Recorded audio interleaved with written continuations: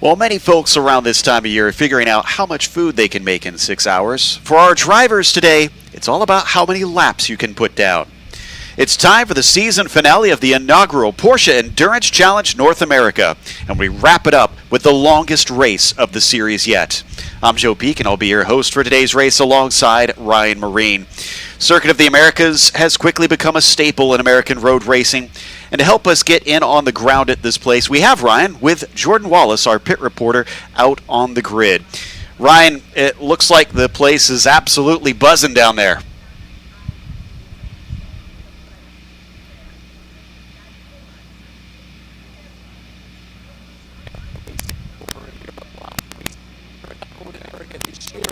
And we've got Apologies, looks like we might have a few technical issues to try and work out the kinks as we take a look at this fantastic circuit. We have raced here before. We had a 1-hour event to start off this inaugural season, as I mentioned.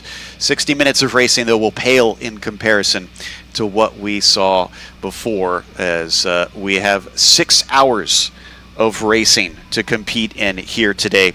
17 cars over 2 classes. Going to be trying to come out first and take not just a win in our first ever 6-hour event here at COTA, but of course we also are looking for a champion in each of our classes. Now that one is of course a bit interesting. We have the 2 classes, the GT3 Cups that are going to be competing, and of course the GT4 Caymans that are going to be out there simultaneously. And the GT3 Cup standings, Charlie Hayes currently leads the points with 144 over the 138 with Paul Bocuse and Trenton Estep. However, Paul and Trenton not going to be competing here today. Instead, it is Anthony McIntosh, who sits 10 points behind Charlie Hayes, that is going to try and take the challenge to him. 134 points back there in 3rd position. And then, of course, we've got Blake McDonald and Riley Dickinson also competing. They sit in 4th in the championship, but they are 27 points behind. That said, it is double points this weekend, so it is going to be worth a lot more for a victory. 50 points to be exact. So 27 points is not impossible to overcome, considering we have 11 cars in that GT3 class. Now, down to the GT4s, it is going to be a very hot contest, as we've got Michael Clark and Loic Hartog initially up at the top of the points, but that has changed. Ian Porter, taking pole yesterday, has now put him a single point ahead. Before it was a tie between Michael and Loic and Ian. Michael and Loic obviously competing together here today and over the course of this season. But Ian Porter has won the last 2 races. So he has done a very good job of basically clawing back forward, as only finished 5th in the first round at Circuit of the Americas. So he has some unfinished business for that one that I have no doubt he is going to be trying very hard to make up for. But that, of course, is the points standings and kind of what we're looking at there. Also worth mentioning, Patrick Dempsey and Patrick Long are sitting in 3rd in those GT4s, but they're 18 points behind. Again, not impossible to overcome, but they're a little bit more of a dark horse. We have all kinds of guests down on the grid. We're very excited that we get to do a fantastic grid walk out here. Hopefully we'll get to hear from Ryan and Jordan in a little bit and see if we can get some chats with a few of the drivers as well as maybe a few of the team members and get their feelings on how things are going. Those are the front 2 cars of our Cayman grid that we are looking at currently. The 85 going to be the Rafa Racing Team car. Ian Porter, Carolyn Conda, and Rafael Martinez, or Rafa as he's known. In fact, looked like they were just having a little bit of a photo op down there with, it looked like maybe Carolyn and Rafa just in front of their car before they get going. I can only imagine the nerves as they prepare for today's race, which is going to be the longest they have run all season long in any of the Porsche Motorsports North America series that they have had. Usually, many of them competing in the Porsche Sprint Challenge of course. And those races are even shorter than our 60-minute endurance events. In the terms of endurance, 60 minutes doesn't sound like much. Well, imagine 35 minutes plus one lap around this place for all of the events that they had earlier on this season. They were frantic, and this one going to be a little bit of a different flavor because of that. You will see them having to really try and use strategy as well as a lot more of the pace that they've got. But that is a very strong team there on that front spot. Next to them, with the 22, certainly going to be a fun one to watch because that is Tooth Autosport, and that is going to be a newcomer group here with Khalid Edu starting them off, but they've got Chris Walsh and Travis Bill in there as well. Now, for those of you out on the grid, if you could please clear the grid as we're going to be moving on to our other portions of the pre-race here soon. So if you are out on the grid, if you could please move your way back to the pit lane, please. And we'll try and start moving along here to the race proper very shortly. Again, if you are on the grid and you are not a team member, please start heading back towards the pit lane and into the paddock. So team members only from now on. And we'll be having the anthem here shortly at Circuit of the Americas.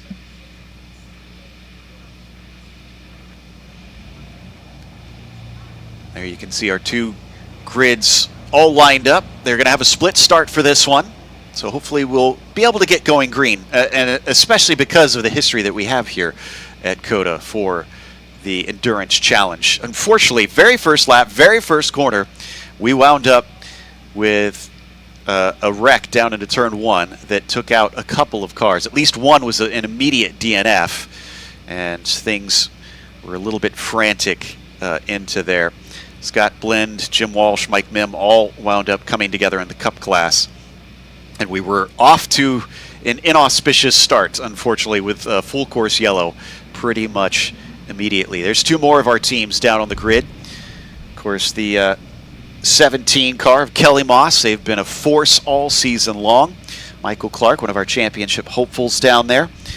And then you've got Patrick Dempsey kicking things off for Wright Motorsports in the number 98, starting next to them. They'll be at the back of the field, though. And Michael Clark had a much better time that was deleted, unfortunately. So he would have been starting higher up. But it looks like they're going to have to start from the very back of the field on the last row, along with the Dempsey team.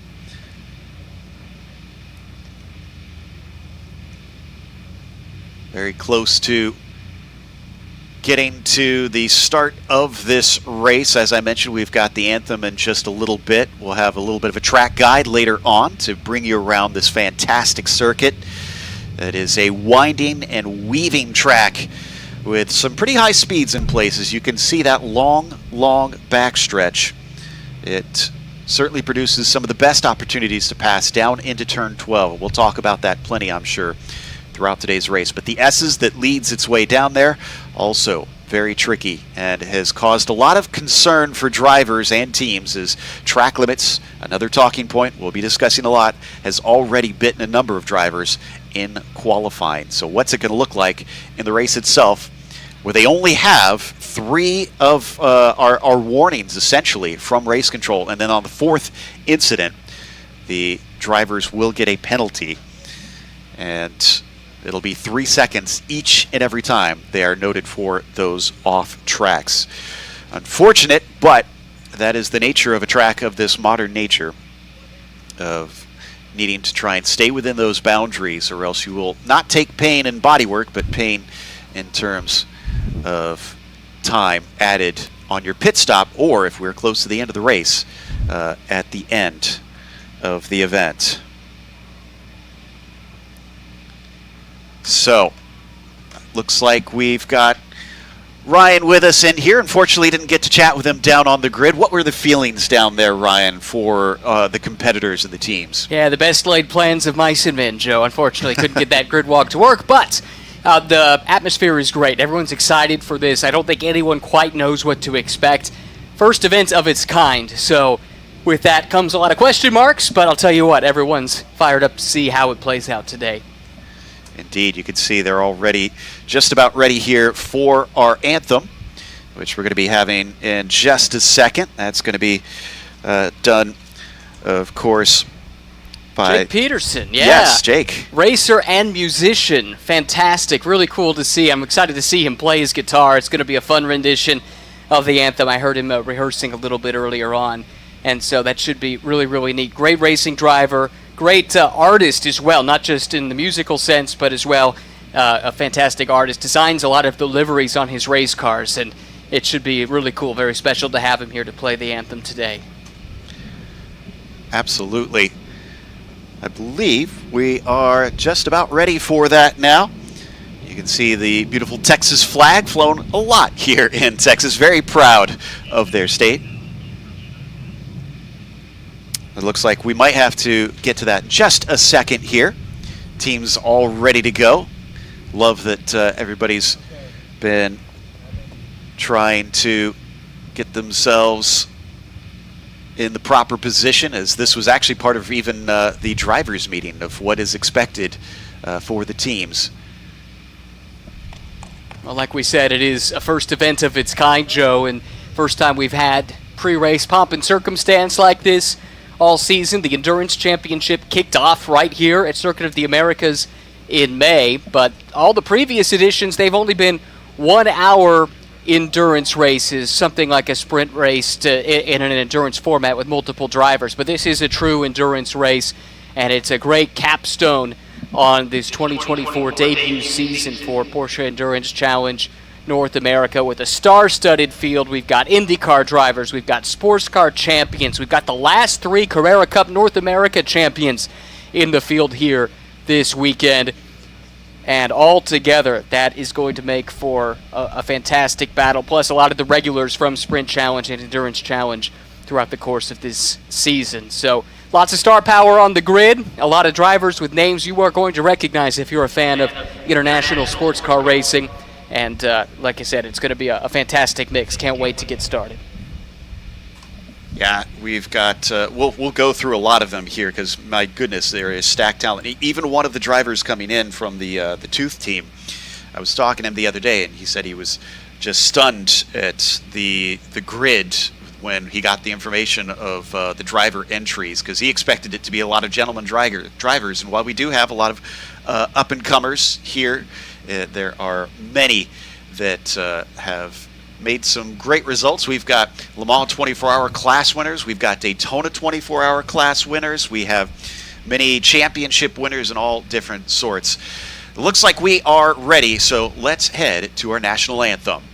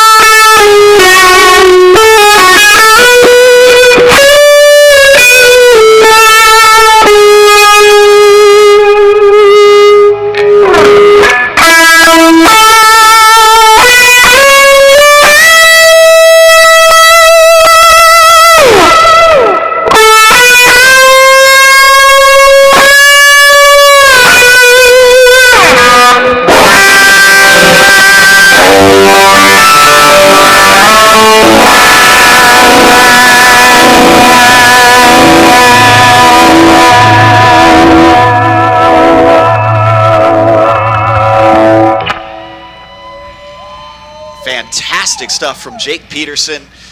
Our national anthem gets us kicked off as now the teams start to exit, and it is down to the drivers.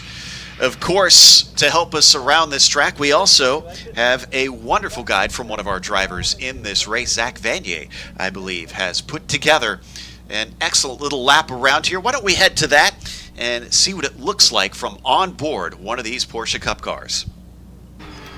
Hi everyone, it's Zachary Vanier, driver of the number 270 Regal Motorsports entry for the 6-hour Porsche Endurance Challenge North America race here in COTA to take you for a lap. So approaching turn 1, lots of elevation, looking for the 100-meter board here and a late turn-in.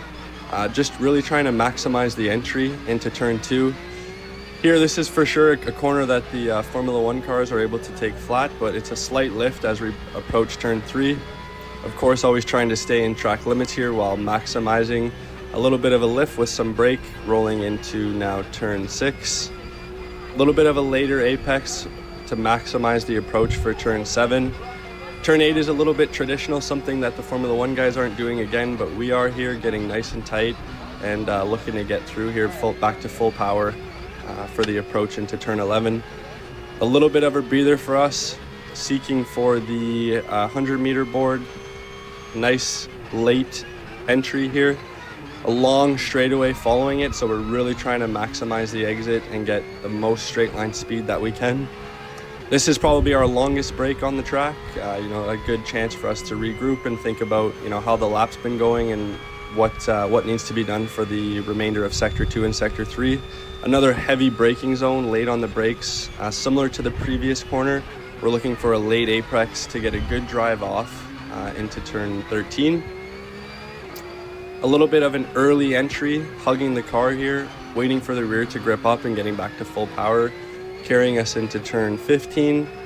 Coming wide, same thing, waiting for the car to rotate and then get back on power. This is, in my opinion, probably one of the most challenging corners on track. It's kind of like a 3-play where there's 3 corners and it's just a lot of throttle patience, really waiting on the rear and just really trying to maximize the exit into turn 19. A little bit of a cut here, run it wide, and now you're really just focusing on the final corner. Late brake, lots of patience in this corner to bring it onto the front straight. So this is an onboard for our car at Circuit of the America.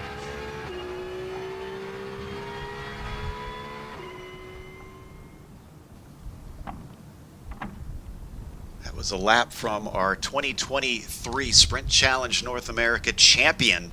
So he knows his way around this track for sure, and you can see just how technical it is around this place.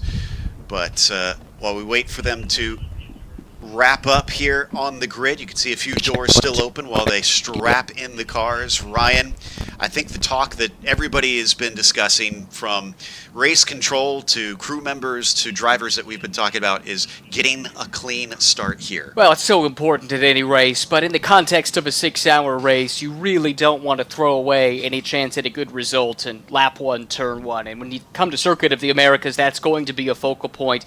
It's a huge run up the hill into turn number 1, and it's so wide on corner entry, Joe, that it just sucks you into the apex. It looks like you could make it into that corner 5 or 6 wide, and indeed you can. You can make it in, but you cannot make it out 5 or 6 wide. So with that in mind, hopefully it's been stressed to the drivers enough to take care of one another as they head to turn 1 on lap 1 to make sure that they can settle in and put on a good show and ultimately have a chance to fight for race win glory at the end of the day today.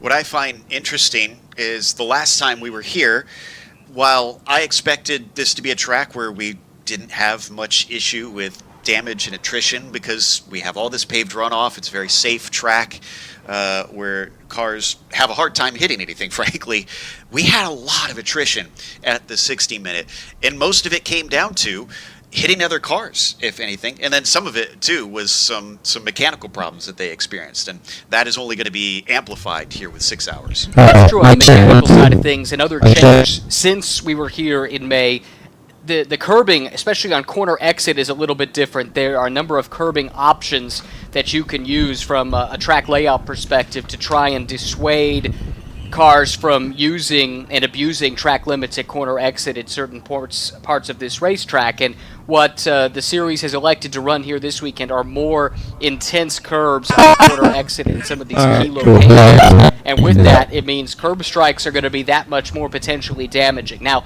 on the car contact side of things, the good news, in a sense, is it is a smaller field than we saw here in May in that 60-minute kickoff to the championship season. Now, we like to point out the quality of the field is very strong, but it is smaller in numbers. So with that, you would hope there would be less door-to-door contact, but I guess we'll have to wait and see. Exactly. I can start to hear some engines firing up as well. So it looks like they're very ready to go. Yeah, all the doors now shut here on the grid. Safety car going to lead them away. There is the signal to fire them up from one of our race control at the very front of the grid. So we're getting ready to go racing. Once that safety car takes off, we'll lead you through our starting order. As Ryan alluded to, it's very much quality over quantity this time around. Such an incredibly stacked field for a race in Porsche Motorsports North America at what is kind of the entry-level sprint challenges where drivers really start to come in and try to make a serious go at professional racing. So that's why we're really wowed by the star-studded field that we have had show up here today. And can't wait for that signal to send them off and get us going on today's race. You can see all the tents as well, which is another aspect. While they have had pit stops, they are going to have more intense pit stops here as they now take off, which will send us through our starting grid. Beginning with our GT3 Cup class, it's going to be the 208 of BR Racing that starts on the pole position with Blake McDonald starting off in that car. Then next to them, JTR Motorsports number 224 has Anthony McIntosh kicking things off. After that, we go to row 2, where it is the number 245 of Ruckus Racing, seeing Scott Blend starting out on the inside. And then the 215 of Competition Motorsports has Luke French starting on the outside. Then on row 3, it is JDX Racing starting in 5th with Therese Lalu in the 242 and Kelly Moss's Blake McGovern on the outside for the 264 car. Charlie Hayes Racing has the eponymous Charlie Hayes starting in the number 233 on the inside of the next row. Todd Perriott and Kelly Moss's number 213. They have a lot of cars here today, starting in 8th. Then it's going to be Mike Mim for Regal Motorsports in the number 270 to the outside. I do love their paint scheme that they've got on that car. And then starting in 10th, rounding out the top 10, Vintage Racing Company sees Daniel Ammon. And then finally, Eric Lapp in the number 297 for JDX Racing will start 11th and the last of our Cup field. Ryan? Well, like you said, there are two classes of cars competing here this weekend. We've got the Cup cars, but we've also got the Caymans. And Ian Porter scored pole position yesterday in the Cayman class. With that, he broke a deadlock in points and holds a 1-point advantage in the season-long championship. He'll start for the Rafa Racing Team by JDX Squad in a car shared with Rafa Martinez and Carolyn Conda. Tooth Autosport making their series debut. Very impressive in qualifying. Khalid Edu, Chris Walsh, and, actually it's a change in that lineup with Trevor Hill joining that team as the third driver. They'll start in the second position team out of Ottawa, Ontario, Canada. To the second row of the Cayman grid now, we turn our attention to the third place car. It is Kelly Moss once again, one of their 6 cars entered this weekend. Bill Pelichowski, who handled the qualifying duties, will start alongside a couple of veterans, Andrew Davis and Robin Liddell. Rob Walker for JTR Motorsports Engineering starts 4th, with Zach Anderson, a GT4 champion in a Cayman a few seasons ago, and car owner Jared Thomas, an MX5 Cup champion, and recent winner of the MX5 Cup race at Martinsville on the Oval. In row 3, Kelly Moss sees Michael Clark starting in the 5th position. That car, as you've chronicled, Joe, very fast in qualifying, but caught out by a couple of track limits penalties. And out back, Patrick Dempsey, Tanner Faust, and Patrick Long. What a lineup. Talking about star power, just that car alone brings star power from Hollywood to road racing and then all of the off-road exploits of Tanner Faust as well. It's a great grid, 17 cars in total, 11 Cup cars, 6 Caymans, and we've got one more formation lap before we turn them all loose. Indeed, you can see them all preparing as they start to warm the tires. It's going to be a big swing in temperatures, which, from what I understand, Ryan, talking to some of the team members, that's going to be one of the challenges because we start off rather cool this morning, and they're predicting, somewhere in the 80s? Yes. Just air temperature later in the day, so who knows what the track temperature is going to wind up. Yeah, it's a massive swing, and keep in mind the temps will then cool off towards the finish of the race, and that's money time, so that's really what you want to have your car set up for. Those conditions we anticipate seeing in the run to the checkered flag in just over 6 hours' time. That might mean if you've got the middle stint of this race, you're going to struggle a little bit with a car that's not optimized for high temperatures. But with that in mind, these teams, they're experienced teams. They know what's going on. They'll make the compromises that they need to make to ensure they don't drop off too much, but still retain that performance for the final run to the checkered flag. I had mentioned a little bit earlier that the pit stops are going to be a little bit more involved than what we had before. It might sound a little complicated, but I'm going to make it as simple as possible for you. The basic thing that you have to know is that we will need at least 5 pit stops for the bronze, and silver GT3 Cups. That is based on the driver classification. And then we will have 6 pit stops for the bronze, silver. And then pretty much the same thing, just +1 each of those for your GT4 Cup. We'll go over iterations and things like that, but they have a minimum pit stop time for the regular pit stops, which is 2 minutes and 30 seconds. And then they will have 1 technical pit stop where they will be required to change the brakes. And that will be a 5-minute pit stop for those cars.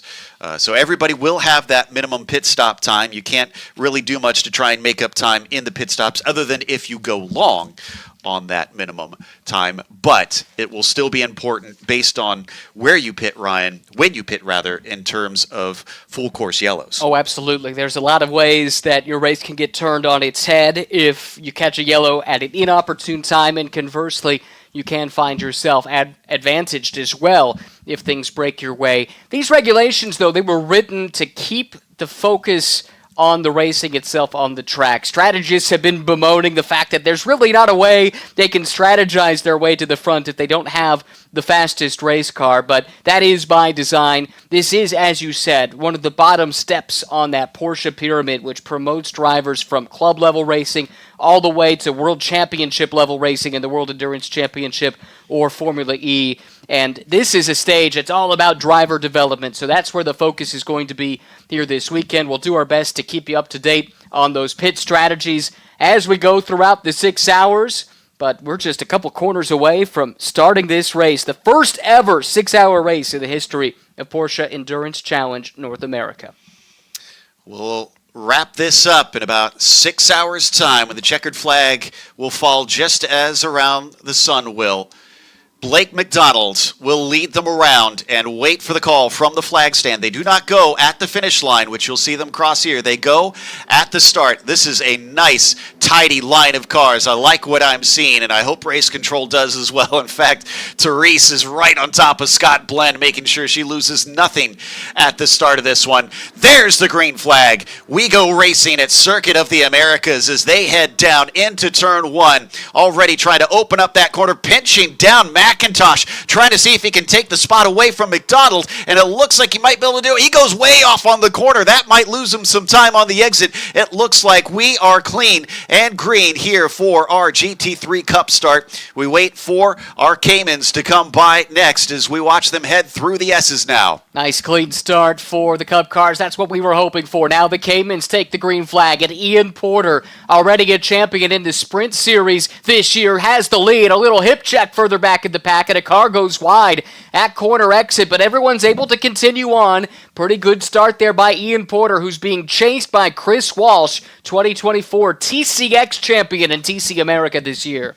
Walsh has burst onto the scene, that is for sure. I think that was Walker in the background on the GT4s that went a little bit off circuit, but hopefully the car is okay. Couldn't tell if that was due to some sort of contact, but he certainly darted off to the side suddenly. Meanwhile, looks like McIntosh did hold on to the lead coming off of turn 1. Not sure how that's going to be ruled upon, but behind him, look at this. Scott Blend already becoming a threat for Blake McDonald down into turn 12, perhaps the most popular place to try and make an overtake. He's going to slide down to the inside, and already he gets himself up a position now into P2. Maybe trying to make sure that Anthony does not run away with this one too early. Scott's driving at a really high level this year. He won the Sprint Challenge 992 Masters Championship earlier this year. He also won a championship in IMSA VP Challenge Bronze Cup competition, so he knows exactly what he's doing, and he's got plenty of track time here at Circuit of the Americas. Really great start to jump up into P2,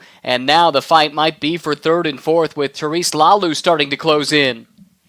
Indeed, she was hanging right on that bumper before and has not relinquished any of that time whatsoever. Behind her, I believe that's Luke French making up our top 5, and the first lap is complete of our 6-hour endurance race, but McIntosh starting to pull away just slightly. The gap at the line was already up to a second. Therese having to defend as Luke putting the pressure on coming up into turn 1. She takes the shallow line. That didn't work out last time for our pole sitter, but it looks like it works out for her as she holds on, but just barely. Luke switching over to the other side as we take a look at Anthony just continuing to run away. Luke French was 5th in the endurance race here at Circuit of the Americas back in May, but that was the 1-hour format. This race 6 times longer. Off to a strong start, running in that 5th position in the Silver Machine, putting some pressure on the back of Therese Lalu, who's in the bright yellow car, running 4th in line. A lot of yellow in the front 4 positions there.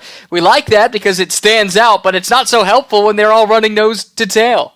Yeah, I'm used to Blake running over in the USA West Series, whereas Blend runs in the North America Series. So when they're apart, it's easy. But here, they look very, very similar. But you can always tell Scott's car because he has that jester skull on the side of it. So that'll be a lot easier to identify him as we hop on board with Luke French looking up at Lalu down into turn 12. This is a little too far back to try something this early, so he's going to stay in line as they just peek their way around the apex of 12. Yeah, great look from on board that car, and we could see it out the windshield that we've got a battle for the lead starting to percolate here because Scott Blend has dropped the pole sitter Blake McDonald, and he has run down Anthony McIntosh. So McIntosh out front, but Blend right there, breathing down his neck. Meantime, you mentioned Rob Walker getting shuffled off track back in turn 1, lap 1 for the Caymans, and now he's on the comeback trail looking to slot up the inside. That's going to be tight at the apex.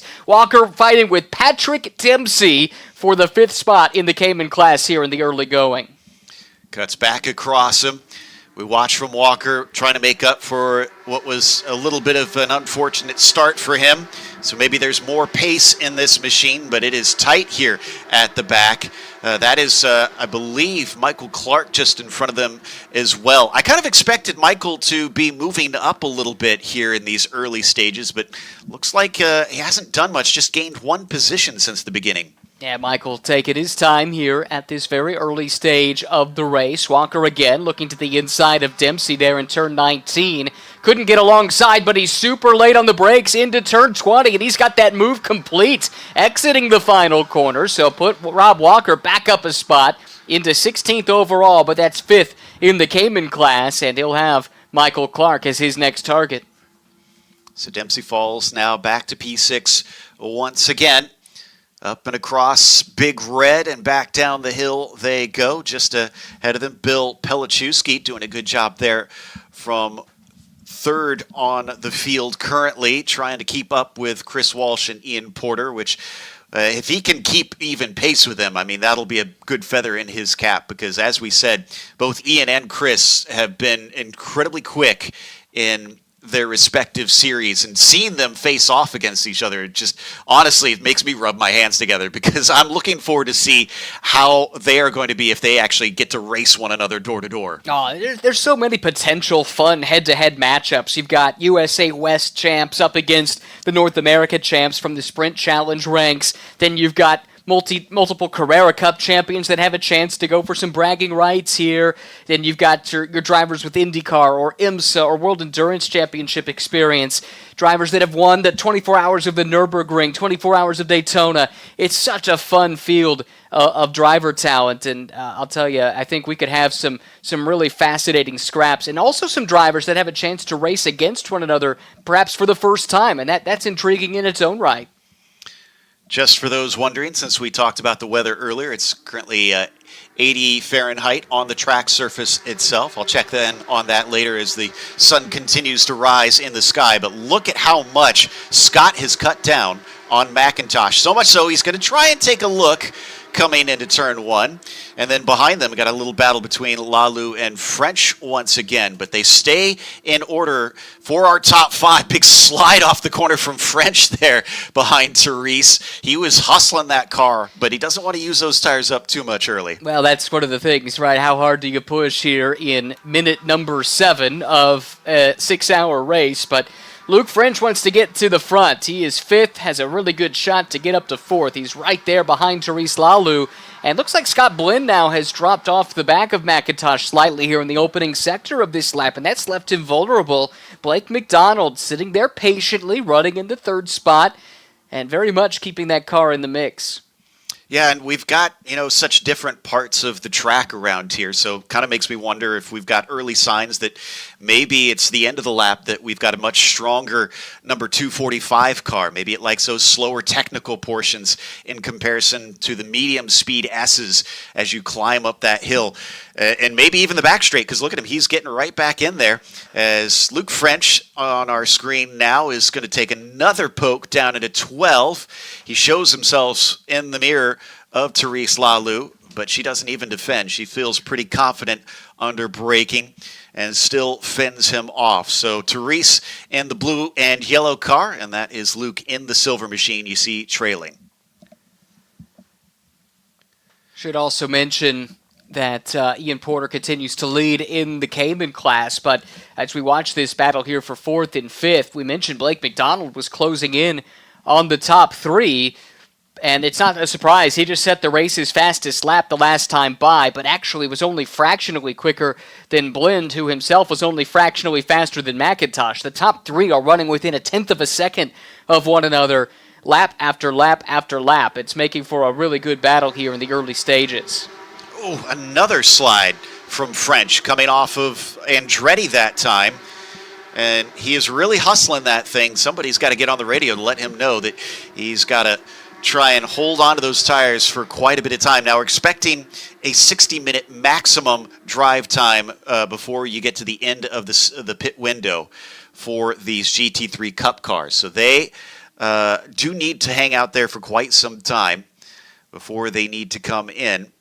And if you abuse those rear tires, especially on these Porsches where you have so much of the weight on the back of the car, he's going to be feeling some pain by the end of the stint, no doubt. We're going to hop on board with them as they pound over some of these apex curbs. Another spot where they've got to watch out. Abusing the suspension on these machines really gives you a sense of how bumpy it is over some parts of this track. It's kind of become known for that since it was first built, that the way the sediment has settled since they built the place has left it as quite a rough ride, Ryan. Well, that's prompted a number of partial repaves over the years, whether it's the MotoGP riders or whether it's the Formula One drivers. They tend to be the ones that complain the loudest about the bumps as they emerge, and I could certainly empathize with the MotoGP guys, a little less so with the F1 folks. But that said, we've seen, even since last year, sections from turn 2 to turn 12 or 14, one or the other,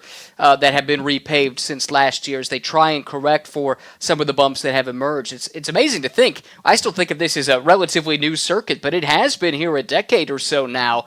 And with that in mind, you do see some of that evolution in the track surface. time definitely marches on. Yeah. It's been around for a while, as you said, and still applying the pressure.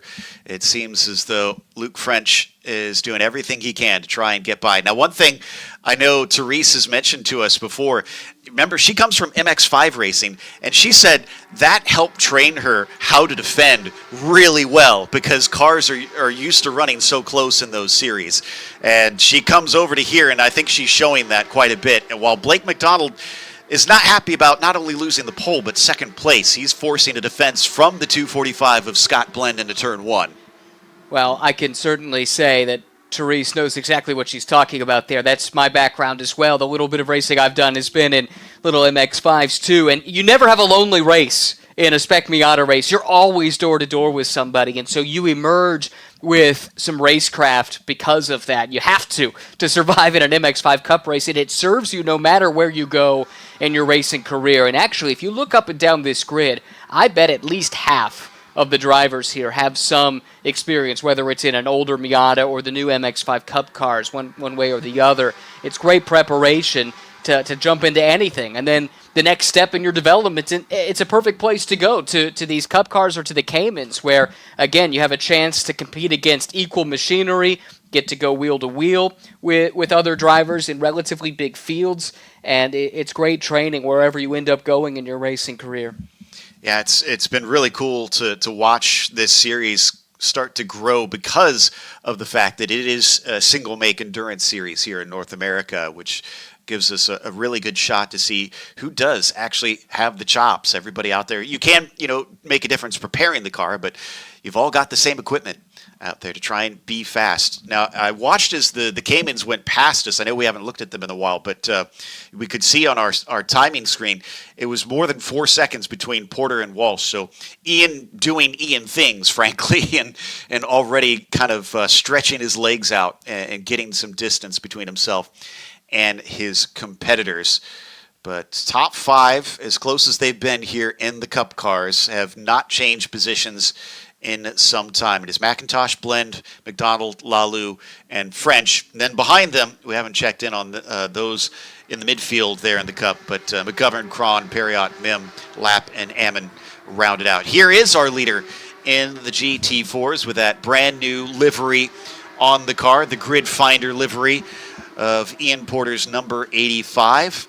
Oh, we had an off there. That looked like Therese, Lalou. Yeah.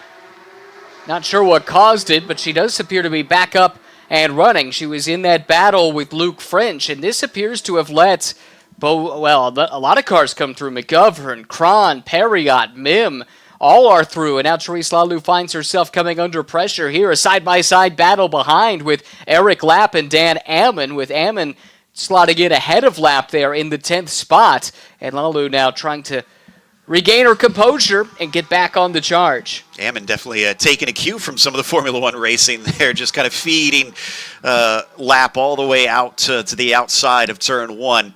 That helps him take the position.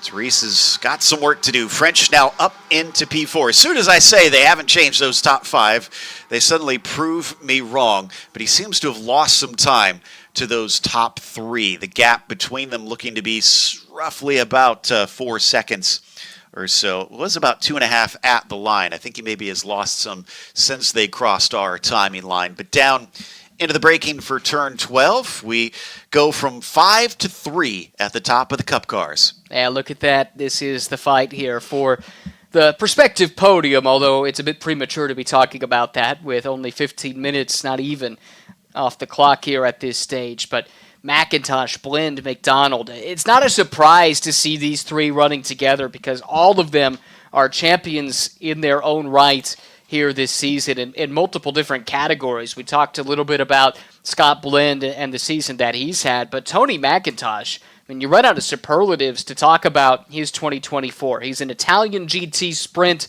AM-Class champion this year. He won the North American Lamborghini Super Trofeo AM-Class Championship, and then he went on to win the Lamborghini World Final in the Pro-Am class in Jerez, Spain, just a couple of weeks ago, finished second in another class in the World Final, and fresh off of that, he hops into one of these beautiful Porsche Cup cars and looks right at home. So not a surprise to see him running towards the front of the field. That's all he's done, it seems like, this year. The clues are starting to come in on what happened in the final corner. Race control has noted an incident between cars 215 and 242 at turn 20, and it's under review. So they may have actually been involved in some sort of contact there. We'll find out more as we are given information on that one.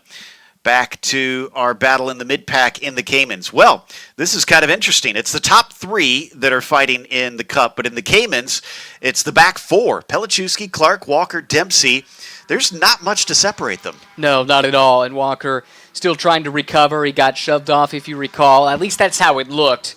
I shouldn't say definitively he was shoved, but that was our impression and our first glimpse of it back on the initial start of the race. He's been able to recover one position, but hasn't been able to reel in Michael Clark just yet. Then it's Pelichowski, though, leading this train in that bright orange car and not too far behind him, as you can see. That is Clark. Then Walker looming in his car. Like you said, the back four in this class, but it's quite a compelling fight between them. And it's telling when Michael Clark is, I don't want to say your weakest link, but maybe not the most impressive driver of your crew, considering he's a class champion in Sprint Challenge this season. But that's because he's got Hartog and Van Berlo up with him. And again, I'm not saying that Michael is slow. It's kind of crazy to think about in this. But it's also why I'm a bit surprised to see Michael still down here fourth in class. I thought that we would see him quickly overtake some of these cars and try to go after Walsh and Porter. But he's been a bit mired back in this group. Could be thinking long term, as we've mentioned multiple times, this is such a long race. Maybe they have a strategy and they're focused on executing that strategy. There's a pace maybe he's been told to hit. Well, and speaking of strategy, the strategy might just be keep the car intact, because he's got Luke Hartog, the reigning Carrera Cup North America champion. He also won his class in the Indy 8 Hour back in October. And then Kai Van Berlo, who's a GT4 champion in SRO earlier this year and a former Carrera Cup North America runner-up. So when you're turning the car over to two aces, Porsche aces specifically, like that takes a lot of pressure off of Michael Clark. He knows if he keeps the car in one piece, gives it over to his teammates, he's going to have a very good chance at a good result today. And I think that's also going to be another talking point that we'll have to go over a lot, is the differences in pace potentially between different drivers on these teams, since we do have wide swaths of experience and skill levels out there, even more than normal, because this is one of the things I love about endurance racing, is when you have different drivers in the cars, you can see an ebb and a flow between who gains when, and that can make something of a decision, as Walker has a big moment coming out of Andretti there onto the main straight, had to make a big correction. But you could see big differences between them, and maybe make somebody make a call on the fly and say, okay, well, we need to go and catch this person here at the end, so we need to put so-and-so in the car. But that's only if you've got time to spare for that driver on driver limits. Yeah, we're going to be keeping an eye on those drive time rules, and you were pointing out earlier that depending on the composition of your driver lineup, the pit stop regulations are slightly different. Now, it's worth stressing that even though you were talking about silver, bronze, bronze, or silver, silver, bronze, the class is effectively the same. There's just more or less subclasses with slightly different rules to equalize lineups of varying experience. And it was a very scientific approach when coming up with these rules to basically take away any time advantage that would be gained, assuming the race goes green for 6 hours, for running 2 silvers and 1 bronze over 2 bronze drivers and 1 silver. And if you're new to sports car racing, the FIA driver grading system, it basically looks at experience and age and a few other factors and hands down a rating based on a medal system from platinum at the highest level to bronze at the bottom. So in theory, and the numbers kind of back it up if you're averaging the times out, a silver graded driver should be marginally faster, not always, but should be generally faster than a bronze graded driver. So when the rules makers were putting these rules together, knowing that they were going to have different lineup compositions with different driver experiences, experience levels, they wanted to try and factor that in to equalize them over the course of 6 hours. And that's why if you are a silver-bronze lineup, you will spend more time on the pit lane than a bronze-silver lineup. The idea being you should have a faster lineup on aggregate and be able to make that time up by the end of the race. Clear as mud? Yeah, exactly. Yeah. We'll try and help you out, viewers, as we carry on in this race. Hopefully it'll help kind of become more apparent what we're talking about as we get examples happening out on track. Also, you mentioned the rating system going beyond the silver, of course. We do have 2 people higher than silver, I see, on our sheet. Patrick Long is a platinum, and then Marvin Dienst, who is very cool to see him come over and race because he mostly is run in Europe, is a gold. So I don't know if we have any of the others because we have a few drivers that came in a little bit late that I might not have on my list that might also be outside of that silver marking. But we continue to watch on board with the driver, of course, of Patrick Dempsey, who is unrated, although at one time I'm sure he had a rating, as he was a very frequent racer over in many FIA series. Yeah, raced in the World Endurance Championship, kind of broke onto the mainstream racing scene, racing in Grand Am, as it was known at the time. I remember him driving Mazda RX-8s and then made the transition to Porsche, and he's been a big member of the Porsche family for a long, long time, including making multiple starts at the 24 Hours of Le Mans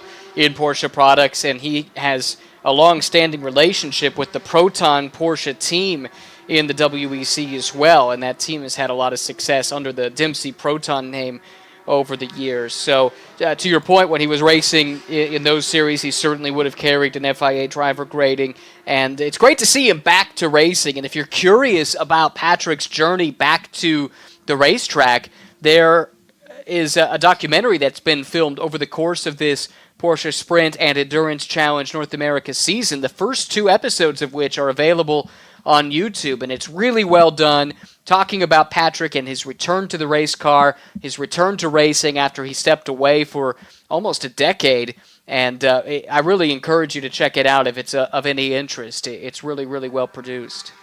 Yeah, and while it might not look like it now since he's running 6 out of 6, but he actually has had a pretty successful return. Took his first win since 2015 in professional racing and the Sprint Challenge at Sonoma. So that was fantastic to watch and get to see him return to the top step. Meanwhile, on screen, McIntosh versus McDonald, who has moved back into that P2 spot, is starting to put a little bit of pressure on, but ever since taking the lead at the very first corner of the first lap, McIntosh has not relinquished it. He's been controlling this race from the front. He sure has, despite the fact he's had some pressure over the course of this race from McDonald as well as from Blend, who has faded a little bit here in the second half. Well, not quite the second half, but approaching the second half of this stint. Luke French, though, I'd like to give a call to Luke because he had that big battle with Therese Lalou. Still waiting to see exactly what comes through there. In fact, a drive-through has just been handed down to Luke French, so we should see that car making a dive to the pit lane. In fact, it might have just done it. So that renders what I was about to say moot as French heads down the pit lane to serve a drive-through penalty, incident responsibility. We caught the tail end of it, but there was indeed some contact with Therese Lalou a few laps ago. Indeed. We've seen a number of track limits, but I haven't seen any penalties handed out yet. Thankfully, it looks like maybe only half a dozen so far that have been handed out. But there reaches a point where we get enough of those that there has to be somebody getting some sort of time penalty if we reach a certain number of those notifications, but we'll let you know when that gets handed out. Remember, it's 3 seconds if you reach 4, and then every incident beyond that, track limit excursions will hand you, of course, another 3 seconds. So you've got to be very, very careful over 6 hours of racing. This has gotten a lot closer coming down through turn 11. And, well, there you go. It's a good example of maybe going a bit wide on those track limits was Blake McDonald's out of 11. And that cost him a lot of speed down the back straightaway. Yeah, it did cost him some momentum. It's a tough corner because it's arguably the most important corner on this racetrack. It leads to the longest straightaway and probably the best passing zone, so you really need to maximize it, but it's very tempting. It's a bit like turn one in a sense, where it's very inviting on entry, but you need to be very neat and tidy on the exit to get that power down and ultimately get a run down that straight into that passing zone if you're going to try and make a pass, and that's what Blake's trying to set up right here. But that said, he's taking his time. You can afford to be patient, and that's one thing that I'm going to be curious to talk to some of these drivers about as we go through the race, and some of them are going to be popping into the booth to chat with us, and hopefully we'll have a chance to hear from some in the pit lane too, about that adjustment in mindset coming from either Porsche Sprint Challenge or even the previous endurance races, which at most, in the case of single driver lineups, you were doing 60 minutes. To go from that mindset to a 6-hour mindset, I suspect it's a totally different approach to the race. Well, looks like patience being a big part of it. Blake McDonald, well, mostly has it, although he gets a little impatient with the throttle, and again leaves 2 black marks on the exit of turn 1. But he's been kind of showing himself. He's been attempting to see if he can make something happen, but I haven't seen anything really hasty in an attempt to pass McIntosh. So he's sitting pretty and just letting the race come to him, knowing he's got good speed. A little bit farther down, we've got a nice little fight between the 268 and the 297 of Ammon and Lapp once again, fighting for 10th and 11th on the track. This time, Lapp not able to get close enough to try and make a pass up to turn 1, so Ammon holds onto it. As we were talking about that battle between McIntosh and McDonald, one thing that I was checking in on was the point situation. I don't know the exact math right now, but I'm pretty sure the only a 10 points difference. If McIntosh stays in the lead here, he might be able to overtake that 233 of Charlie Hayes in the points and take the championship. So this watch this space, because definitely big impetus for the 224 team to try and hold on to that top spot as much as they can. It's a really good point, and another thing to keep in mind, double points on offer with this being a longer distance race. And we have a number of championships that are very, very close, so those double points, a position or two, one way or the other, could make a huge amount of difference. And one thing that is different here relative to some other championships, there's not a minimum race distance threshold that you have to clear in order to score points. If you take the start of the race, you're guaranteed to at least score, last place points in the case of the Caymans, and I suppose down to 11th place points in the case of the Cup cars as well. So at least we have checked that one little thing off the checklist, right, in terms of trying to calculate the points as they stand, and we won't have to be doing any tabulations about, well, have they made it to the halfway distance relative to the class leader or anything like that. Also, I want to correct myself from earlier. I said 100 for a win. It is 120 for a win, actually, since it is normally 60 points for a victory here in the Endurance Challenge. So, yes, a lot of points up for grabs while we watch that battle for 10th come down the main straight once again. Lapp very close. So what's this going to look like into turn 1? Bit of a defense from Ammon as he brings it up the hill, and then it crests as it kind of leaves the grip of the car as you go up into the air.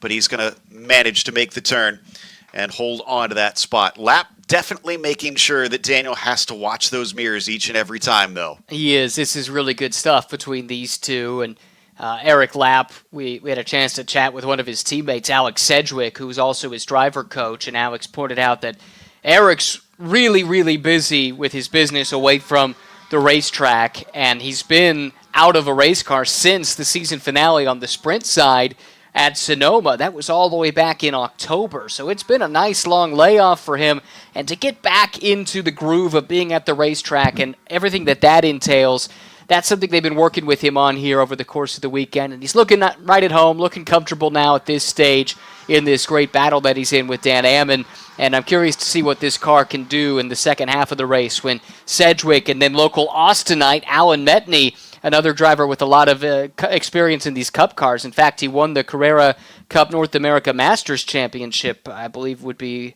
the Pro-Am Championship, earlier this year. So that car could really come to life as the race progresses.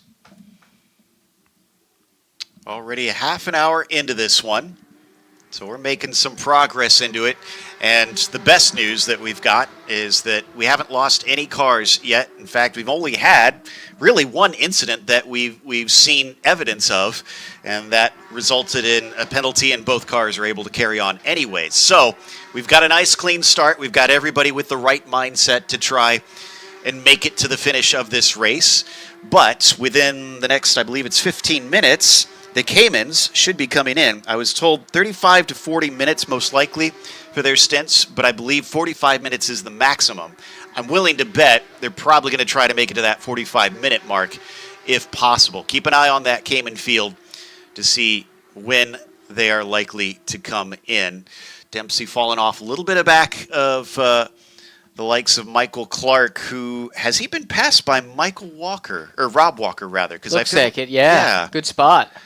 That was reversed, I feel like, when we were last looking at this. Nope, you're exactly right. So Walker continuing his rebound after an incident, a minor one, but an incident nevertheless on the opening lap of the race that cost him significant track position.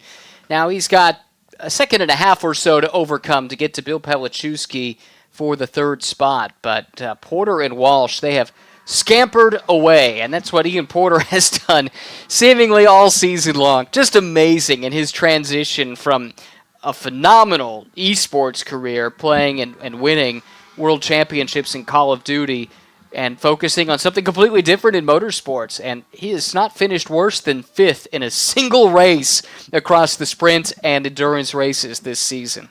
Yeah, it's been stunning. And the bad news for all the other competitors is there has been one driver that's been keeping him honest, especially at the end of the season. That was Carolyn Conda, and she's sharing the car with him. So who is going to be able to keep Ian Porter in check in this race? So we thought that Chris Walsh could maybe have a chance at doing so, but he's back by about 10 seconds now here in these early stages and losing some ground. So he'll have to try and find something, but we don't know what's going to happen when they hand over to co-drivers, if we'll see a change in that pace. And as we said earlier, the fall of any potential full course yellows could also have an effect on how this race plays out. So watch out for that should we have anything slow things up here at Circuit of the Americas and bring us behind the safety car.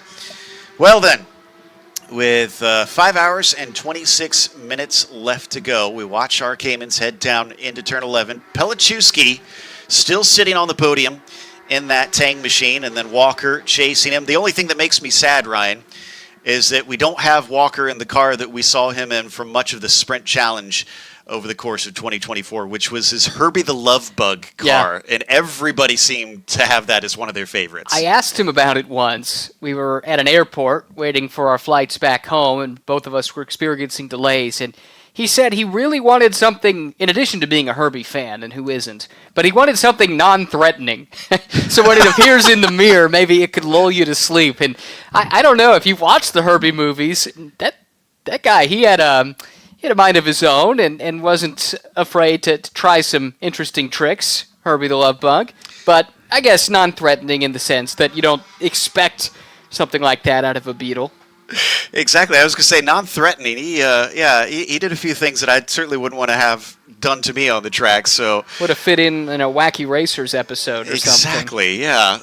But he doesn't have that advantage here. Instead, this kind of beautiful, I guess, Southwest teal and white livery that he's got going on has been chasing on the Tang machine for quite a few laps. But they continue to lose ground to those in front of them as well. Pelichowski down, if I'm seeing this right, maybe by about 14 seconds from Chris Walsh. The top two have been just in a race of their own. Yeah, they have, and it's cool to see Chris get this opportunity. Did a little GT4 racing in SRO this year, about half the season, and won a touring car championship in the TCX class in the final year of that structure of TC America. but got the call to jump aboard and join the Tooth team here this weekend, and it's a cool relationship that goes back to the beginning of Chris's racing career, which started, like so many do these days, in sim racing, where he was involved through Operation Motorsport, which is a phenomenal charity that uses motorsport to help veterans as they transition back to civilian life. And it's a big deal for Chris, who's an active duty member of the U.S. Air Force in addition to his career as a racing driver, and got to know the Tooth team through Operation Motorsport, has been talking with them for a long time, and the opportunity came together quite late. In fact, they were supposed to be here, he told me, in a cup car, but things fell through and they had to scramble to put something together, and here they are racing in a Cayman, and Chris is doing a really nice job running in second. Yeah, and your mention of his sim racing, it always makes me smile seeing him out here, because my first exposure to him was calling some of his sim races, actually, in the Porsche Owners Club. Their series on the Global Sim Racing channel has been on there for quite some time, and he joined in, and there was a period where I think he was up to something like 5 or 6 race wins in a row. He was dominating, just really stealing a march on that field. So when I saw him come over and see more of the same on the real track, it wasn't too great of a surprise. I already knew that he was fast, and I think he's just been proving it time after time. In the meantime, it looks like things closing up here a bit on Walker. Or no, excuse me, that's our leaders here for the GT3 Cups. McIntosh finding McDonald and Blend getting a little uncomfortably close once again, but I haven't seen any pass attempts lately, so not sure if this is them just biding their time. And I wouldn't think, Ryan, that this is a track where you could fuel save too much with these long straightaways, so I don't know if anything maybe tricky is going on with those following behind him. It's a good question. Maybe we can put that to a driver or two as we go throughout the show today. Where can you save fuel but not cost yourself some lap time? Certainly a tough position to be in here if you're Anthony McIntosh trying to save any fuel with Blake McDonald breathing down your neck. And Scott Blend, by the way, has been the quicker of these 3 cars more often than not over the last 3 or 4 laps. In fact, he set his personal best lap just a few laps ago, so that's something to keep in mind. Blend maybe dropped off the pace a little bit a few laps ago, but maybe he was saving those Yokohamas to mount a charge here late in the going. Right now, these 3 line astern, as they have been really since the drop of the green flag. This has been very compelling at the front of the field. Coming down the hill, out of turn 10 and into 11. Really shows you just how much it drops there. This is a good camera angle to give you an idea. There's a lot of places here, even here. I was surprised my first time getting on the track, Ryan, coming out of 11 and onto the backstretch. It doesn't look like it from the cameras, but there's actually a big drop in elevation right there too, and it kind of explains why we see so many cars struggle to find grip and get the throttle down coming out of there, because the track's going away from you in there. So something that is worth investigating if you ever get a chance to get to a racetrack, is you really don't understand the nature of its physical sort of presence until you get there and find out what it is actually like on the pavement. Yeah, for sure. It's an eye-opening experience, I guess. Motorsport is so sensory, and you think about the sound, of course, but the smells can't be overlooked. And there's a tactile element of it as well. When you're at the track and you're walking around, you get that sense, like you say, and it gives you a different perspective on what the drivers are going through and what kind of grip is available, as you were pointing out. Top 3 once again coming around the final turn and on to the main straight, but still we see a bit of a stalemate amongst McIntosh, McDonald, and Blend. Curious to see who they're going to put in the car next in that group to take over for them, and see if there's going to be any change in the order from that, either because of the pit stops or because of the pace switching around with them. So it has just been kind of these 3 pulling away from the rest of the field here in the first hour of the race, which we're getting close to now out there. We're getting about 20 minutes away. In fact, that means we should see some Caymans starting to hit pit lane in front of us here pretty soon as well. Yeah, to your point, Joe, I've got some scouts down in the pit lane helping us out a little bit, and expect some of the front runners in the next 2 laps, and we might even see some early driver changes here as well, just to shuffle these lineups through. It is a relatively warm day, despite the fact it is November. Today is probably the hottest day we've had in the build-up to the event, and so with that in mind, keeping drivers fresh in the race car, you might want to swap them through rather than double stinting or anything like that. It is interesting being down here in Texas, the difference. Both you and I coming from the Midwest, we literally left when it was snowing, and we come down here and we're getting highs in the 80s down here. So, yes, it is cool in the mornings because of the sort of desert temperatures that you get out in Texas, but it definitely warms up. Boy, McIntosh with a little bit of a slide there coming into the stadium section. So not all is good necessarily, still struggling with it a bit. And I think we're starting to see that looks like lap traffic now in front. So I think he's catching the back end of the Cayman. So that gives us an idea of how frequently we're going to be getting to the back of the field there. Just about 40 minutes time, it looks like, for them to start to hit traffic.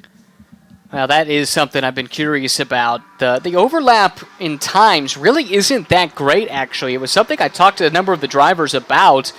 The pace disparity is not massive. These Caymans, these are the same GT4 Caymans you might see racing in IMSA or in SRO or GT4 European Series, powered by the Rafa Racing Club, any number of GT4 series around the world. But a crucial difference is that here in this paddock, because it's a single make effectively class, they don't have to do balance of performance. These cars are turned loose and allowed to run to their full potential, and they are really, really fast in the straight line. In fact, Trent Hidman told me one of his first laps in practice, he's in one of the Cup cars, he said he came out of a corner onto the back straightaway, and the Cayman was pulling him in a straight line down the back straightaway, and he thought, whoa! And remember, Trent's done a lot of racing in Caymans over the years. He's won championships in Caymans, so he knows what they're capable of under normal circumstances, but that's when it clicked to him that unrestricted, these things are something special. Very powerful. Now this could maybe change up the order a little bit. This could also be what the 260 or 208 was waiting for, is a little bit of traffic. Blue flags being waved, but those are informational only. And now we're getting pit stops. Patrick Long getting in to the number 98 now and replacing Patrick Dempsey. So this is our first swap around out there, just about the 45-minute mark. So like I was saying, I expect most teams to try and take this all the way out to as far as they are allowed and can fuel save in these machines to extend their stints. And, here we go. It looks like we had a change of the lead. McDonald manages to get by as they come off the stadium section and now around the tower. It is now a first change since lap 1. Yeah. And McDonald overtakes McIntosh. Well, Joe, we've talked about the fact there are champions sprinkled throughout this field, and we've gone through the glittering CVs already of McDonald and Blend, but everyone from the Porsche Sprint Challenge USA West paddock is loving this because this is their reigning champion in the Pro-Am class, and he is flexing his muscle, showing the quality of the USA West field because their champ has just driven to the front of this race here at Circuit of the Americas. But McIntosh isn't ready to go quietly into this good night, is he? Tony is going to make sure that he has to earn that lead. The other thing that doesn't surprise me about him managing to get a march on him when traffic came is the big major difference between the North American and the West Series is the West runs multi-class, whereas while they have multi-class in North America, that is simply the 992s versus the 991s. And there's very little difference between those. So they don't deal with traffic in the same way that the West Series did. They've had so much more practice at this. And Blake has used that beautifully here to finally get ahead. The real question is, now that he's got that clear air, does he have more pace to unleash? Or was him hovering behind him legitimate? Were they actually that close on pace for that long? It's a good question. We did get some intel from Jordan Wallace down in the pits about what the teams are thinking at this stage. And there's not a fuel concern, but there is a pace that they want to run to to make sure that they can take care of their tires and also achieve the drive time windows. You're kind of locked in strategically what you need to do, and you need to make sure your stints go the requisite amount of time, or else you find yourself in a really awkward position from a strategy perspective. Coming around once again into the stadium section where it all kicked off last time. Much farther ahead for Blake McDonald to keep himself out of range from Anthony McIntosh. Blend watching, I'm sure, taking notes and going to be using that towards the future. Now, we mentioned the Caymans. We're expecting them all to start coming in now. The GT3 Cups can go, remember, about 60 minutes here, so we won't see them for a little bit longer. We should be seeing these Caymans heading in soon. Yeah, we're right there at that window. So we've seen the first come in, and we're going to see some more changeover here, like we talked about. So it looks like Ian Porter has changed over to Rafa Martinez. That's a change there for the leading car, and this is going to be an interesting stint here for Rafael Martinez. Team owner, he heads up this whole operation, and man, it's amazing what he's built in a short amount of time. This is his home track, and he's awfully comfortable here, but now he's going to have to test himself, I suspect, in his stint, not exclusively against other bronze-graded drivers. This is going to be big for him to keep this car in contention as they go for a big race win and possibly a championship for his driver, Ian Porter. If ever there was a team that was happy about them using Circuit of the Americas for this, it's got to be Rafa. They are based here, as you said. They had their shootout here, so it's not just Rafael that has experience at this track. All the team members, when they last came here, ran much, much better because they've had so much more time at this circuit. So this plays well into their favor. Yeah, you read my mind because, as we talked about, Ian Porter has next to no real-world track experience prior to this year. The bulk of the running he has done has been here at Circuit of the Americas. That's where they've tested. That's where they've prepped. You mentioned the shootout that they did. That's how they identified Carolyn Conda, who had a wonderful sprint championship season, ultimately finishing just behind her teammate Ian Porter in the points, but winning multiple races this year. She did her shootout here to earn this seat. She ran very well here in May, and I think she's chomping at the bit to get back to one of the few tracks in North America she's been to multiple times. She grew up racing in her native France and Europe more generally, so for her, everything has been brand new this year, except when they've come to Circuit of the Americas. And to your point, I think it's no surprise that she's had some very good results when they've raced here this season. Absolutely, and watching our leaders finish up yet another lap. Let's see when we get any more of those GT4s, and they're all kind of clumped together out on the circuit since they're now lapping those Caymans. So we have long periods of silence over here on the front straightaway before they finally come by. And they still haven't actually caught up to that 85 car who still leads up at the front with Martinez currently in there. They should be catching up to him somewhat quickly. They're still waiting for Walsh to switch out. Patrick Long, of course, having taken over, currently running. Actually, I'm seeing in third, and it looks like Zach Anderson as well has jumped into the 53. Got a potentially big development, though, in the Cayman class because the pit stop for the 85 car is under review. And as I understand the rules, I think they could have come in under the minimum time. 2.5 minutes, right? For a normal stop. Yes. And they came in at 2:28.2, so that is sizably over a second under the minimum. And as you go over a second under the minimum, there are increasingly harsh sanctions for any infractions. So it says under review. This is generally pretty cut and dry. It's done by those automatic timing beacons.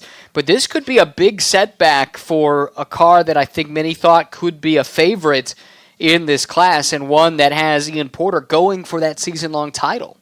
Exactly. And, I mean, from what we've seen, the pace is there, it looks like, while Ian was in the car. And if he has to fight his way forward, we've got to see him do that. So we know he can not just lead from the front. He can try and make some overtakes, but I don't think that's the way he wants to try and run this one. He wants to try and control this and have this solidly within his grasp. So the field once again returns to us, back to the pit entry. Car in the pits, the 270. Yeah, this is what I was wondering about. We are right on the fringe of the expected window for the Cup cars. And we see that Mike Mim has gone ahead and made the call here. Everything looks like it is copacetic. We've got a driver change, I think, underway on the left-hand side of the car. Yes, Yep, so driver change complete. So looks like this is on schedule for the team. Nothing to be concerned about, but it does signal that we are approaching the start of the pit window effectively for the GT3 Cup cars. Exactly. So we wait to see who hops in to that number 270. Also, and we got an update on the 85. Oh my goodness. 17.4 second time penalty at next applicable pit stop. That is a whopping punishment.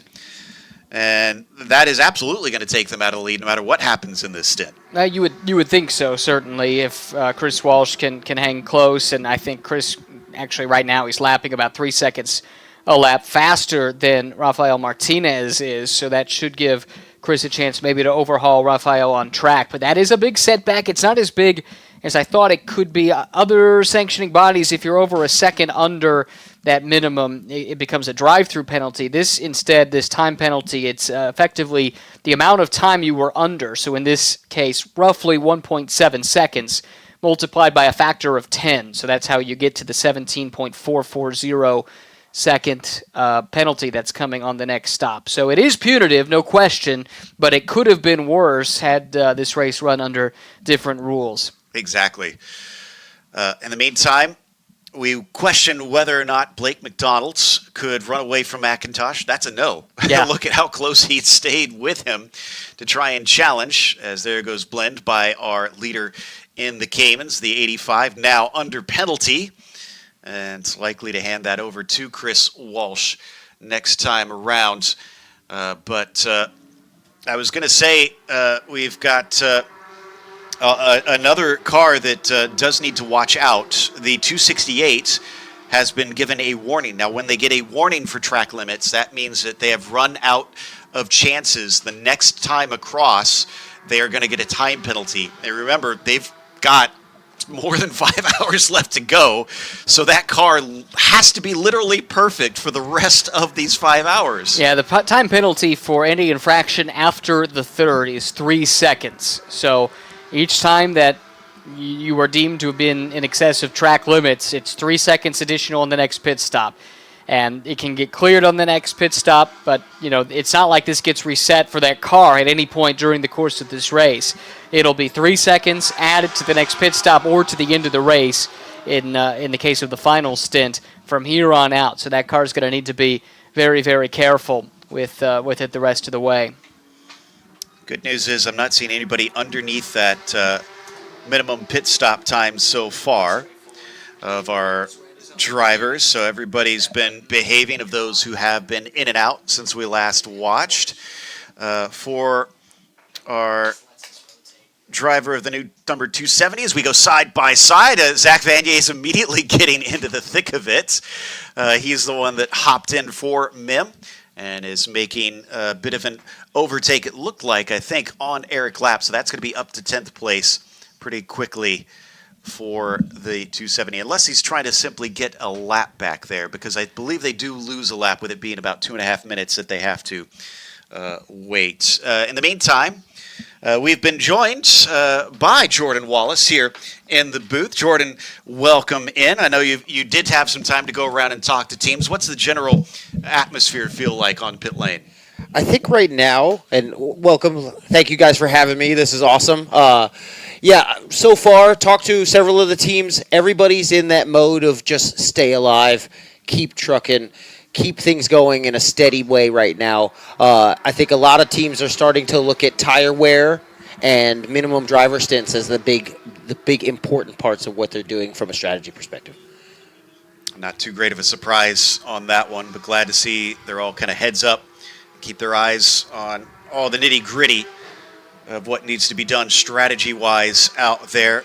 as we continue to ride on board with the 297 of Eric Lapp, just behind Daniel Ammon. These two have been fighting against one another since pretty much the beginning of the race, Ryan, and they've not been able to separate. No, they have not. It's been super fun to watch from our perspective, and it goes to show no matter if you're at the front of the field or if you're propping up the field, if you got somebody to fight with, you can have a lot of fun. And to give a full introduction to Jordan Wallace, who joins us here, 5th in Carrera Cup North America Pro-Am points this season. You've been racing overseas, GT4 European Series last year, DTM Trophy the year before, but you come from the Sprint Challenge paddock, and you certainly know a lot of the folks that are involved in this race quite well. What stood out to you in what we've seen in the race so far? Well, first off, it's been really cool. It's almost like a little homecoming to see so many people from not only Carrera Cup but Sprint Challenge in the mix this weekend, and to see the star-studded names on the driver list was pretty incredible.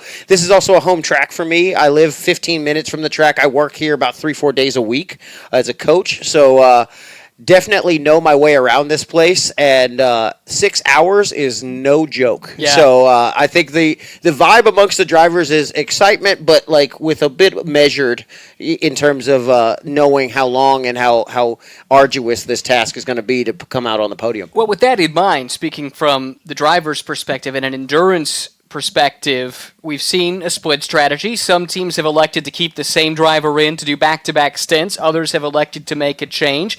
It's relatively warm, maybe not for a relocated Texan, but for those of us that have come here from the snowy Midwest, for instance, this is a bit of a shock to the system. Yeah. So for those that are doing double stints, just how arduous is this going to be? I mean, anytime you're racing in Texas, a double stint is one of the hardest things you could do. I find that the local drivers are going to probably take to it a bit easier. Obviously, we've seen a few of our Midwestern and Northeast guys having a little bit of issues hydration-wise early on in the weekend. But so far, I've seen everybody kind of keeping it in a nice, stable place. I think the real key is going to be looking at, if you have a bronze driver, getting them early stints and then getting them breaks so that they can be ready when they have to go back in, say, hour 3 or 4. It gets more complicated for the drivers or the lineups that have 2 bronze drivers to try and keep that shuffled. Exactly. Maybe a little more complex than the silver bronzes. Yeah, I think it can be. I mean, it depends. Some of the double bronze lineups are pretty well stacked in terms of bronzes. Yeah. I give quotation marks there. Alan Metney is one of them. I mean, he's the Carrera Cup Pro-Am champion. You've got Michael Clark is also Pro-Am champion in Sprint Challenge. I mean, those guys are no slouch. So I think the bronze will make a difference, but I really think what's going to make the biggest difference is how the pros treat the tires. Be truly honest, I think that is going to go a lot further than what we see from the bronzes. The bronzes have to be in the car a certain amount of time. The silvers and the pros, as we'll call them, on the other hand, these aren't their cars. and the big thing I saw, too, being a pro myself, was out there was the new bollards. There's a lot of new bollards, especially on the exits of corners. It's going to take a lot of discipline from those faster guys to stay off of those to keep the car under them for 6 hours, because your bronze guys are going to be the ones who notice the car being off a bit more in terms of how they want to drive. So Right, because those corner exit curbs, right? That can cause some damage. It can change alignment. Mm-hmm. It can definitely shift things. It can break a wheel. Yeah. I mean, you have all types of things there. Not to mention, it just unsettles the balance of the car, meaning that it makes it much tougher on you as a driver over an hour or 2 long period. Looks like we've got our leaders in. We've seen a number of pit stops on our screen for some time now. Both Metney and Lindsay getting into the 297 and 268 and carrying on their battle. But now McDonald, McIntosh, and Blind have come in. You can see the team working away. Now, one thing to keep in mind is one of the rules, Ryan, as we were explained to, was that while they can change the tires while they are refueling, you can see that fuel man on the front of the car, they cannot work on the car until the fuel is done. So if there's anything they need to do or fix then they have to wait until that fuel man is finished. Yeah, it's a good point. We'll keep an eye on that, of course. But I think we've had a relatively clean start to the race. There shouldn't be too much that the teams are going to need to work on. And even still within that 2.5 minute time period, that should still give you some time after your driver change and refuel to do a few little odds and ends, right? Yeah, it should give you about 45 seconds to a minute of time to sit in the car and kind of get settled, get your belts tight, make sure that you're clear on the radio, and check the timer to see when you're clear to go.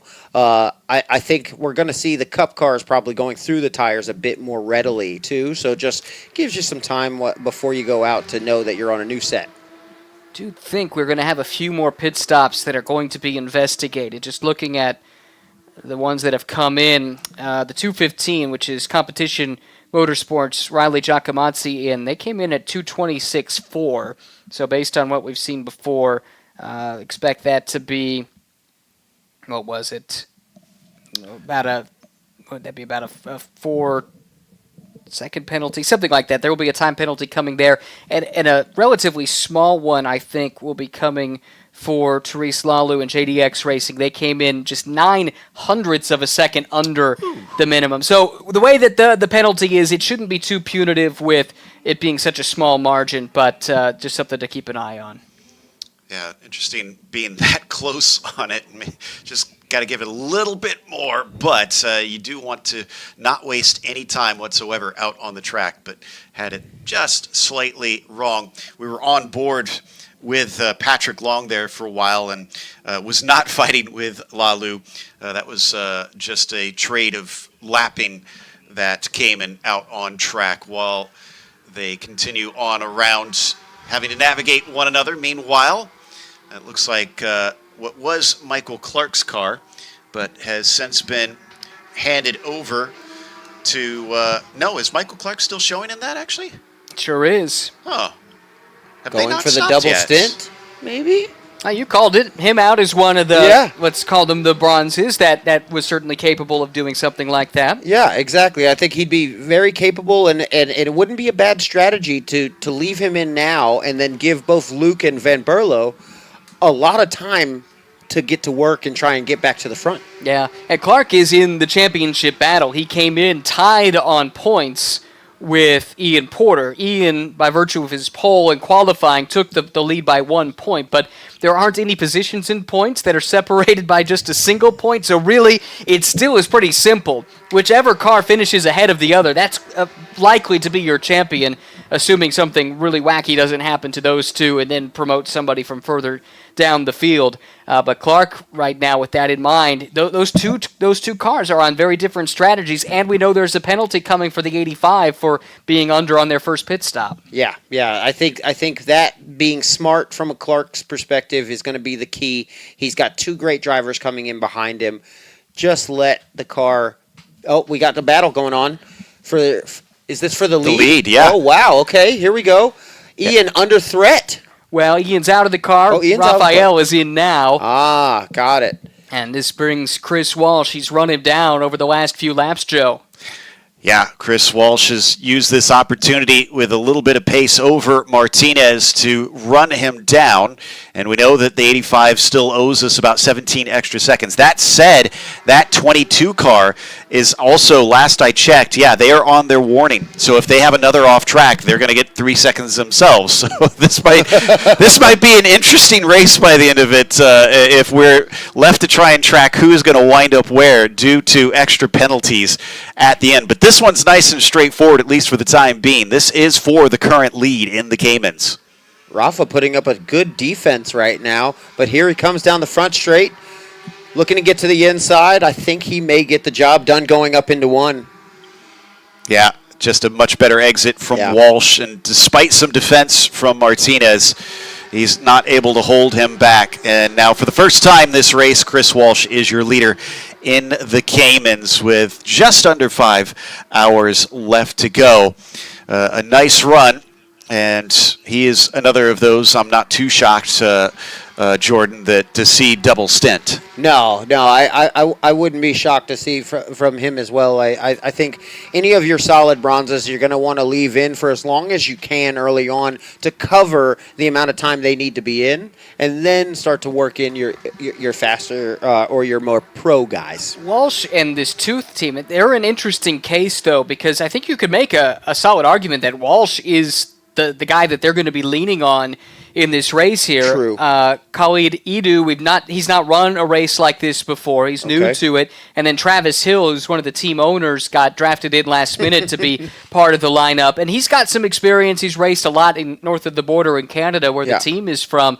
But if you're looking for the biggest pedigree, I guess, of the driver lineup, you'd probably point to Chris Walsh. Yeah. And so this is his time to shine. He needs to get that car to the front to put them in a position then to get the result they're looking for. Yeah, no, I think that's key, building a gap early on to try and give some of your more novice drivers a little bit of a chance to fight. Just saw on this onboard shot, we saw the driver reaching down and making an adjustment just to the right. Jordan, can you give an idea of what they might be working on? To the right of him? Yeah, right. I mean, I Yeah. know the Driver's viewer can't right, see this, yeah. but I'm pointing at Right the in there, screen for you. he's adjusting the radio. He probably is trying to turn his radio up or down, depending on what kind of messages he's getting.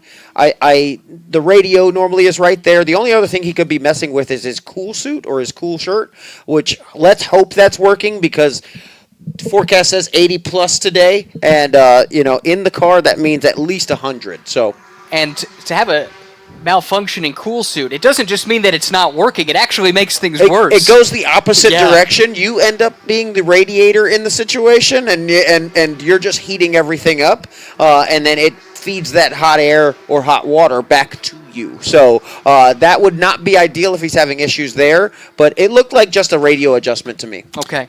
Surface temperature, by the way, up to 84 Fahrenheit now, so we're starting to see it rise a little bit. Not dramatically quite yet. Of course, we're past noon, but the sun's going to continue to pound away on the track and probably continue to raise for a little bit before it finally starts to go down as the sun gets closer to the horizon. One thing to watch out for, we were kind of musing about that 98 car being stuck towards the back for the beginning stint. Long has now already brought it up to third in class. Yeah, and that was one of the cars that came in early, correct? They kind of did the undercut strategy, and what that has done then is it's let Patrick Long use his raw pace, and it overlapped with some of the bronze drivers in the class. So he was able to claw into that advantage. It's promoted them up into that third spot, and Patrick's turning in some really good laps that could bring them up before too much longer into a fight for second. He's only about 3 seconds behind Rafael Martinez there for the second spot in the Caymans. Yeah, in fact, we're seeing both of them in the same shot at times here. They'll just dip out of it as they break to allow Vanier on through in the GT3 Cups. But yeah, based on what we've been seeing on the pace of that 98, now that Long's in it, it looks like Martinez might not just lose the lead, but potentially second place. So impressive turn of fortune there for the Wright Motorsports Cayman. And I think we got an update on the 215 penalty, it looks like. Oh, and the 242. Yeah, we do have time penalties at the next pit stop. As forecasted for the 242, since they were only 9/100ths under, it's a factor of 10 multiplier, so they have to spend an extra 9/10ths in the pit lane. Not too bad, as we projected. And then about 3.5 seconds for the 215 of Giacomazzi in the 7th place car in the Cup cars. Now, we were talking again about the fact that the 98, Wright Motorsports, Patrick Long, they've been able to come through the field with this different strategy, but they need to take their medicine again before it's all said and done, and putting their less experienced driver, Patrick Dempsey, back in. Ooh, wow. He's working on getting the lead here, Patrick Long is, but the thing to keep in mind is Rafa Martinez is about to be done with his drive time pretty early on, and that then sets up for a nice run to the finish for them. Yeah, there was some definite contact between Martinez and Long coming out of turn 1. I think they'll get away with it. It was very light door-to-door. Yeah, just a little love tap. But not exactly what you want to have happen. What's interesting, we had thankfully few incidents in practice and testing, but one of the few that did see incidents was that 85 car. And it was Ian Porter, actually, that wound up making the mistake. And thankfully, it was a very small wreck. He essentially just merely scratched some paint on the left rear of the bumper.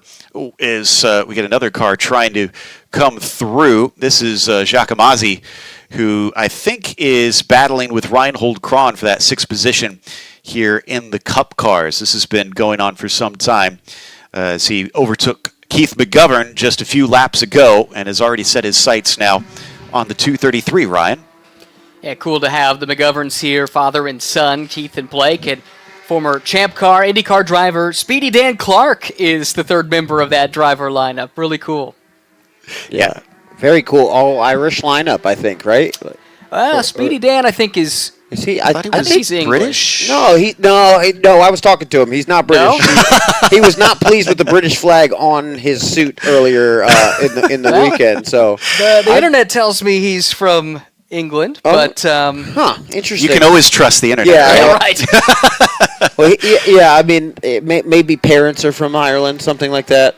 But as far as I know, All right. Well. Yeah. Internet says Berkshire, but... we'll have to change his Wikipedia page for him. Oh, man. No, that's a heck of a lineup, though, too. Honestly, running with Kelly Moss, always a good option. I think they're just kind of biding their time back there, waiting to play the strategy game. It's a big weekend for the McGoverns as well from a sports standpoint. We've got Keith and Blake racing here, but Keith's other son, Connor, plays for the New York Jets, and it's game day today. Oh, my goodness. Geez, a talented family here. It's rare that you see the pro on the team be the least talented individual in the group, That's pretty impressive. Yeah. Wow. Family from Fargo, North Dakota originally. Blake now lives in Texas, although he told me he's about to move back to North Dakota, but... so this is kind of the home track, but first time for them to race at this level. Plenty of PCA experience. Yeah. They've done some radical racing as well, but kind of testing the waters. I think they're enjoying the chance to race together. They told me they've raced against each other a lot, and I guess it was a strained dynamic, father against son. I can see that. This is a bit more productive.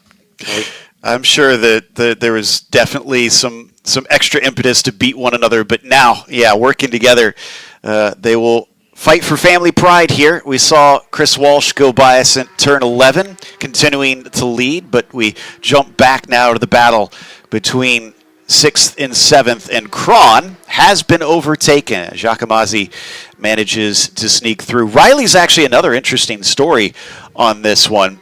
Kind of, I guess, what a lot of crew members dream of, because he was the crew chief, if I understood correctly, for that team.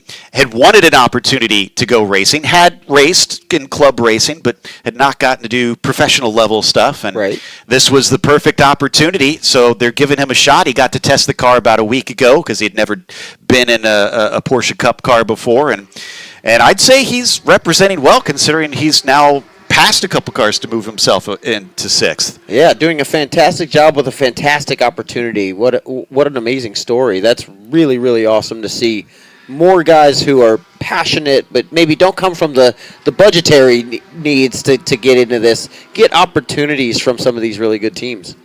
There goes Kron, who's been racing not only here in the Porsche Sprint Challenge, but over in SRO plenty this season. He keeps a busy schedule.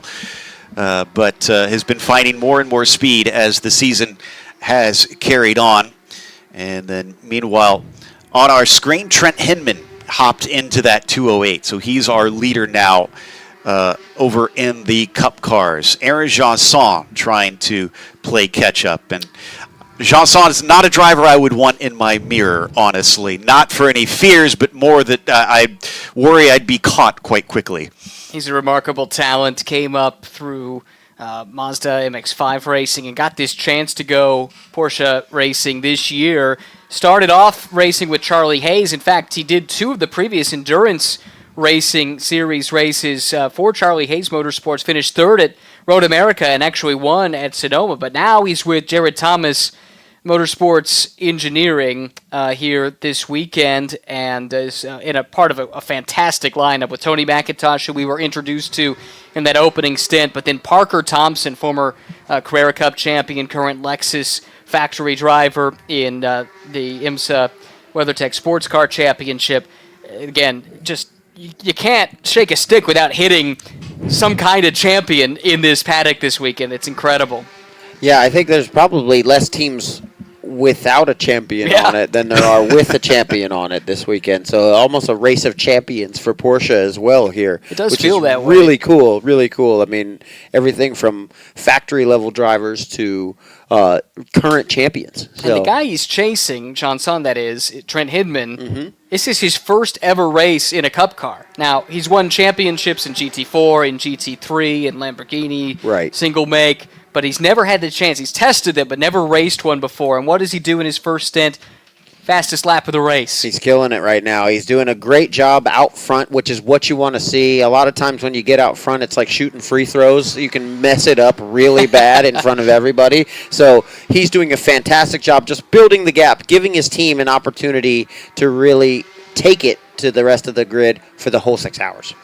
Exactly. It's always what drivers need to do in this team racing environment. Endurance racing is do your part, hand over a clean and fast car, and then you get to sit back and watch and see how your teammate does. Speaking of Jared Thomas, we will see him actually out in that number 53 Cayman a little bit later, which is interesting because we watched him race in the Cup cars earlier this season and take all kinds of wins. But as the drivers carry on with now 4 hours and 43 minutes left to go. Hinman, Janson, and Blend, your top three in the Cup cars. Walsh, Long, and Martinez, your podium for your Caymans currently.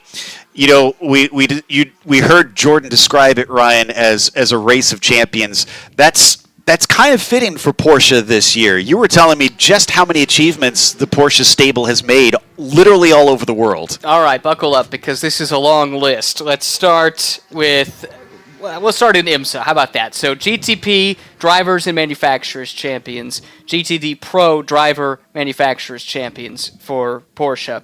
World Endurance Championship. They won the Drivers' Championship, just missed out on the Manufacturers' title, but they did win Teams and Drivers' Champions in LMGT3 with the GT3 version of the Porsche 911.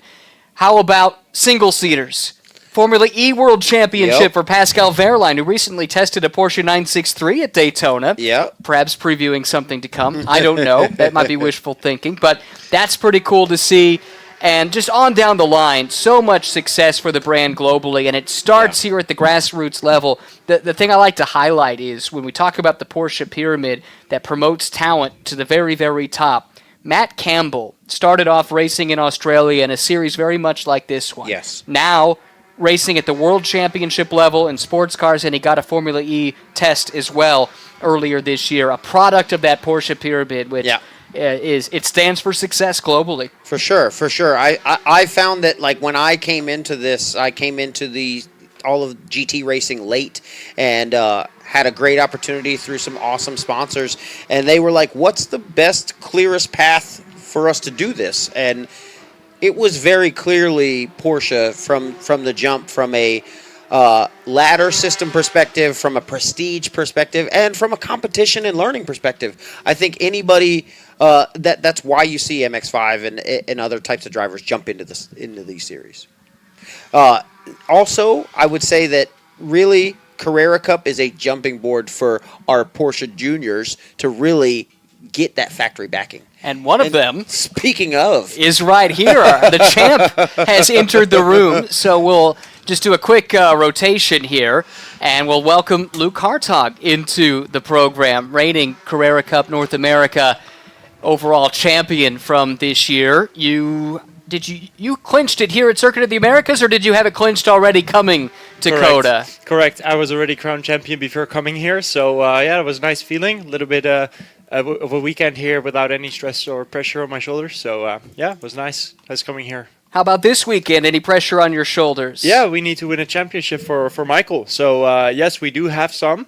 But yeah, all's going fine. At this point, I don't know yet who's going to win the GT Force because it's looking competitive. All strategies are all over the place. So yes, it's an exciting battle to be a part of. We were talking about the driver lineups in this race is almost a race of champions vibe because you've got champions of all kinds of different series all racing together. How cool is it to be a part of it? Yeah, it's cool, but especially the part now where we're also integrating a lot of gentleman competitiveness. I mean, the mixture of both these elements, that's I think the format of this type of racing, which it seems to work. The paddock, the atmosphere is really nice, so yeah, everybody seems to have a good time. What I was going to say, what do you feel like is the expectations for the team in this race based on what you saw in the testing earlier this week, warm-up, qualifying? Obviously, you had a little bit of a hiccup in qualifying, so how has it felt so far? Well, on averages, we seem to have a really strong lineup with both Michael, Kai, and myself. So it all comes down to the last couple of stints, it looks like. So now we're seeming the only ones with our sister car to be clearing our gentleman's driving time early. So with the full course cautions, we hopefully with a lap, getting a lap back, we're in the mix for the end sprint of the race. But yeah, it looks to be good. Our main competition looks to be the 98 car. And then also the Rafa car for the championship. But yeah, so far everything according to plan.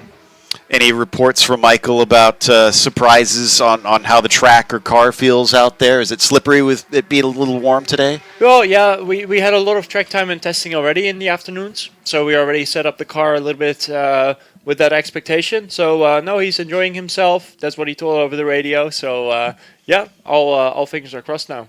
I can only imagine.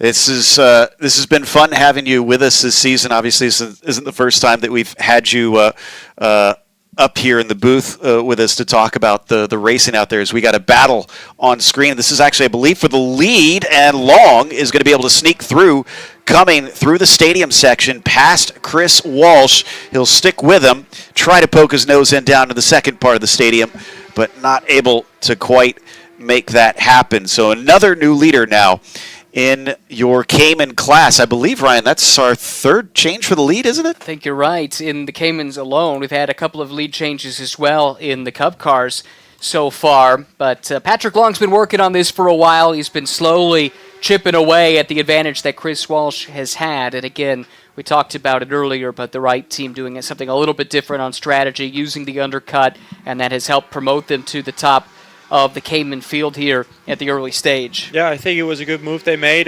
So what they did is they pulled Patrick Dempsey in early, so to undercut us, so Patrick would have free air. I think Patrick Dempsey was a little bit stuck behind the battle for the podium for position 5-4-3 at some point. So they made a good call with that because they seemingly are in the lead now.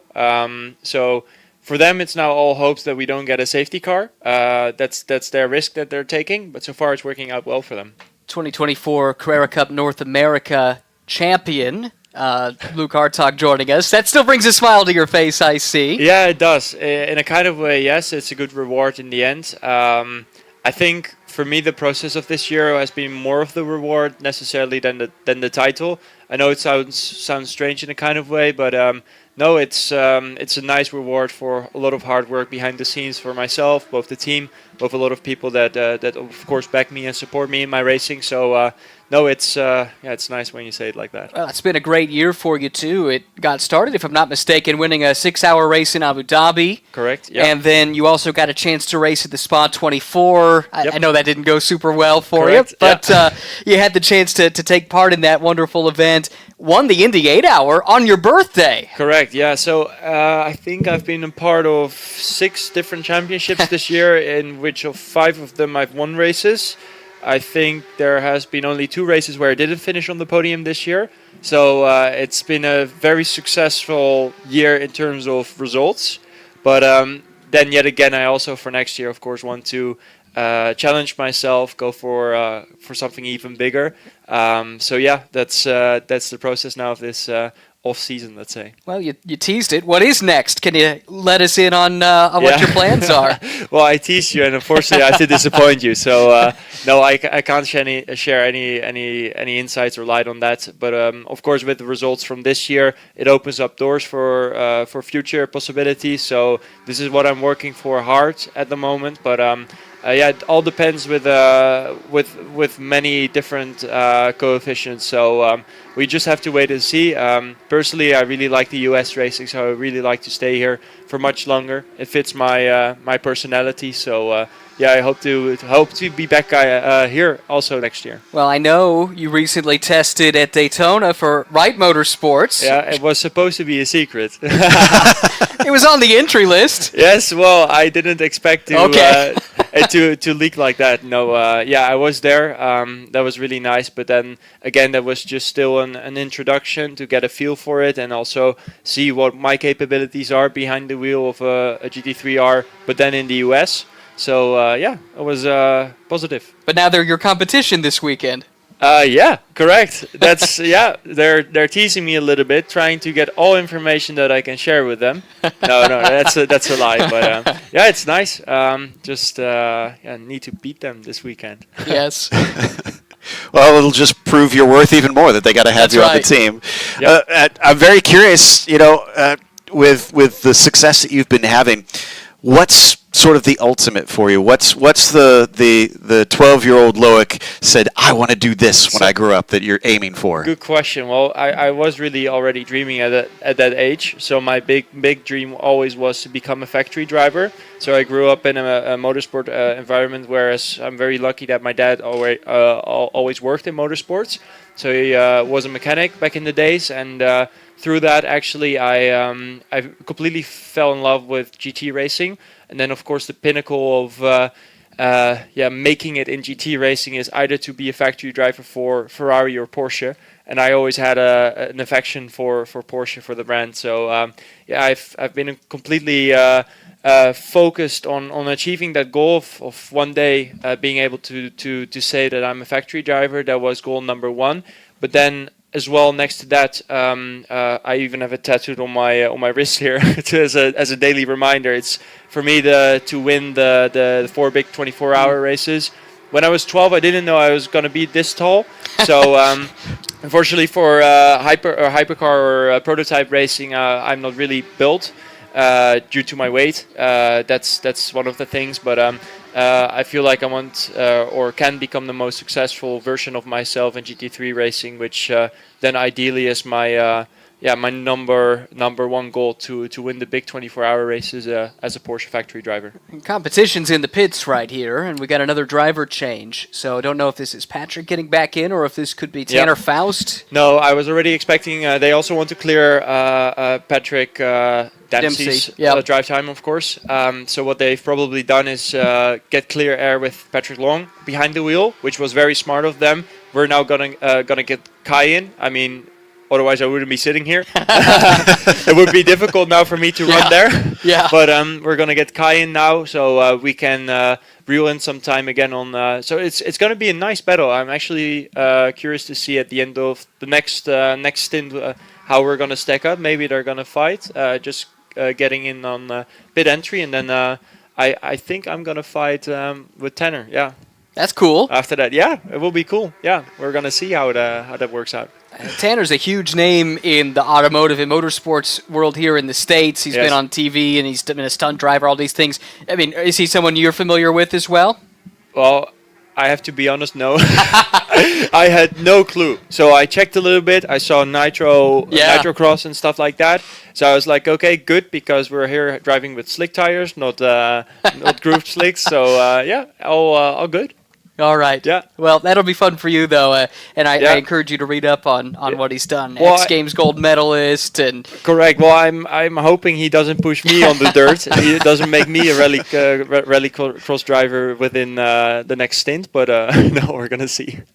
Are there any disciplines you've thought about dipping your toes in? Yes. I'm completely motorsport minded in everything I do. My girlfriend kills me for this, but whatever I can get my hands on. So I'm really big obsessed with rally driving. Yeah. You following the Rally Japan right now? Absolutely. So this is one of the things that I'm completely obsessed with. MotoGP, I'm absolutely not going to burn my fingers on that. Also doesn't really fit my my body type, but I like it. But I'm thinking, like, I've never really been thinking about hill climb racing other than Pikes Peak. This is still something I would like to do maybe in the future. So rally, Pikes Peak, I would say that's something I would like to do. And then Formula Cars, prototype racing, that's not really my cup of tea. Okay. Yeah. You know, it's interesting because, and maybe to your point, because you are what, 6'5", 6'6"? 6'5", something like this. Yeah. Very tall for a racing driver. Maybe you didn't have a choice in the matter, but for someone from a young age to gravitate not just to sports cars but to GTs, maybe 20 years ago no one would have done this, but it was a natural progression for you. Well, correct. It was natural because I've always been obsessed with the GT part of racing. But funny enough, I think it was a few guys that I used to. So I used to do go-karting together with me and my dad. And then a funny thing was that actually one or a few of the guys that I was racing, they went into Formula cars. But I then noticed that actually nobody was from karting. Nobody was going into GT car racing. I completely took a different route because unfortunately we had to quit racing for 3 years. So between the age 10 and 13. So I started to do a lot of RC car racing and sim racing in the meantime.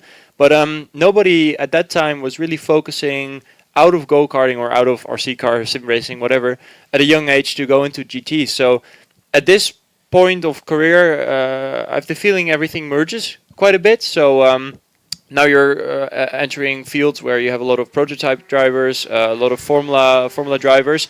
But interestingly enough now, because I focused from a young age on GT cars with a lot of weight and a tin top above your head, I feel like I had some extra years where I got familiar with that, whereas other drivers now stepping from formula cars going into these cars, they struggle quite a bit more. So for me it has been actually a helping tool, always or never been able to drive prototype or high downforce cars.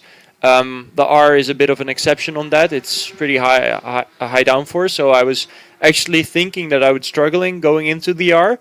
But for some reason, because driving a cup car is almost with a gun to your head, the R is even easier. Yeah.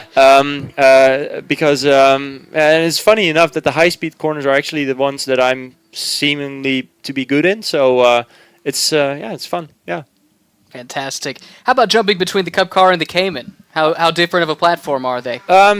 Different. I would say the weight is the biggest issue and the tire width. So. Of course, same rubber compound with the Yokohamas, and then also same engine. So on the straights we're really like a bullet, so the thing goes. But in the corners, this one is a little bit more of a different animal, since the tire width is a lot smaller. So actually it's a little bit more of a fight with the Cayman, and also harder to be consistent, which then really interests me because it's difficult. So then it's enjoyable. Yeah.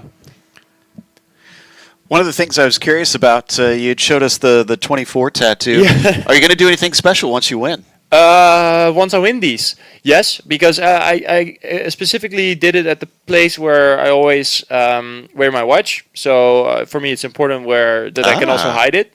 And then I'm also big into watches, or I like it, let's say.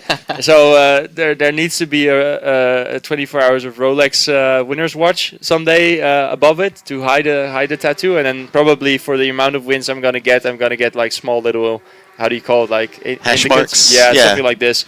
I haven't really thought of it, but it's a reminder for me because I've always raced with number 24, also in Carrera Cup last year.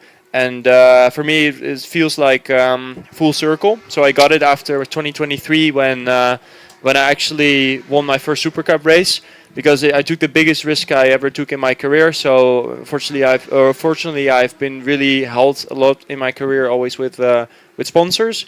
And together with my sponsors for 2023, we said, okay, we're gonna take the biggest risk ever. We're gonna go for driving a year in Super Cup with one of the proven championship-winning teams.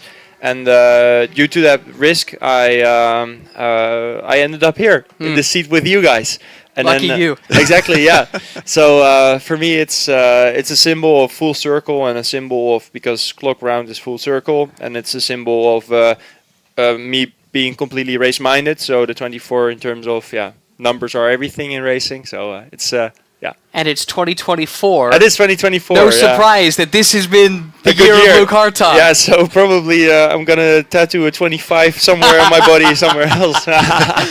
No. Well, Joe knows someone who can help you with that. My wife is a tattoo artist. Oh, yeah? So, yeah. I was very curious when you brought that up. Yeah. Well, actually, it's not really a tattoo. So it's made by someone who is. This is called. I need to think on how it's called. But she made it like with a special little.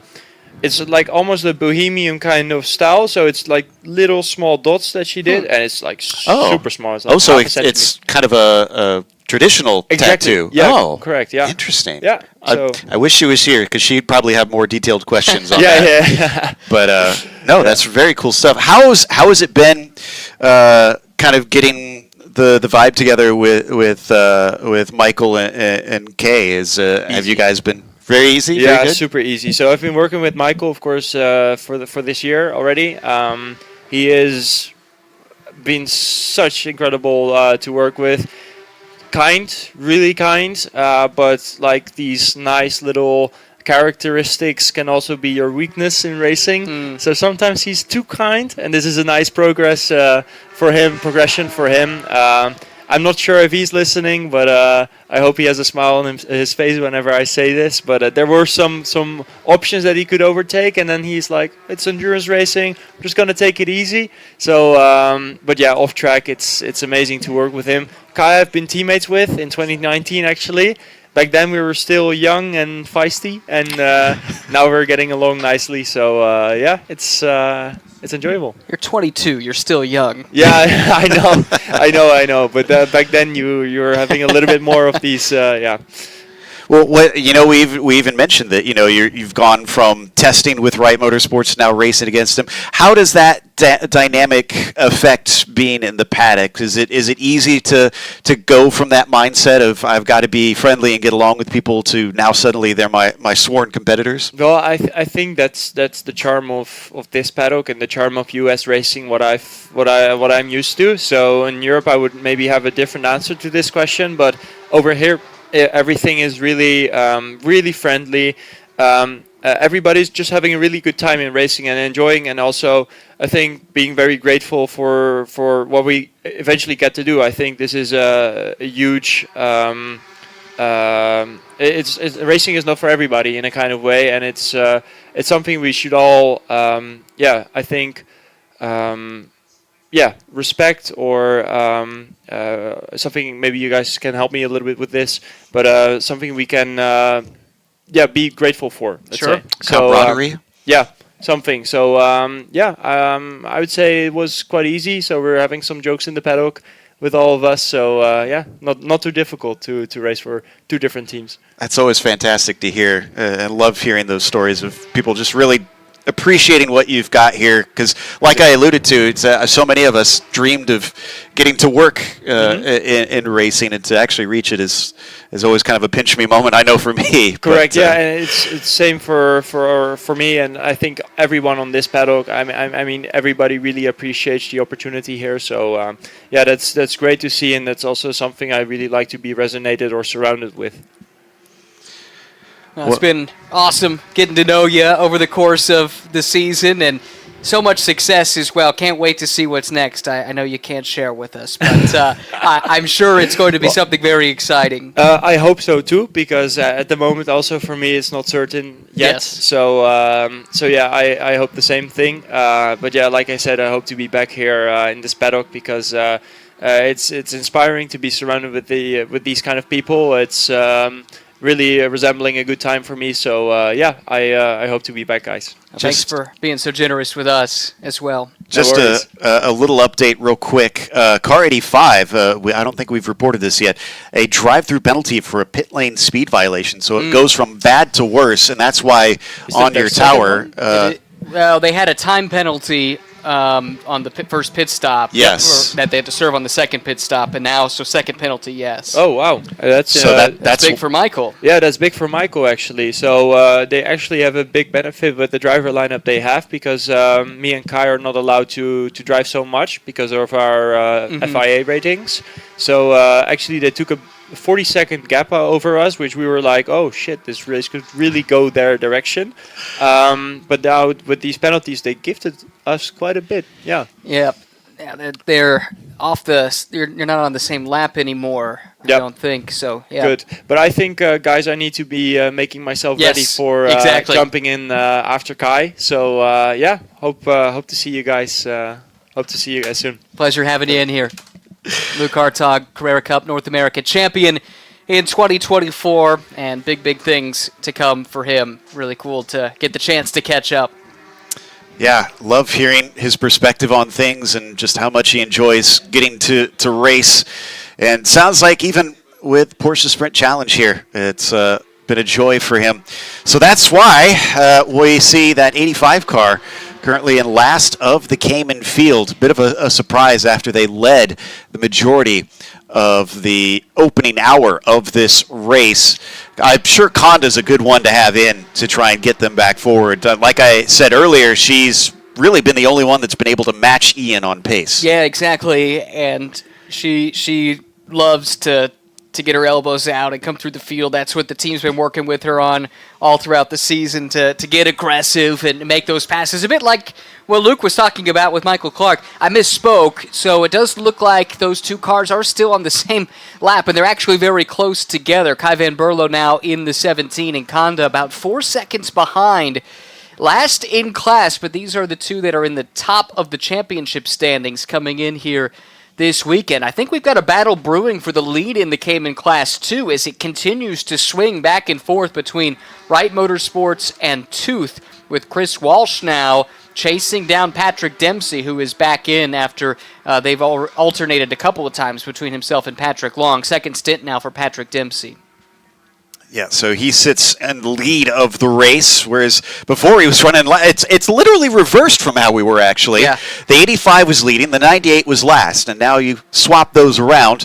But it is still the 22 with Chris Walsh sitting in second, a second and a half behind them, trying to keep up with them. There is Dempsey in the car, and there is Walsh just in behind.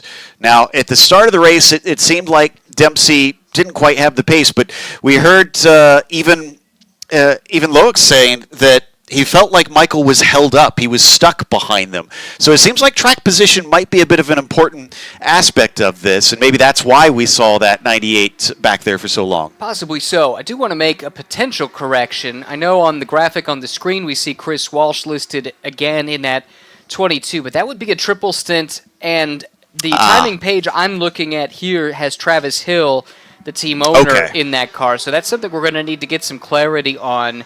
But it could be Travis doing the driving. At the moment, the two of them are reasonably close on time. Travis is about a half a second a lap faster than Patrick Dempsey at this stage. But Rob Walker in third is faster than the pair of them and is starting to reel them in. And then in the meantime, the three cars below in the Caymans all have their pros in right now with Andrew Davis, Kai Van Berlo, and Carolyn Conda. And those three cars are as much as 2 or 3 seconds a lap faster than the top three. So at some point in this stint, we're going to have a mesh point where those pros are starting to catch back up to those that are starting to get the drive time done for their super bronzes that are behind the wheel. And this is what I love about team racing, is we do get these situations where we've got fast cars coming up from the back of the field, giving us the potential for a great battle. We're going to check in with Patrick Dempsey. This is coming down through turn 1 and 2, and now into the S's. This is often touted as being sort of an homage to the Magnuson-Beckett sequence at Silverstone. A lot of parts of this track are sort of a nod to various famous portions of a kind of a best of the best around the world. And these certainly kind of mimic that change of direction that you have to experience over in the UK. It's a brilliant layout, and like you said, a number of different sections take inspiration from different parts, different racetracks around the world. So the Magnuson-Beckett's, like you talked about, from Silverstone, that's what the S's are modeled after. Then you get that turn 16, 17, 18 long duration corner. That's supposed to mirror turn 8 at Istanbul Park. It goes the opposite direction, but it's the same concept. An interminably long corner that puts a ton of stress on the outside tires, left side tires here in the case of Circuit of the Americas. And then the stadium section is modeled after the similarly named stadium section at Hockenheim. So great tracks to draw inspiration from. And I mentioned this during our qualifying show yesterday. One of the men behind the track design was motorcycle legend and Texas native Kevin Schwans, who told me, at least, and take it or leave it, it could be an apocryphal story, but I'm inclined to believe Kevin when he speaks, that he traced out the outline on a napkin in a bar, and basically what we got is what he drew there in that bar when they were coming up with the concept of Circuit of the Americas. Indeed. I would love I hope he held on to it. Yeah. Because, I'd love to see how close it was to what he envisioned out there. And he came up with a great layout, for sure, here for racing. It's turned out to put on some incredible shows, as we've seen today. Now, I think, is Tooth farther behind now, it looked like? I thought they were scored at about 2 seconds back there. Yes. And now down to 4. They're dropping. Yeah, so Dempsey's picked up the pace. His last lap was at 2:16, and that compares favorably with the rest of the top 3, and actually is right on pace roughly with what Carolyn Conda is running at the moment. Travis Hill, I don't know if there was traffic involved or if there's more to the story, but his last few laps have been in the 2:17s and 2:18s. So with that in mind, a lead that was down to about 1.5 seconds has now ballooned back to 4.1 seconds. And Travis continues to chase this car we're looking at right here with Hollywood legend Patrick Dempsey behind the wheel. And there's the pursuing car coming through the shot. If you were wondering what 4.1 seconds looks like, well, it's those two cars leaving that section of the track right at the top of the shot right now. And I was just checking as well. We are up to about 88 Fahrenheit on the track surface now. Remember, it started, I think it was around 80 Fahrenheit. So in about 2 hours, a little less than 2 hours, we've gone up nearly 10 degrees on the track. And I don't think we're done with it because we've been getting a bit of cloud cover. You can just see there on the backstretch, but it's been spotty. It's mostly been pounding away on the blacktop and continuing to heat it up. You keep describing Patrick Dempsey as a Hollywood star. You could say the same about Tanner Faust. Sure. He's a stunt driver in a number of major films we were talking about yesterday. Yeah, so in addition to all the work he's done in front of the camera, of course, on shows like Top Gear, the American Top Gear, and other things like that in his professional racing career, but he's also been a stunt driver for films like Fast and the Furious, Tokyo Drift, The Bourne Ultimatum, Iron Man 2,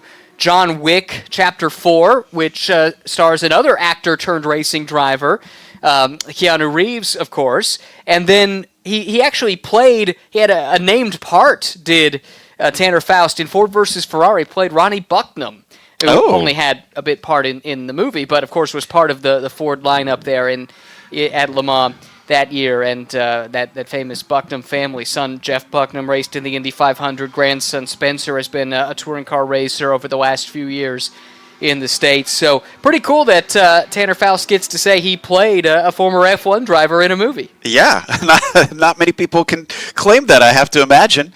Well, we watch that Tooth number 22, appropriately numbered car, carry on, but at a bit of a lower pace than what we've been watching, as they have fallen about 5.5 seconds now behind Patrick Dempsey. Unfortunately, I know we don't have that on our tower. We'll try and track down who has hopped in. That might be Edu if they've changed drivers again. In the meantime, the 270 brings Vanier in, and they work away at replacing the tires. They are going to swap drivers. Yeah, I think that's Mike Mim getting back in, Bulgarian national, who's been busy racing in Carrera Cup Middle East already. It's a winter season there, the 2024-2025 season already underway. Vanier, the 23 Porsche Sprint Challenge North America champion, climbs out, gave us that great track preview that we had at the beginning of the show. And they're keeping their powder dry because their ace in the hole is the German driver Marvin Dienst, who was a surprise inclusion on the entry list. And I suspect he's going to be the one tasked with anchoring their relay.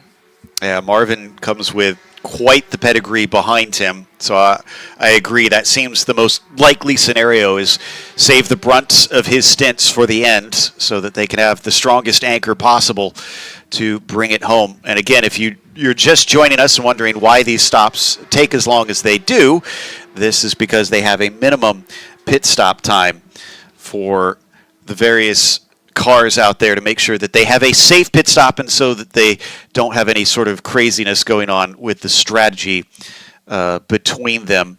This is one of the teams that, of course, has got the bronze, silver between them. So they have 2.5-minute pit stops for now until they get to later on where they will have a 5-minute pit stop in those GT3 Cup cars, and they will actually replace the brake rotors and pads, I believe.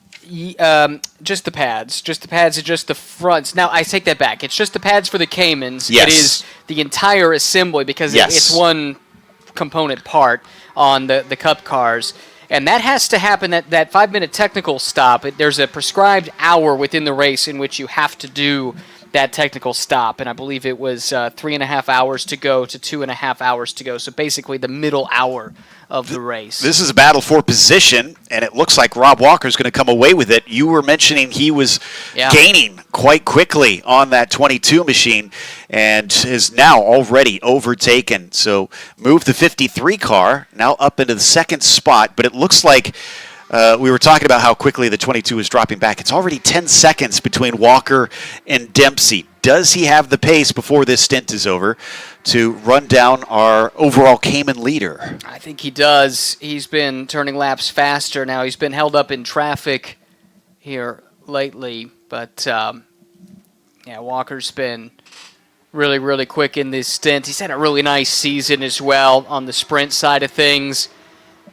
Put together a nice season. And, got a great team as well with Zach Anderson, who is a GT4 champion in Caymans in the past. At the AM class level, he's won in other manufacturers at a higher class level, but then also Jared Thomas, who's been phenomenal every time we've seen him in one of these cars, whether it's a Cup car or a Cayman. Yeah, I mean, class titles in 2020 and 2023 for Anderson in the GT4, which is the category of car they're racing in here. So, yes, if you want anybody in, Anderson's certainly going to be pretty darn quick in that thing once he hops behind the wheel. So we've got another of our JDX cars leading a couple there, the 242. It looks like Lalu's gotten back in behind the wheel. She started things off for this team and returns behind it. I believe we might be scheduled to see her a little bit on. Yeah, later on she's supposed to come in and join us, and make sure and tune in for that, because anytime you get her behind a microphone, it's about just as entertaining as it is with her behind the wheel of a car. So it's worth listening in to hear what she has to say about the track and the race thus far. That team has managed to put themselves in a podium position, and based on the results I saw this season and the drive that I know Therese has for some good results, she would really like to stay on this podium spot, if not come home with a win. She still has not managed to get one this season. Yeah, which comes as a surprise. They've had really good pace at every round of the Endurance Championship. She and Nick Romano got caught out a bit by the regulations, I think it's safe to say, or their understanding of the regulations here at Circuit of the Americas in May. They did finish second at Road America, but very nearly won that race, and then had an up-and-down weekend at Sonoma, only finished 10th. So this would be, of course, the time to try and break through if they possibly can, given the fact that they haven't got that win yet, and this is the final race of the season. Quickly back to the pit stops. One clarification. Caymans can change both pads and rotors at their discretion, but they are not required to, whereas it is mandatory for the Cup cars to change the entire assembly. And this is fronts only. Rear brakes don't need to be changed. Exactly. So want to make sure that you can get to the end, and they want them to change those, obviously, because of safety concerns, but they have no concerns about the part that is optional for the Caymans. Meanwhile, we see quite a gap forming at the top of the GT3 Cups. I'm just noticing 22 seconds between Hinman and Janson for the 208 and 224. And these have definitely been two teams that have been fighting against one another for the majority of this race. So we expected them to be a little bit closer together than that. I'm very curious. I'll have to try and track down to see if we can figure out why they've separated so far at this stage. I can give some idea. I know I've been kind of monitoring lap times during this stint, and Trent has been just marginally quicker, a couple tenths here and there every lap, and so the gap, I think, was about 10 seconds or so when these two climbed aboard their respective cars, and it's just steadily grown one lap after the next, and it's now about 22 and a half seconds, like you said, at the front of this field. And then you go another minute or so back to find Therese Lalu, who runs solidly in that third position. But I think the explanation is simply that there's a bit more pace in the BR Racing car at the moment than what Janson has been able to muster in the JTR car. But that said, still very early going, and we heard from Jordan Walker earlier. He talked to teams, and the consensus was looking after your Yokohamas, making sure that you're cognizant of the fact that you need to make sure that there's pace in the car in the back half of the stint as well as the front. That's what all these teams are thinking about right now.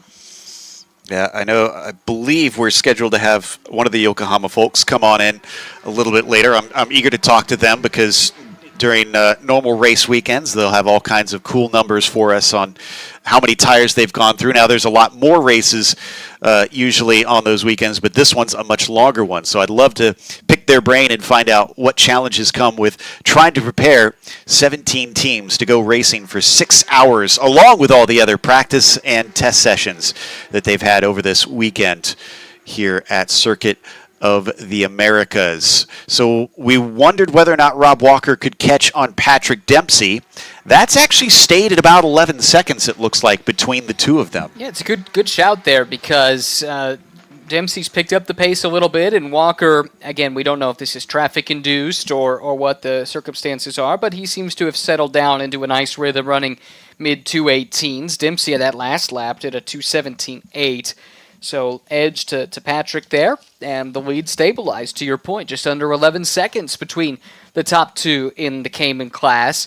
Interesting that Carolyn Conda just hasn't quite found the pace yet. I thought that maybe she'd be able to hang with Kai Van Berlo, but I don't know if there's maybe something amiss with that car, or if she just hasn't found her rhythm, or again, maybe if traffic has been involved. But she's not made any inroads as the 85 tries to come back from a couple of early penalties, which could be difficult to overcome, as we've talked about, given the nature of the rule set here and the limited strategy options that are in play.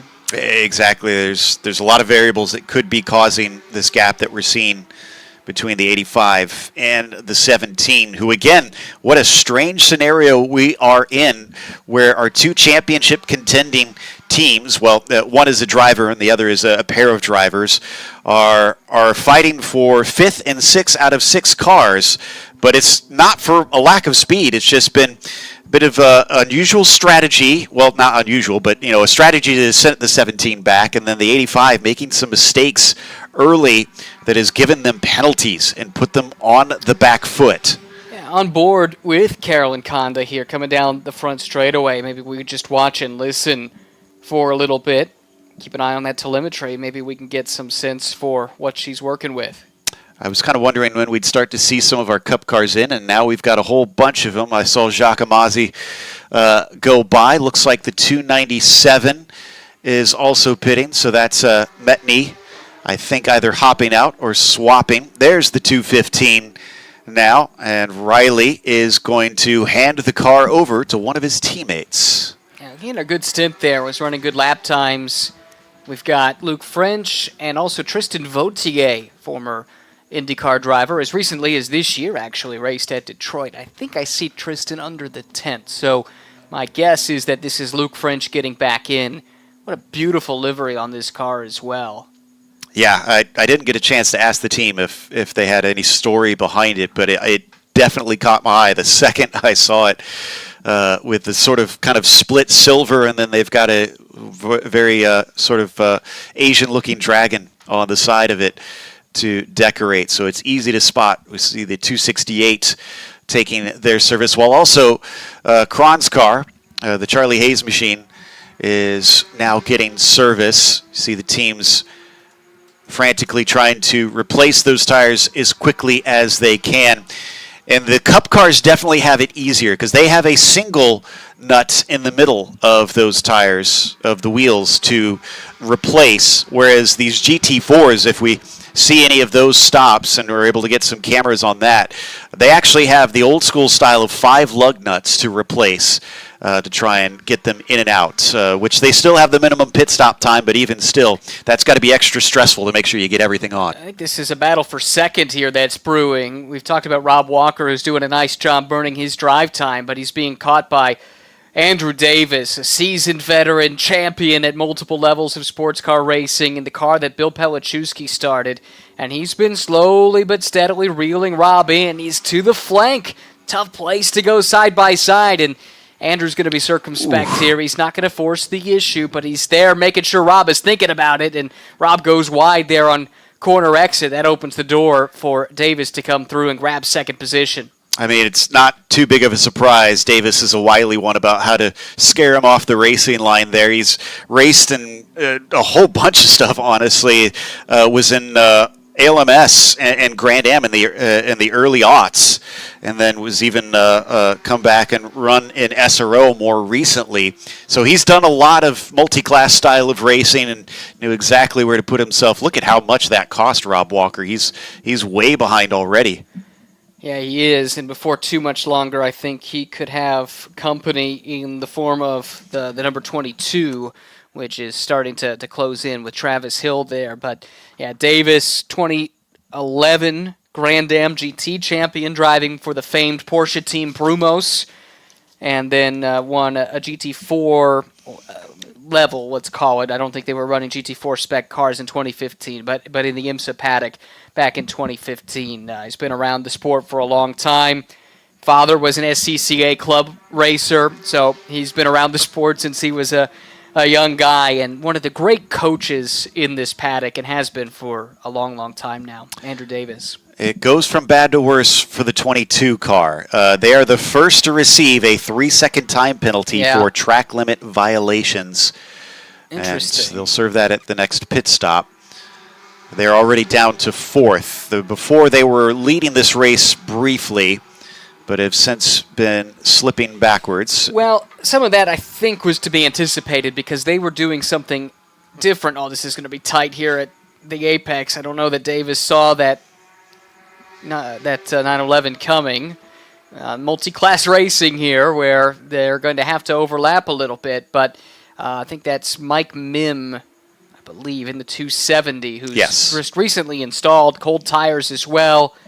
And as we talked about, there's not a huge performance difference between the Cayman and the Cup car, and we're kind of seeing that here with an experienced pro driving the Cayman and a relative newcomer to racing, and Mike Mim driving this Cup car. And so that's a reason, I think, why Andrew was reticent to let that pass happen right there. It was going to cost him a lot of lap time. Now, I think Mike will have the chance, perhaps down this back straightaway, to get by and to do it in a place that's going to be less costly for Andrew, and I think that's what he was thinking about at the time. But anyway, we were talking about something before that, and I got totally sidetracked. What was it? Now I'm trying to... I remember. It was the Tooth car, and I mentioned the fact that it's maybe to be expected that they would come to the fore early, but maybe slide back because they were running their most experienced driver early, whereas other teams were electing to run less experienced drivers early in the race. And I think we forecasted at the time that there was a chance we might see that happen. That's a good point. I don't think we've seen Walsh in the car since his initial 2 first stints, I believe. that he ran, and since handed that car over. But it's got that ebb and flow that I keep mentioning, where you can't always just write a car off because it suddenly started to lose position. The 17 and the 85 also good examples of that. You got to be in it to win it, like we like to say when it comes to endurance racing, because there's always so much that can happen over the course of the race. Just because you fall behind, just because you lose time or even laps necessarily, doesn't mean you are out of it. The checkered flag will decide how everything winds up at the end. Couple of battles brewing, including 6th and 7th for the Cup cars. Daniel Ammon back in the Vintage Racing Company car, and Eric Lapp only a second or so behind. That could be fun before too much longer. And then Kai Van Berlo is closing in. We're about to have a three-way battle in the Caymans, I think, or at least three cars in relatively close proximity with Rob Walker, Travis Hill, and Kai Van Berlo. Maybe I think that's the way it's shaping up. Kai Van Berlo is flying right now. He's running 2:14s. No one else is running sub-2:15s in the Cayman class, at least on that last lap. So the Dutchman is really, really quick. And before too much longer, I suspect in the next lap or so, he'll have caught Travis Hill. And Travis is only a second and a half behind Walker. So that's 3rd, 4th, and 5th in the Caymans running pretty much nose to tail. And here they come. Yeah, down into the braking. Ooh, I'm not sure if that was the car wiggling or a defense there from the 22 to try and hold off Kai. But Kai was not able to get it done down into 11. This might be a better opportunity down the back straightaway using that slipstream coming into the braking of turn 12. It was a good run, but was it good enough? He's just about there. Kai dives it down to the inside. No defense from the 22 machine. And Van Berlo is now up into 4th once again. Also, we've had a couple more new bits of information from race control. 2:33 was under their pit stop time by, it looks like, about 0.2 of a second. So they get 2.3 seconds time penalty added to their next pit stop. And now car 213 has been given their final warning for track limits. Okay. So it's Dyer in the 213, running 9th in the Cup cars. Charlie Hayes down in 11th right now, but just turned that car's fastest lap, so we'll keep an eye on them. Meantime, we've got mixed class racing going on here with Patrick Dempsey letting one of the Cup cars play through. And it's a pleasure to welcome another guest into the broadcast booth. Riley Dickinson joining us. How's it going? Doing good. Doing good. How's everyone doing? No complaints? How about your day so far? Take us through the start to the race for you. The start of the race was pretty easy. I Yeah? got to sit back and watch the movie unfold, just like you guys. But, yeah, I mean, so far, Blake's done a great job. Trent got in the car for the second stint there. They're doing a really good job, keeping the car clean, keeping it one piece. Right now, our biggest thing is just trying to build enough of a gap that we can take it's going to essentially be an extra pit stop because we have only a single bronze, not double bronze in the car as far as the driver ratings are concerned. But, yeah, no, it's going really good. The racing's been, for what it's worth, pretty intense, even though there's maybe not so many cars out there, so everything gets a little bit spread out. The racing's been pretty good. The start was definitely a bit hairy, so it was good. Yeah, it's been fun for us, too. And, look, you know your way around this place. I'm told you might have the track record in a Cup car here at COTA. Yeah, we'll go unofficially. Unofficially. Yeah, I mean, okay. it was in a practice session here. It was yesterday morning, but I will definitely put that one on the resume. Yeah, for sure. And look, Trent Hidman, you mentioned him. He's been in the car already, champion at so many levels, but it's his first race in a Cup car. And I know we chatted, the three of us, earlier in the weekend, but I had him solo, and he was effusive in his praise of how quick you are in one of these cars and how much you've been able to help him adapt to the intricacies of one of these 911s. Yeah, I mean, it's certainly different. Compared to what he is used to on the GT4 platform, but also the GT3R platform, it's a completely different beast. It's hard to say that the Cup car is kind of in the middle between those two cars. It definitely has its own weird characteristics, and whenever it all goes right, it's an absolute beast to drive, and it's personally, it's one of my favorite cars to go and drive. I mean, obviously, I do have a lot of time in the car, so that certainly helps, of course, just being able to go throw it around and have more or less a good idea on what's going to happen without, something happening that's a big moment and whatnot. But, yeah, I mean, the more seat time you get with these cars, the more you're going to have an upper hand with that. And, for Trent, he was pretty vocal on how difficult this car is to drive. Looks like a change for the lead here, Joe, as Andrew Davis has caught and passed Patrick Dempsey to take the lead of the Cayman class. Not a surprise to see Andrew take his car to the front. He's been doing this for a fair while. Exactly, and Dempsey's been doing it for a while now at this stage too, to be fair. But yeah, it's clear that 62 car is hooked up with Andrew behind the wheel, has passed multiple cars now to move up to the top spot and run away. Kind of wonder how much of that is some of the tires as well. Who's been holding on to them out there? Have you noticed any tire wear or change in pace from the beginning to the end of stints in your practice so far this weekend? Yeah, I mean, I would say there's definitely a change in pace. The peak of this Yokohama tire is quite substantial. Meaning, so whenever the tire is brand new, whenever you go do that quality run or quality simulation or, the actual qualifying session, you have really one, maybe a lap and a half of where the tire has its, true peak performance. But then after that, it does start to fall off. But once that fall off happens, it's very much consistent across the run. From what we've been seeing, at least with our car, so to speak, we've been very, very consistent on the tire deg. And typically, middle of the run, it gets a little bit slower, but then as the fuel load starts to burn off, and as the weight gets off the front of the nose, it starts to become, back more on the faster side of things. So, the pace starts to come back a bit. And, ultimately the car, the balance front to rear definitely starts to go back in the direction that we want it. And, I think for our car, the way that we've set it up is to be fairly okay at the beginning, but focusing more so at the end. Yeah, we were talking about that at the start of the broadcast. We're going to see a pretty big swing in temperature from start of the race to the middle, and then it cools off again, tapering off towards the end. So how much are you going to have to suffer through in the high temps knowing you're going to benefit from that, in the final run to the checkered flag? Same can be said for everybody, right? Sure. That's kind of the beauty of this. It's not like, one car versus the others are going to have to suffer, so to speak, more than others. I mean, it's all single make here. Typically for an endurance race, you have different manufacturers, and, you can say this manufacturer maybe has a strength here, this manufacturer's strength here, but for this, everything's equal, right? Everything is equal. So, it's going to be down to the teams on how they can adapt to the changing conditions. I can tell you from our side, we've already made a few setup changes on the car, tire pressure adjustments and also maybe even some bar adjustments as well, just to kind of compensate for the changing conditions out there, because to your point, the temperature is changing. It's going up. And I can tell you just from personal experience from living here, once that sun goes down, the track completely changes again. Yeah. And you're a native Texan, right? So you don't mind the heat of the day. No, I'd say the hotter the better. The hotter the better. But, yeah, I mean, I know a lot of these drivers, they were hoping for maybe a little bit cooler temperatures today, but personally I was kind of hoping for that 100-degree mark, just because I know that for me, I thrive in it. So You're officially a masochist. We've learned that on the broadcast now. I mean, I'll go with it. I'm not going to complain. It's 91 Fahrenheit now on the track surface, so it's continuing to raise here, and we're not even halfway through.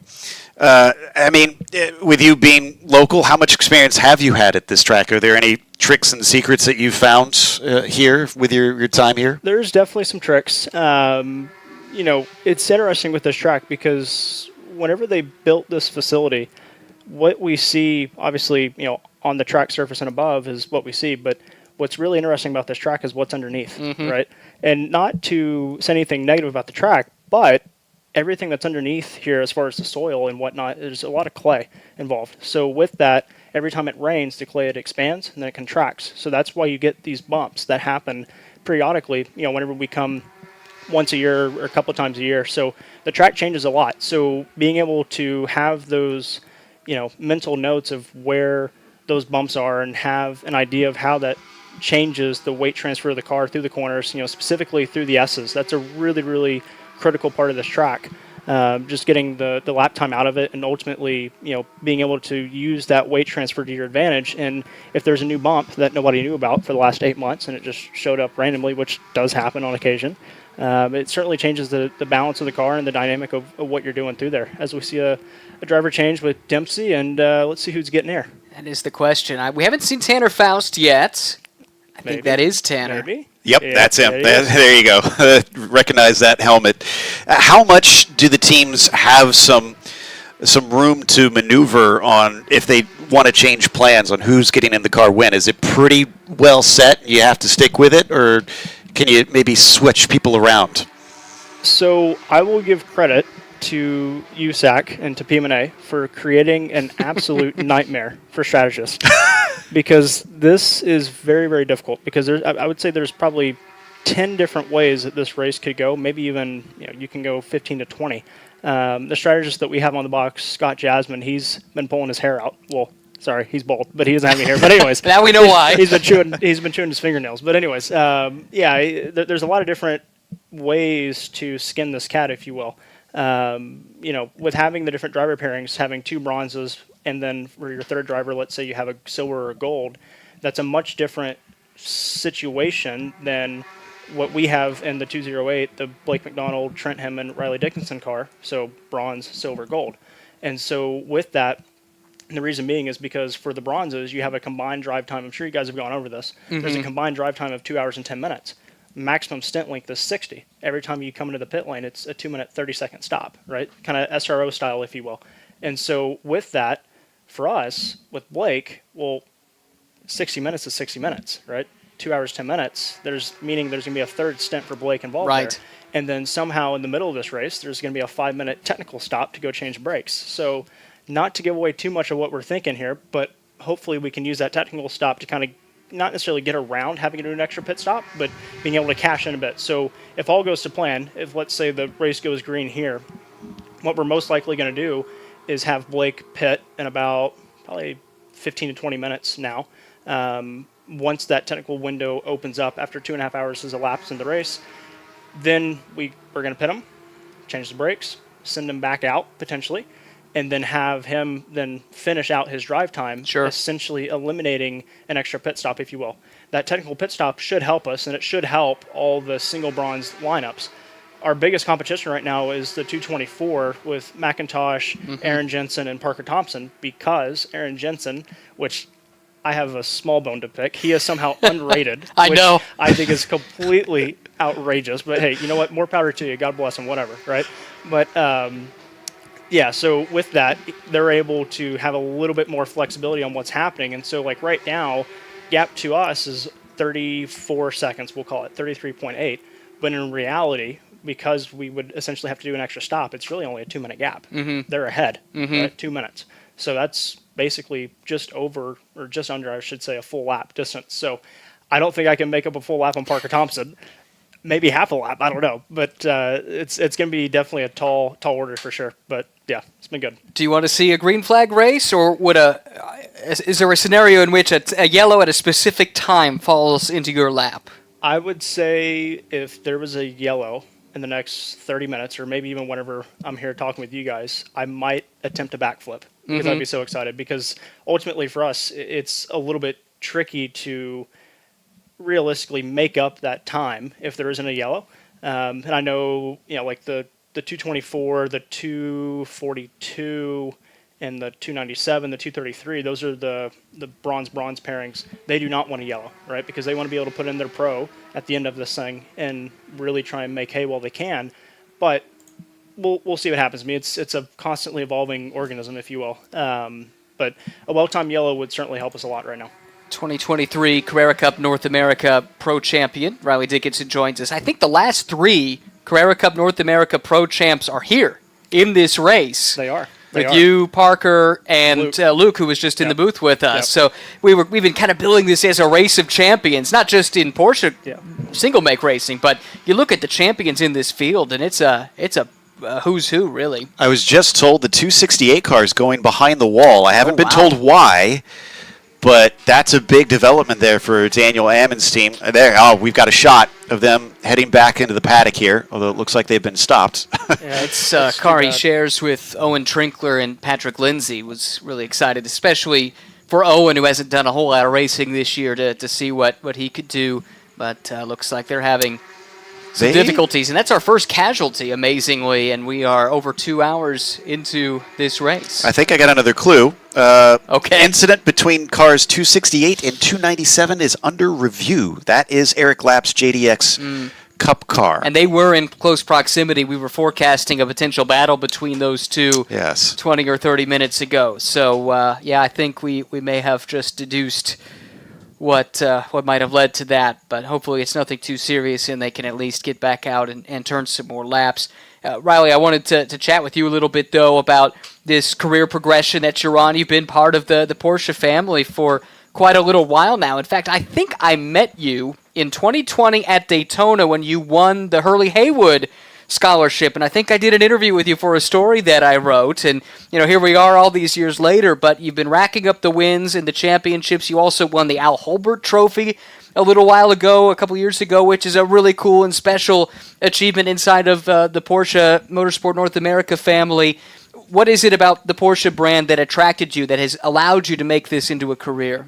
Well, I mean, I think you just hit on it, which is the family, the Porsche family, right? Not only here in the paddock, it feels truly like a big family, right? Everyone is welcoming others and with open arms, but more importantly, it's the history that Porsche stands for as a brand. I mean, you look through, the lineage and the history of Porsche all the way back, and as long as we can remember, there's always been this true racing DNA that Porsche stands for. And from my perspective, Porsche does such a great job on providing opportunities for young talent to come up through their feeder system, which is the Cup program, having the Porsche Sprint Challenge West and North America, and now, most prominently the Carrera Cup North America, and then being able to then graduate from the Carrera Cup North America system, such as I've been able to do through the selected driver program, which then is able to place you into an open competition series, whether it be in the SRO paddock or the IMSA paddock. And so, from my side, it's quite simple. It's the opportunities that are provided.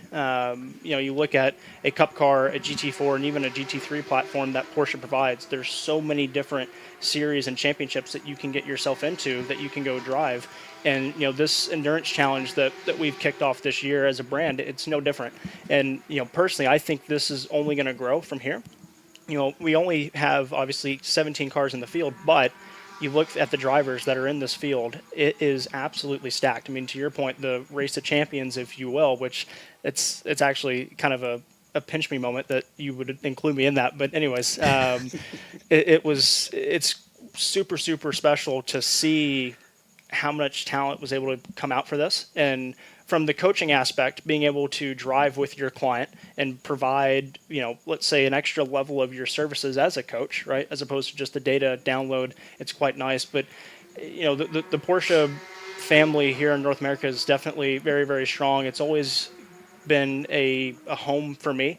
To your point, I've started with the Porsche brand in 2019, which was with the old GT3 Cup Challenge USA by Yokohama, right? Which has made their way back into the North American market with Porsche in the most prominent way with the Carrera Cup. And, being able to see all the same faces week in, week out, it's definitely such a nice feeling. And obviously, I'm quite thankful to have this opportunity and also to be able to be welcomed with these open arms week in, week out. And at least some of your plans for next year have been announced and still within the Porsche family, racing in GT4 America with ACI Motorsports, and the reigning Pro-Am champion, Kurt Swearingen, will be your teammate. Yeah, I'm super excited about this. Whenever Kurt gave me the phone call, I was a little bit shocked, just, knowing how that program went so well last year, and, being able to have that opportunity is definitely quite special. And, being able to step into already a race-winning program, a championship-winning program, is going to be quite nice. And, I think from my side with Kurt, we've known each other since my first year in GT3 Cup Challenge in 2019. So we've always had this good camaraderie between us. And, I think, from their side, they're super excited to go and defend their title in the GT4 America Championship. And, from my side, I'm quite excited as well to get into the SRO paddock, because it's always been a place that I've wanted to kind of get my way into, and to be able to have my debut with a championship level program is going to be quite special, and definitely looking forward to it. Big shoes to fill. Kai Van Berlo Big shoes. had that seat before. Of course, he's in this race here. Yep. Yeah, Kai and I, we've always gotten along quite well. having him as the one that's kind of developed that program and taken it to the top, the sharp end of the field, it's definitely was not a small task for him. And so, being able to have that good relationship between us, being able to ask him some questions and say, hey, how does Kurt Swearingen work? How does he operate? How does, let's say, the engineer Adam Tanner, how does he operate? And, what can we do to ultimately get the most out of the car and ultimately put it at the front of the field? But, I think it's definitely going to be a great resource to have, just being able to kind of ask questions and ultimately, go into this transition for the team pretty smoothly. Any other fun programs percolating for next year? You're among friends. No one, you can tell us. Yeah, no one's listening, right? Right. No one's listening.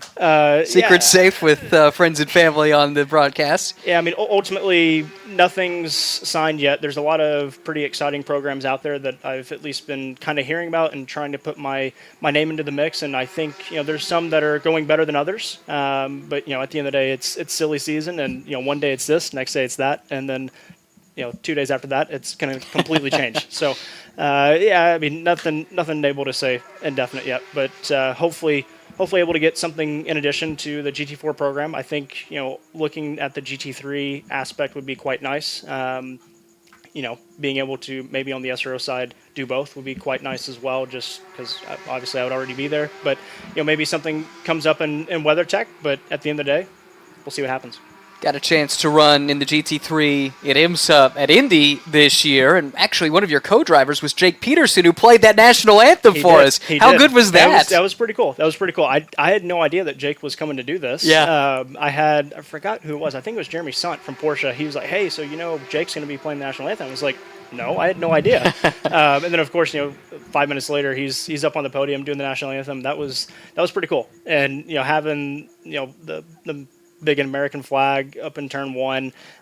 We were lucky enough to be on the front row, so we had the nice clear picture of that before the race, and it definitely gave me some goosebumps. It was pretty cool. I'd say so, yeah.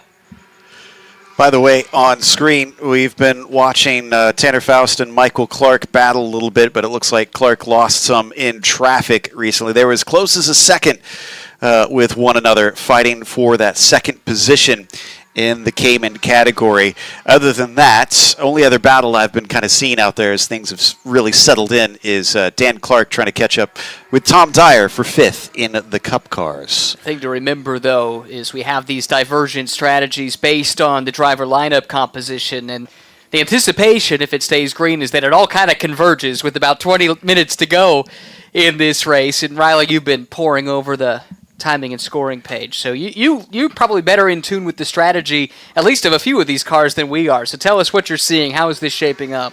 Well, I mean, first and foremost, Blake McDonald is doing a great job in our car right now. He's definitely pushing quite hard, and the BR Racing guys have done a fantastic job, not only this weekend but all year long.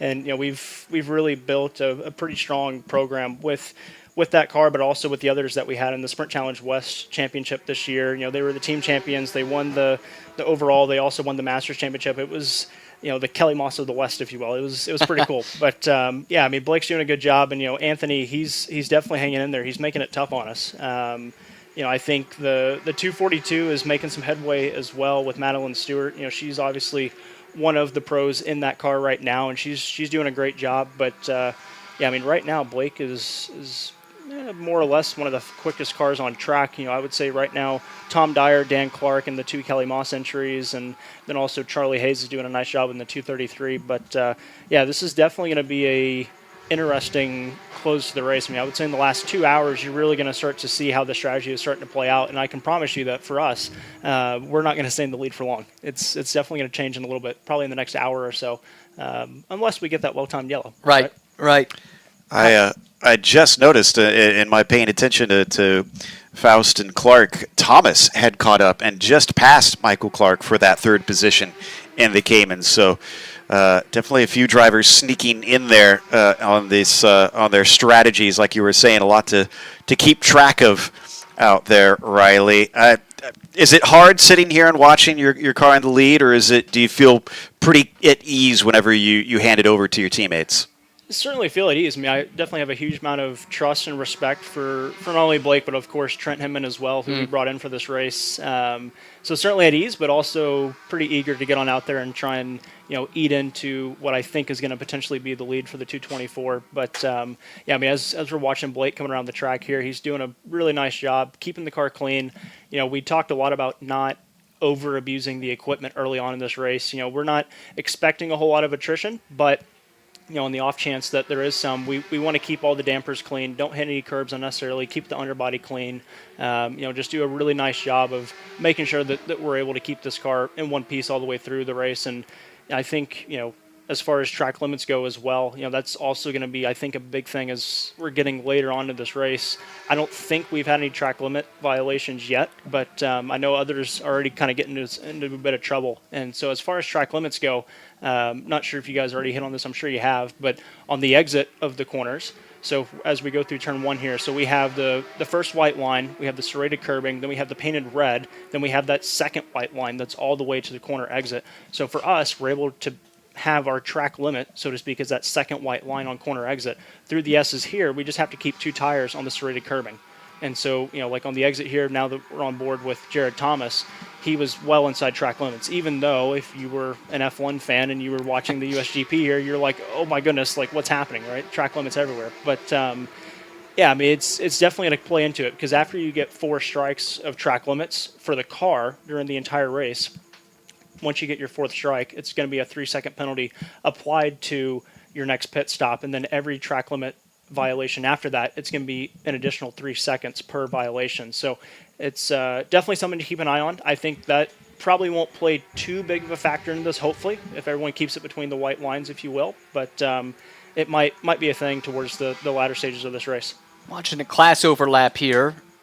I think. No, sorry, these are 2 Caymans, aren't they? But I did want to talk to you about the class overlap, because we've seen it a few times where, depending on who's in which car, you can see pretty similar performance levels between the 2 different classes. Absolutely. I mean, these Caymans right now, with them being unrestricted, they're pretty rapid in a straight line.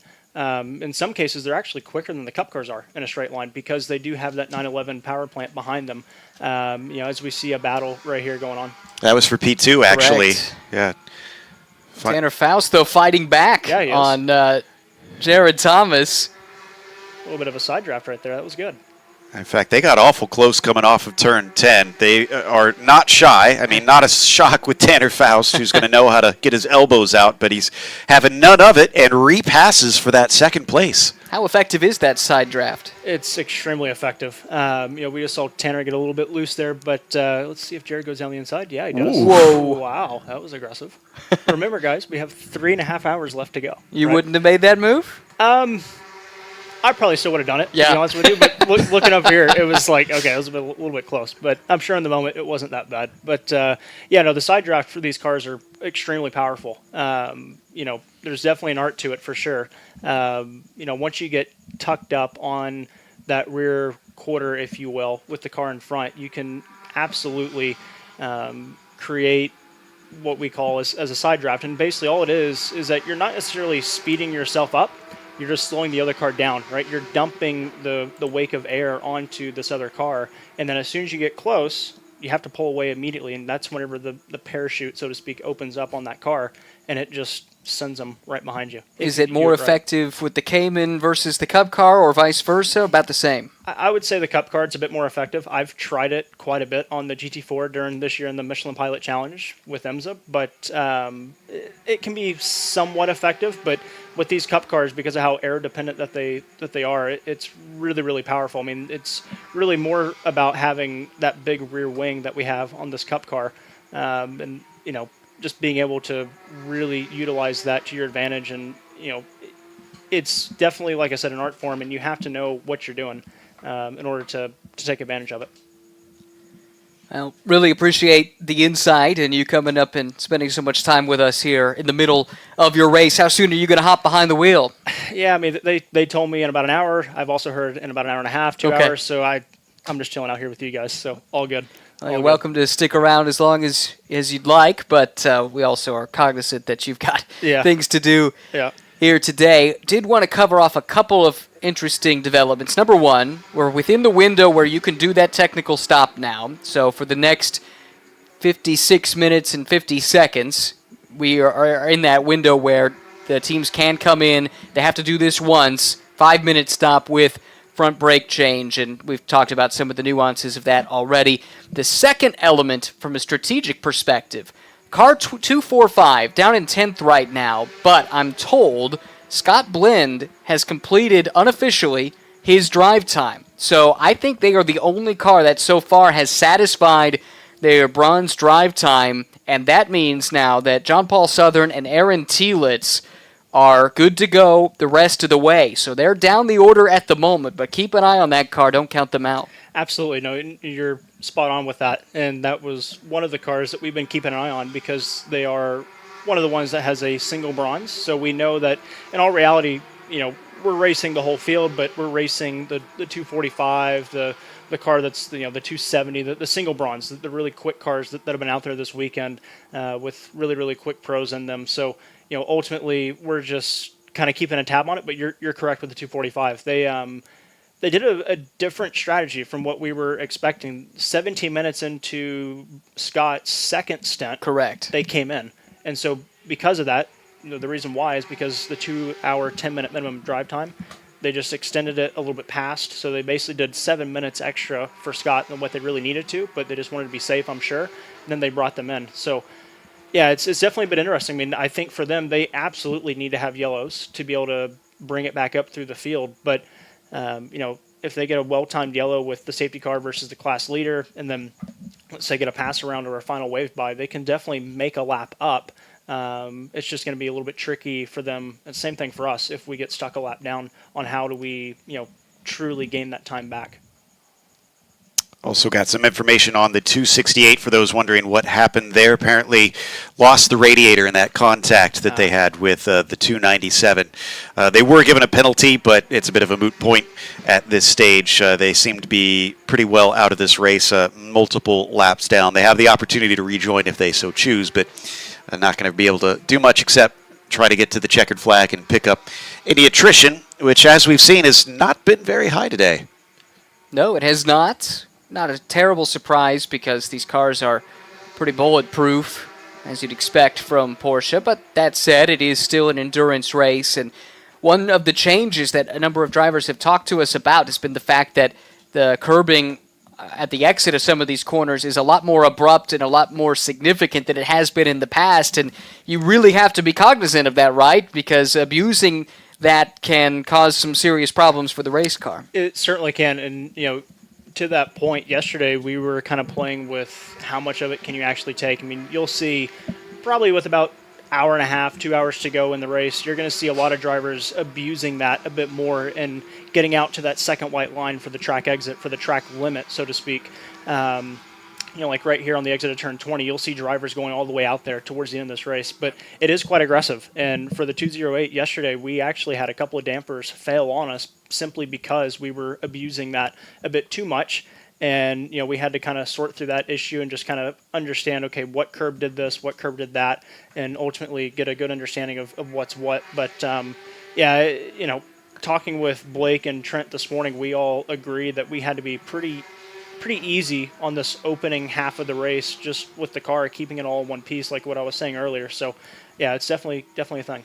Two battles about to break out in the Cayman class. Only 6 cars, but it seems like they have been the center of attention for us because we've had some really good fights. This is about to be the battle for the lead with Jared Thomas now reeling in Bill Pelichowski, who is back in that bright orange car. And then a moment ago, we were on board with Tanner Faust. He's being caught by Michael Clark. And what a cool thing for Michael Clark to put on his resume.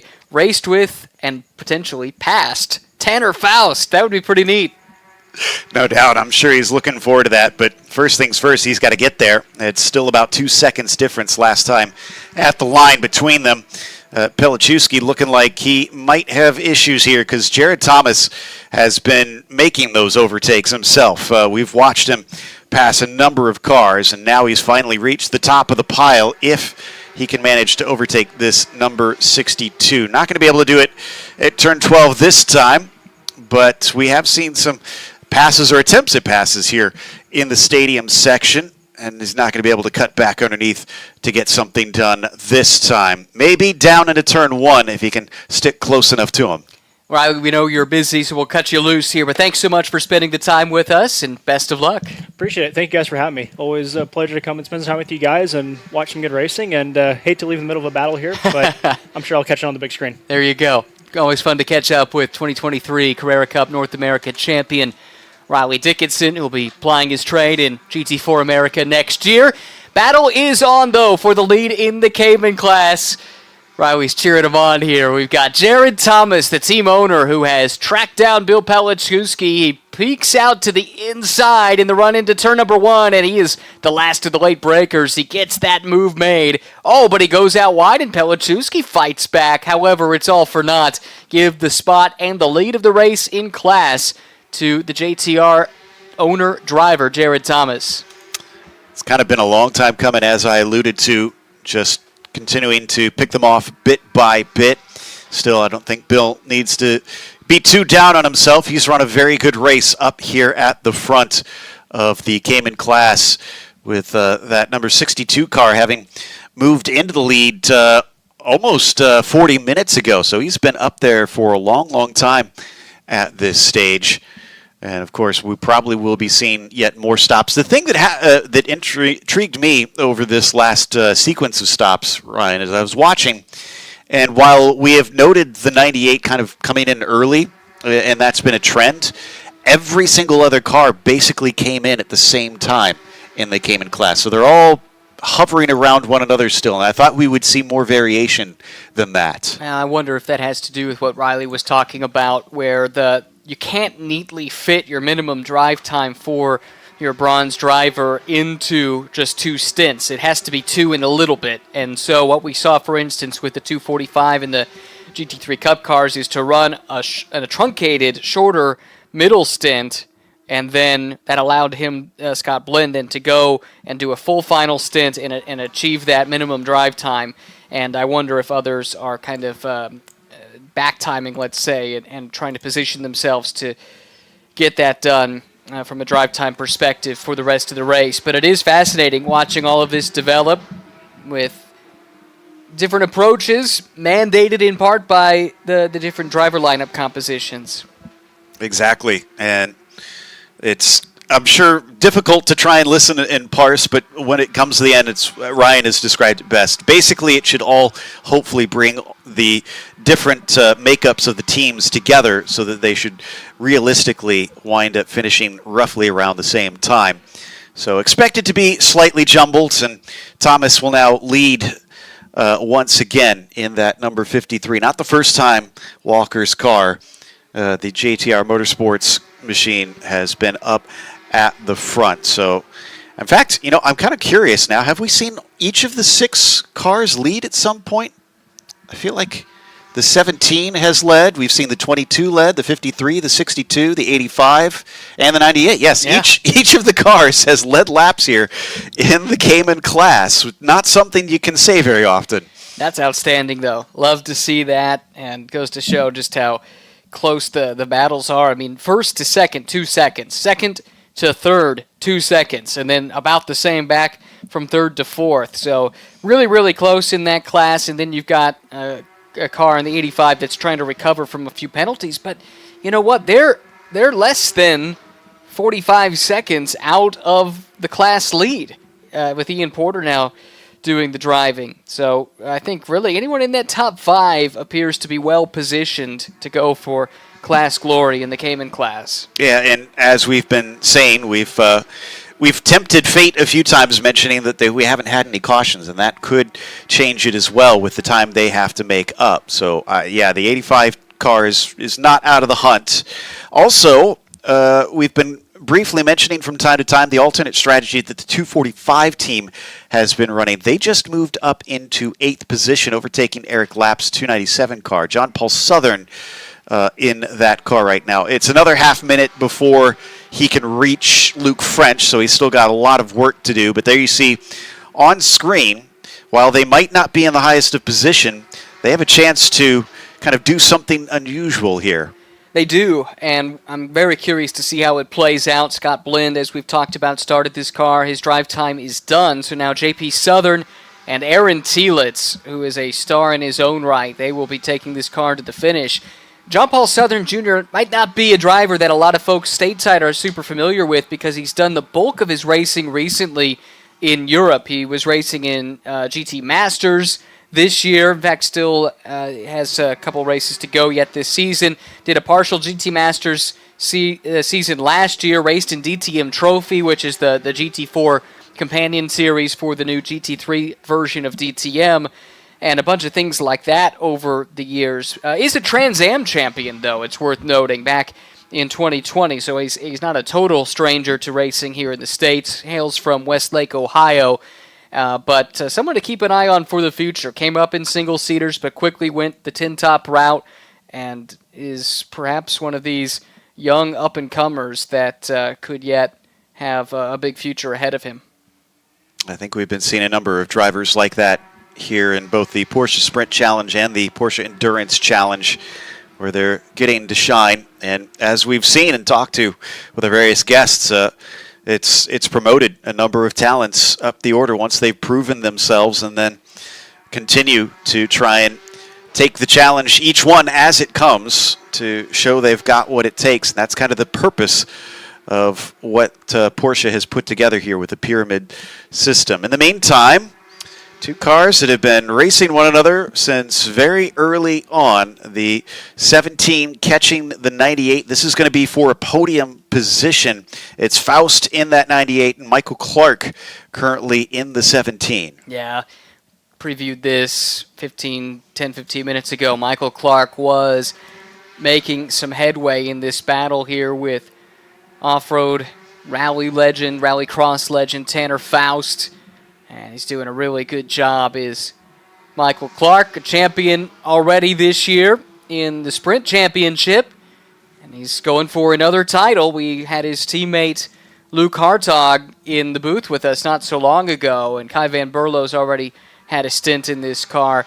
They appear pretty well positioned to go not just for the race win, but that championship. Michael Clark was, and Kai Van Berlo as well, they were tied on points coming into the weekend with Ian Porter in the 85. And right now, given the miscues early in this race for the 85, Clark and Van Berlo find themselves in really strong position, but still over half of this race to go.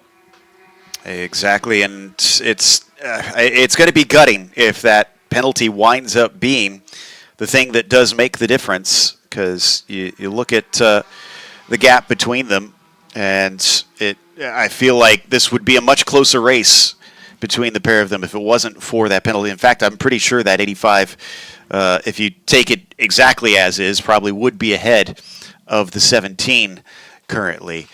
But things could still change out there, and I'm pretty sure both teams are well aware that they cannot count those chickens quite yet, because it could all suddenly flip on its head in a hurry. Once again, catching up to the back of them. Haven't seen too much of this lap traffic play a part of it, but they do have Blake McDonald approaching from behind. Oh, that's definitely a track limits violation from the 98. That's a pretty slam dunk. And some of them are, it's a game of inches kind of thing, and some, yeah, you could see it from our overhead footage without even zooming in, and that falls into the latter category for sure. I got a nice angle from up above here on the tower. Of course, we have the Yokohama blimp back once again in a number of spots around COTA to help give us the angles. But this tower spot, this tower camera always gives us a really good bird's eye view of what is going on. We're going to hop on board with Bill Belichiewski, still riding in second position, while Jared Thomas is very clearly run away. You can't even see the 53 in front of him. Still sitting with a handy podium as it is right now. Question is, what kind of battle is it going to be behind him between Faust and Clark? And is Clark going to continue to chase down Bill Belichiewski, or is his fight with the 98 going to hold him up enough that that'll make life a little bit more difficult? But we'll watch of course, with bated breath here to find out exactly what's going to happen in this race. Your lead, in case you are just tuning in at each of the classes, he's the 208 with Blake McDonald in the car. Up in the Cup cars, Anthony McIntosh in the 224 in second for JTR Motorsports, and then the 242 JDX Racing car has Madeline Stewart rounding out the podium. Then, of course, down in the Cayman, Sherrod Thomas in the 53 JTR car leads. Bill Pelichewski second in the number 62 Kelly Moss, and then Tanner Faust for the Wright Motorsports number 98, rounding out your 2 podiums.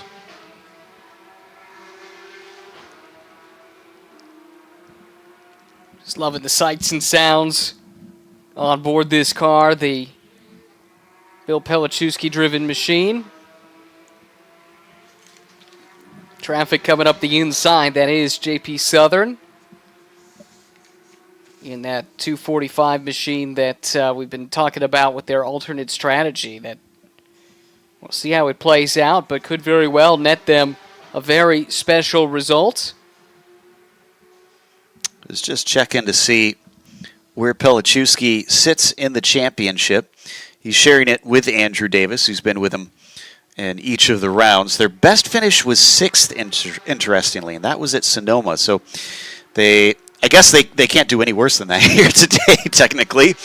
But interesting to see, we haven't seen good results from them. 90 points off the lead. And a good finish today could definitely launch them upwards. So keep an eye on that. We don't have Tillman Schmid, who they're tied with on points, so they're definitely going to pass for that position. Question is, with Conda and Martinez sharing a car, they're both going to equally score or lose points in comparison to Pelichewski, and both currently ahead of him. Other than that, many of the other competitors ahead of him are here today to try and keep the fight up ahead of Pelichewski. Clark and Hartog, Porter is out here, Dempsey and Long. Rob Walker is out here. Really, the only ones in front of him that aren't here is Jason Golan and Alexander Premott and Tillman Schmid. I think most, when offered the opportunity to come back to COTA, jumped at it, and the prospect of doing a 6-hour race, get to really experience what endurance racing is like for many of these drivers, especially the Sprint Challenge regulars. This could be the first chance they've really had at a race of this distance. Exactly. Like I had mentioned earlier, we've got the sprint cars, but that's not even close. The 60-minute races in the Endurance Challenge really does not compare. From what I've been told, there is a chance they might have slightly longer races in the Endurance Challenge next season. So we'll watch for any official word on that. I'm looking forward to it. I love these endurance style of races to really see, especially because I think one thing that I enjoy about this, I guess maybe because I've never considered myself fast, Ryan. Yeah. But it isn't always the fastest drivers who win endurance races. Strategy and consistency play an even bigger part in this style of racing. So keeping the car whole, keeping it safe is a much bigger factor than just being a hot lapper. Right. I think that's part of the appeal of going endurance racing. You don't have to be at 10/10 the whole time. In fact, you really can't be. I mean, yes, the real pros, they can, and they have that level of consistency. But for those that are enthusiasts, it's a more relaxed atmosphere. The team element of it is so intriguing as well. And lots of things to recommend endurance racing. This is on board with Faust, and that is Pelichewski out the windscreen. Pit lane's about to be busy in the next 10 minutes or so. And we're going to see extended pit stops as well. If you're just joining us, we talked about this a little bit earlier, but a 5-minute technical pit stop is required between the 3.5 hour to go and 2.5 hour to go marks. And during that, you'll see mandatory brake changes as well. Just saw Eric Lapp go by, so he's taking a stop. Also, we have an early stop from a Cayman, but it is not the 98.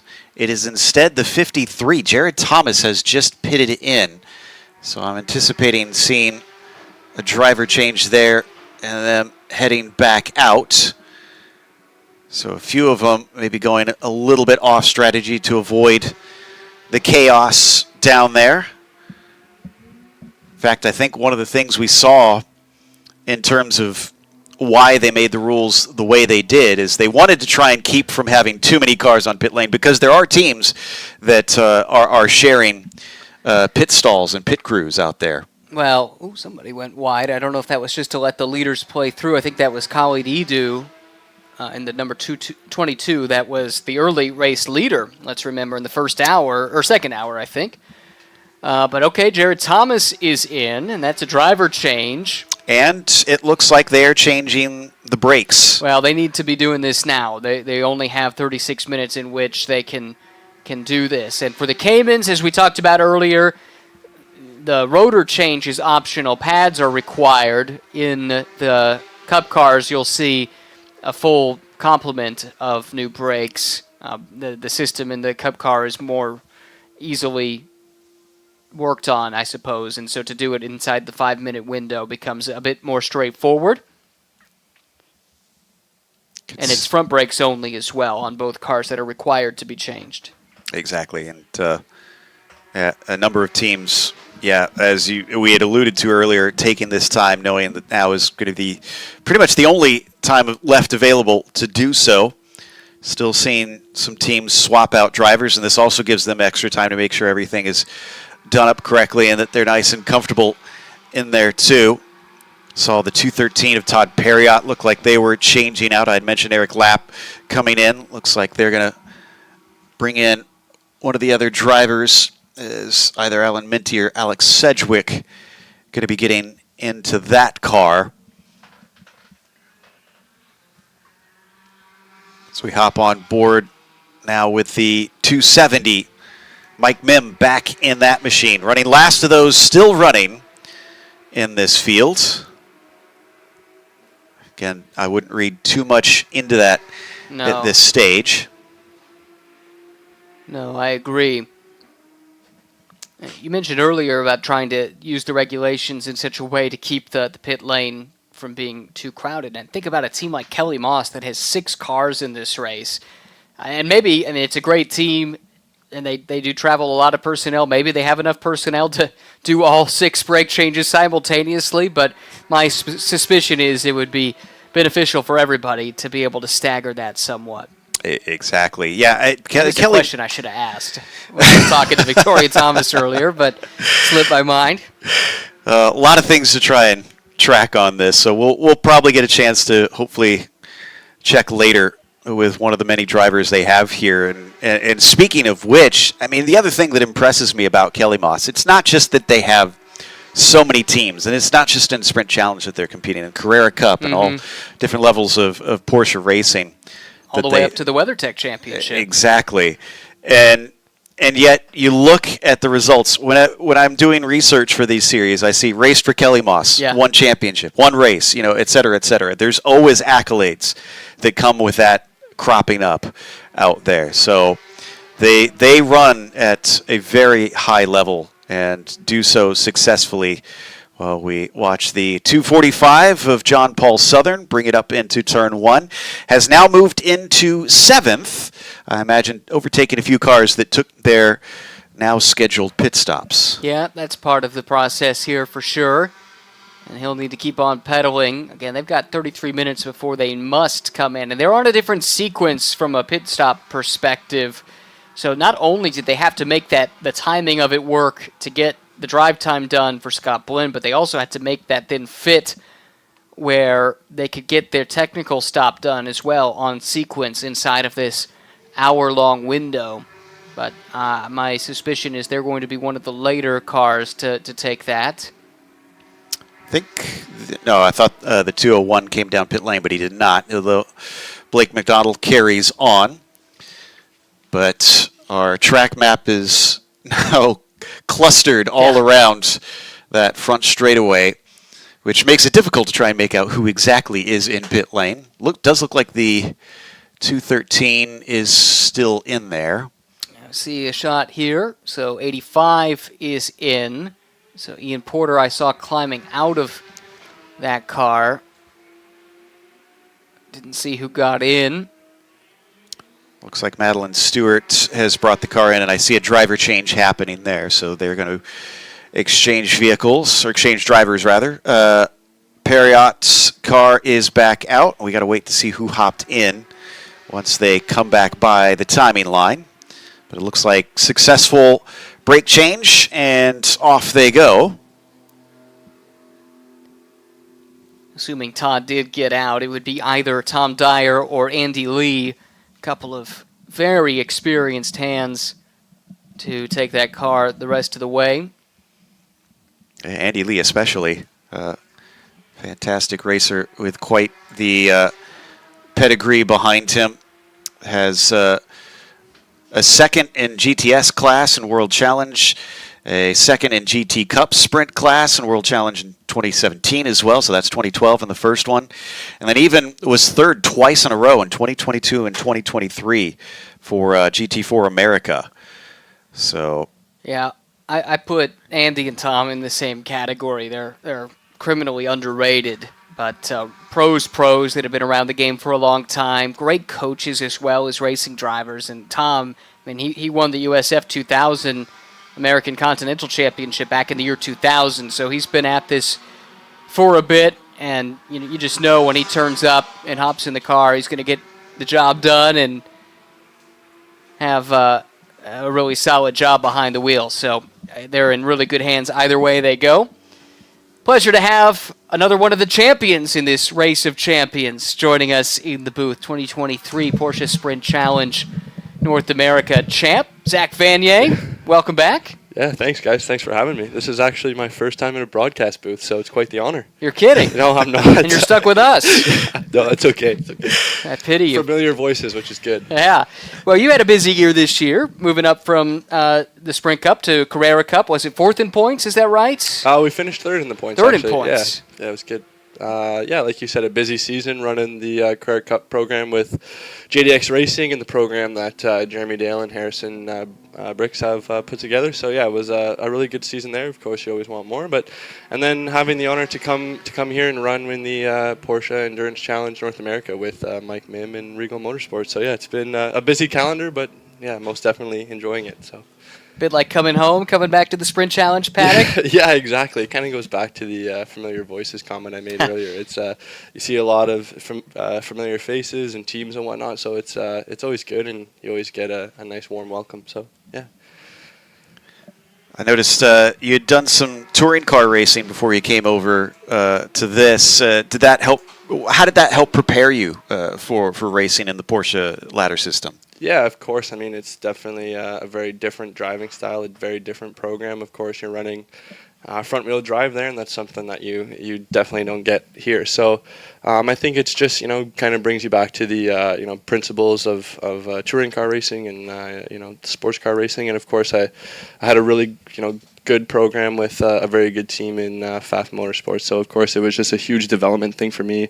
Learning a lot from the engineering side of things, and of course, having Zachary Robichon as my driver coach that season was very beneficial for me. So, it was just a really strong program, and of course, kind of gave me that first step and that leap into what was our championship season last year with MDK. You guys have been kind of up and down a little bit here. You've wound up towards the back end of the field.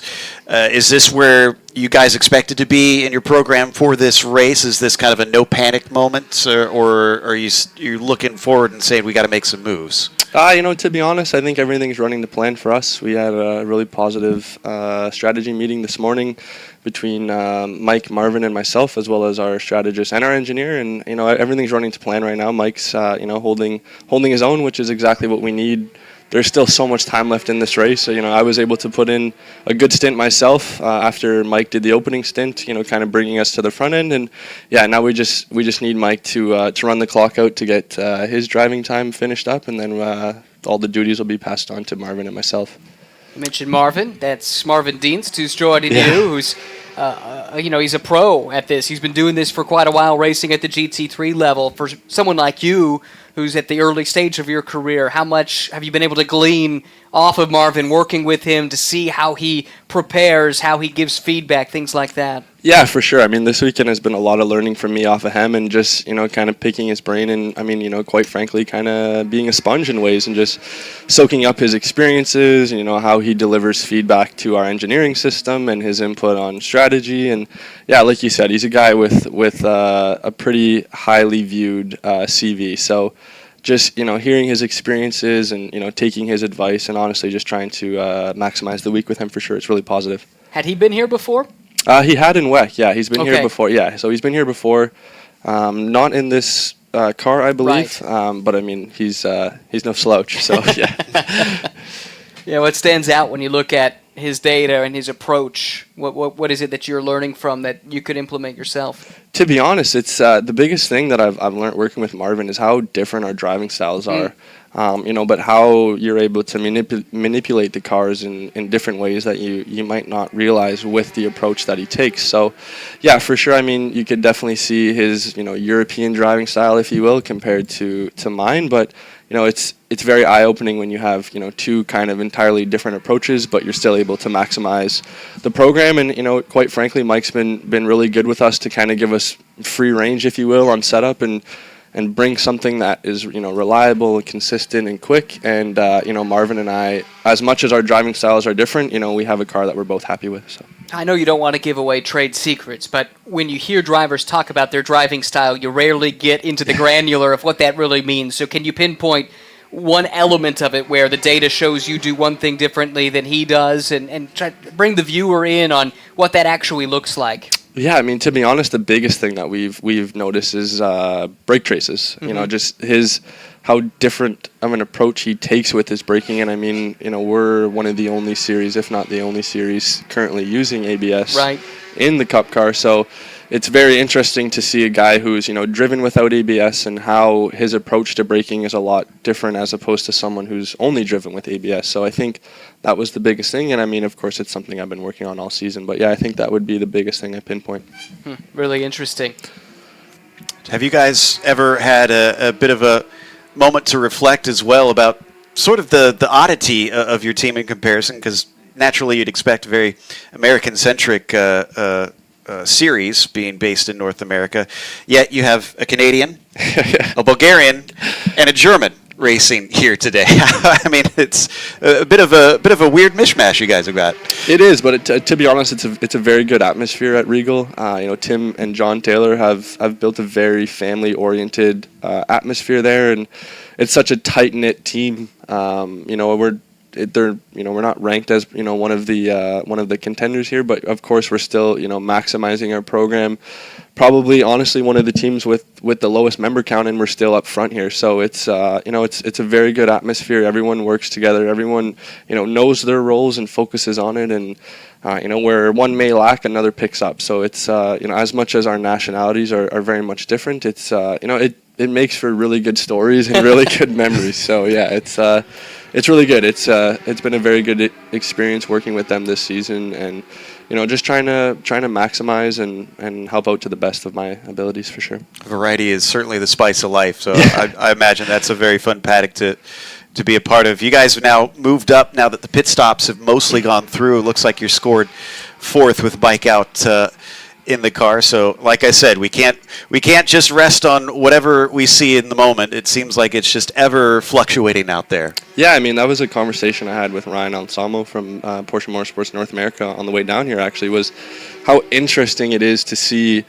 how different the strategies can be, and how early it is in the race, there's a lot of fluctuation in the order, and you see battles happening, and then now you have a pit cycle, and we just moved up from 10th, I believe it was, to 4th or 3rd actually. So yeah, it's like I said, for us everything's going to plan. We just need to stay clean, stay consistent, and let the strategist go to work. A lot of trust in that. How much inside the car do you feel nerves having to rely on, we've set out this plan, we know it's going to work.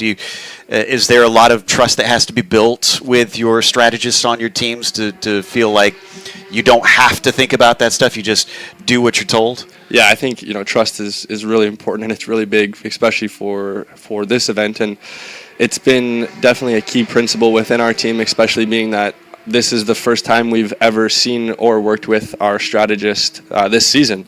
So yeah, for sure you have to trust their knowledge, trust their experience.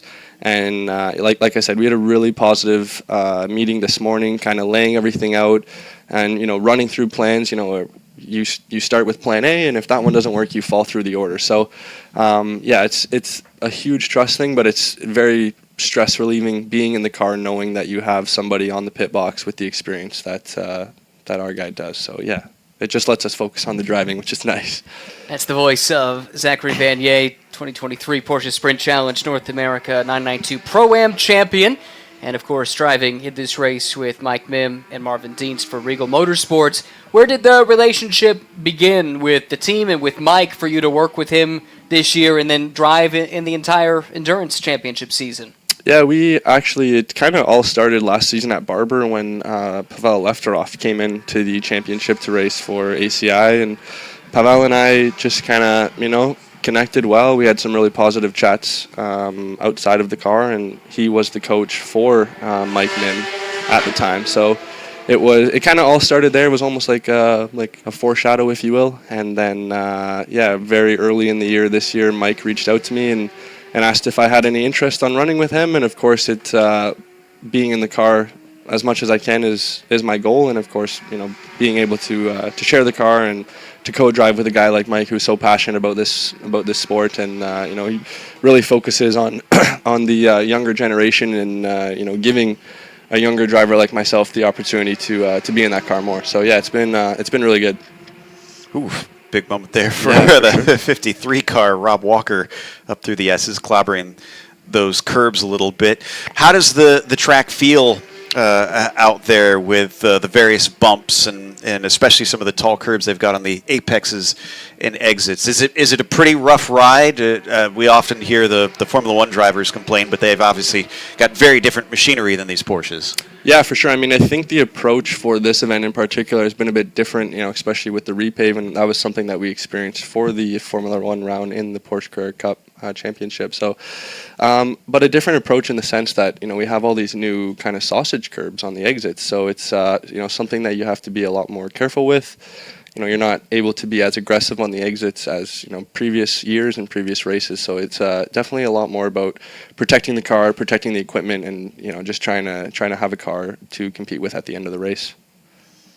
Switching over to the 62, Robin Liddell has hopped in for Pelichewski on that one, picking up on that second place, trying to chase down what is now Patrick Long in the 98 here.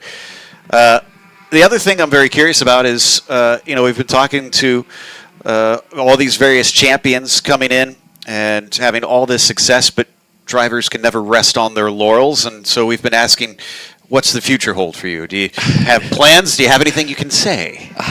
To be honest, I don't have anything I can say now.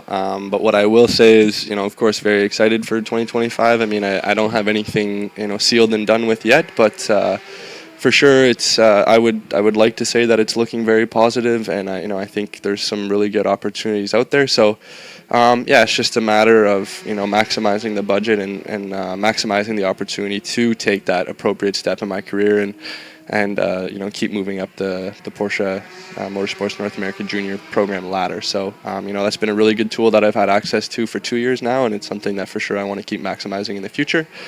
But for sure. I mean, like every driver, I wish I had something sealed and done with for next season. But everyone on my side of the campaign, whether it be my dad and my partners, we're all really, really focused and motivated to get something sealed and done with. So I think it'll be a really good season next year, hopefully.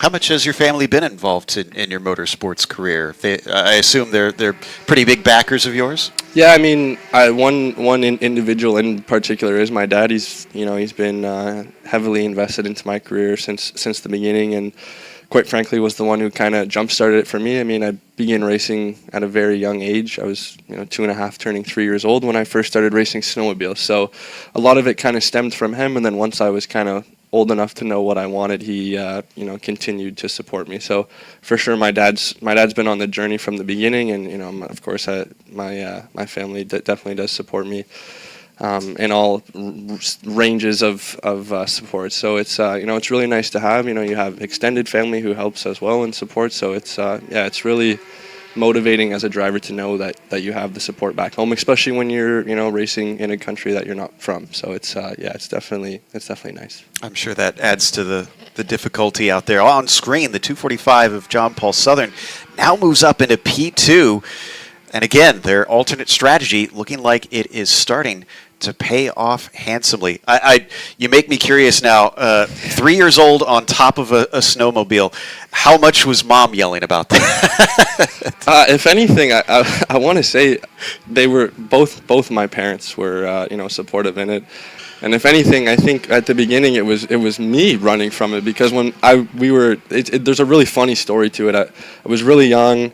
My dad had a snowmobile. He actually previously raced, so that's how I kind of got into it. And we went to the snowmobile dealership, and it was a little red, orange 120 Artie Cat, and I fell in love with this thing. He could not get me off of it, which led him into buying it for me. And then once we got it home and he started it, I was absolutely terrified of it. So yeah, that's kind of where my dad came into it, and kept me on it, and got me on it. And then once I got on it and I started driving it, he couldn't get me off of it. So yeah, it was for sure. And then it's just been my dad and I along this journey since I've been 8 years old. So like I said, he's been a huge supporter of me since. I mean, of course, since the beginning. We drive to every race the last 2 seasons, traveling to North America. We have never flown to a race. We drive to all the races from Canada.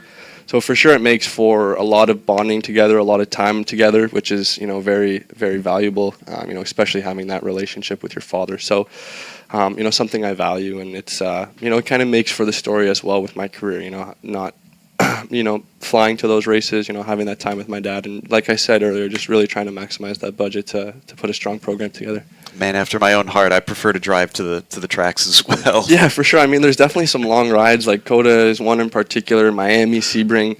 There's definitely some long rides. But my dad normally takes the torch of driving, so I get to spend time with him, take naps when I need to, and he always gets me to the track on time, so I can't complain. Fun having the family at the racetrack, though, to share in the whole experience. Yeah, of course. I mean, Montreal was a very special race for me this year. This was the first home race, if you will, that I had in a few seasons. So I mean, to have the support from my family, whether my dad, my girlfriend was there as well, all my partners, like it was for sure very special. I wish the end results of it would have been a lot better than what they were, but of course, having that support is very special and something that I cherish. Full disclosure, I stepped out of the room for a few minutes, so if I say something that's already been covered, just let me know. We don't need to repeat things, just for my sake. But I was curious about when you got into this. What was the end goal? And for you today, sitting here, where would you like to see yourself later in your career? I mean, I think at the beginning it was definitely a lot different than what it is now. I mean, like we were talking about earlier, I had kind of taken the approach of snowcross and snowmobile racing. So you're idolizing a very different range of athletes and guys and girls, of course. And then making the switch over to go-karts, then your focus kind of turns to car racing and whatnot. And I mean, the end goal for me is to I would love to compete in endurance racing, then whether that be WEC or in the IMSA WeatherTech Sports Car Championship is definitely the goal. I have a very close relationship with the team at FAF Motorsports, and they're very involved in my guidance and in my career path. So I think being in that environment over the last 4 years has definitely turned my focus to that and where I would love to end up. And it's amazing for Porsche to launch this new program and to launch this new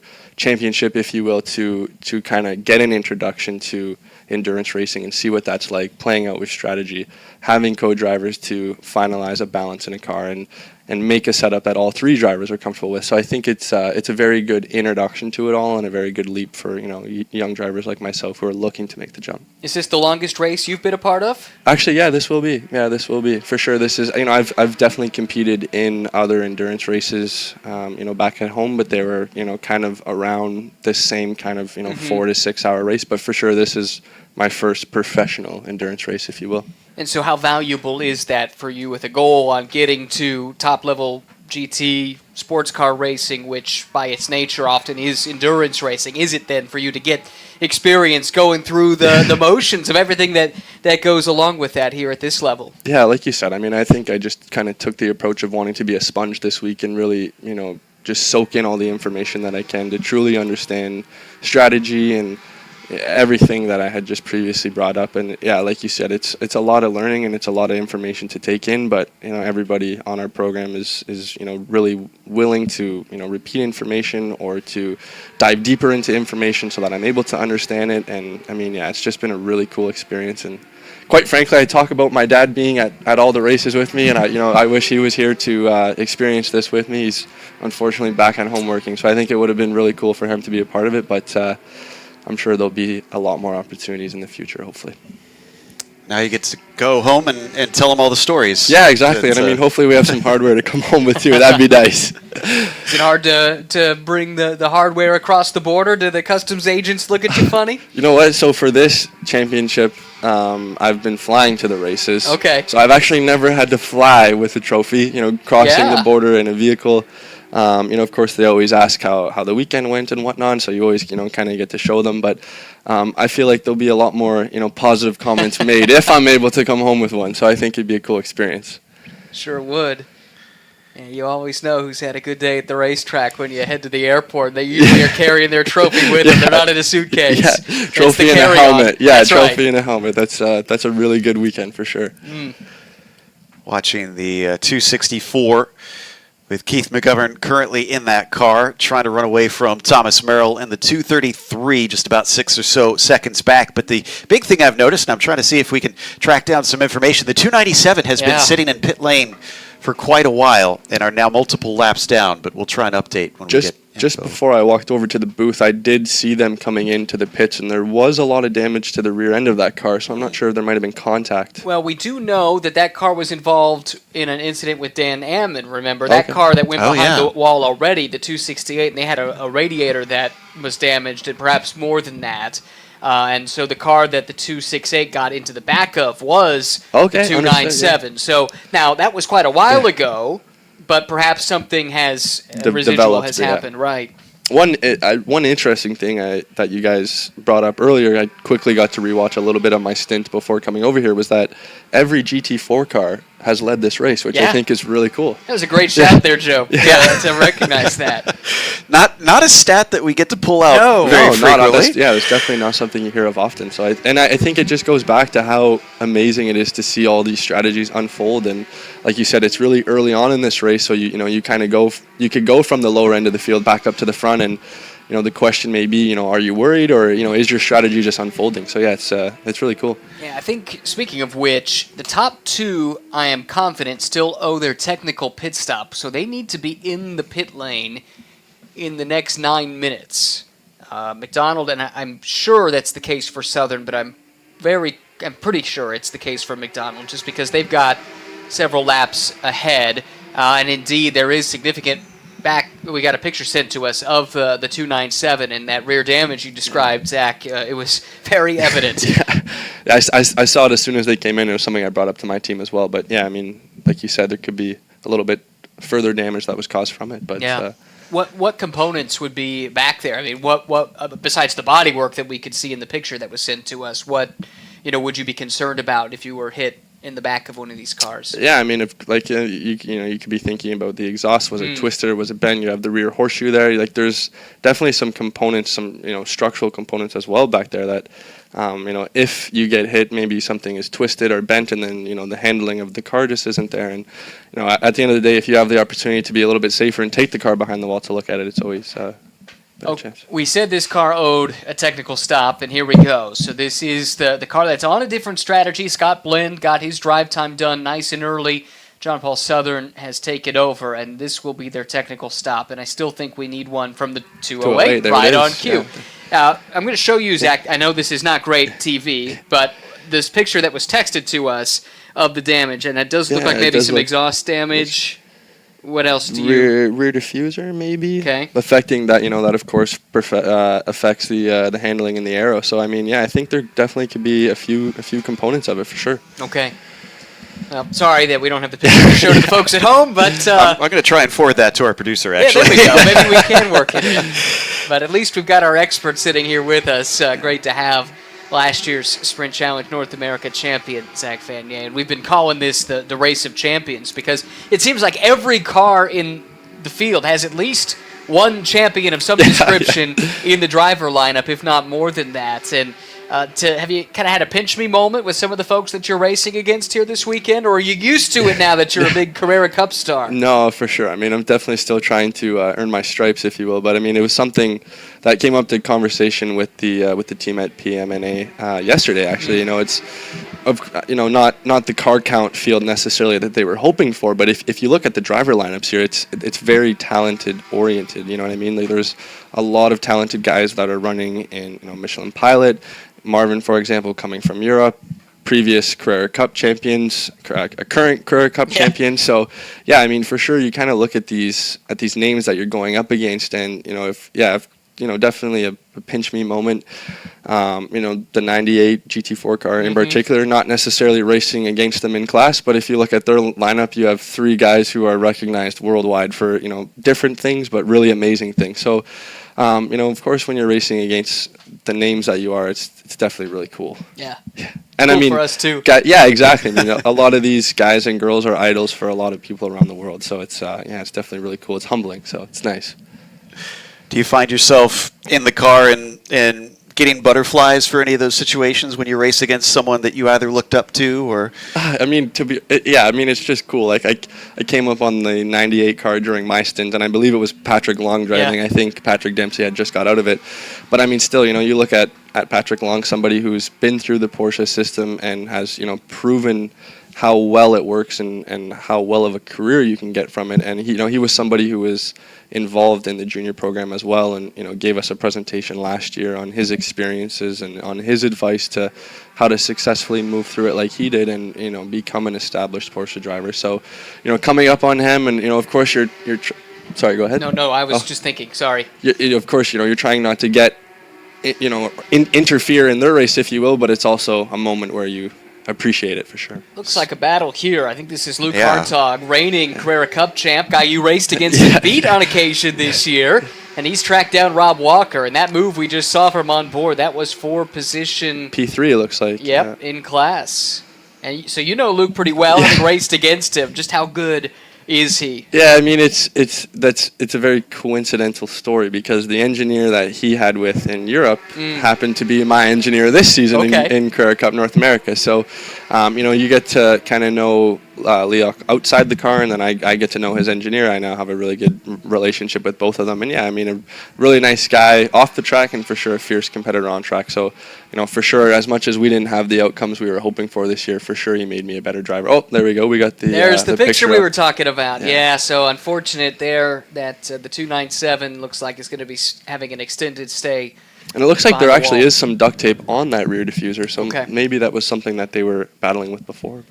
Back to Luke real Yeah. quick. Is he about the only driver you've ever met that's taller than you? To be honest, yes, that is the first and only person in my life who I have stood beside and felt short. Right. You look at pictures from when we were on the podium, and he is significantly taller than me, and for sure I have felt very short. But It has to be a beside strange him. feeling. Yeah. Because what, you're about 6'3", 6'4"? Yeah, 6'3". That's a really Okay. good guess, actually. Well, yeah. we just had Yeah. Luke in here, and he told me he was 6'6", so I Yeah. was kind of doing the mental math on that one. Yeah, like normally I'm the one getting the comments about my height and how tall I am, Yeah. and I was the one giving him the comment about how tall he is. So, yeah, for sure. But like I said, a very very nice guy outside of the car, and someone who races really clean and fair on track. So it's it was a really big year for us to learn from that, and hopefully it's something we can carry into next year. Ryan's just happy he didn't have to interview Loic on the Yeah. on the On the grid. podium. I got into this. I have a stick and ball broadcast background, and I'm used to having to pack a step ladder if I'm going to go try and do an interview. And I thought, all right, racing, these guys are more, my cut, let's say. But you and Luke are a challenge for me to get up on your level. I'm glad you're seated for this one. Yeah. No, that's funny. That's a good laugh. It's just about the only sport I can work in where occasionally I feel tall. Yeah. Not often, but like, maybe Parker Thompson or Zach Veach when I've had the chance to work with him. There's a few.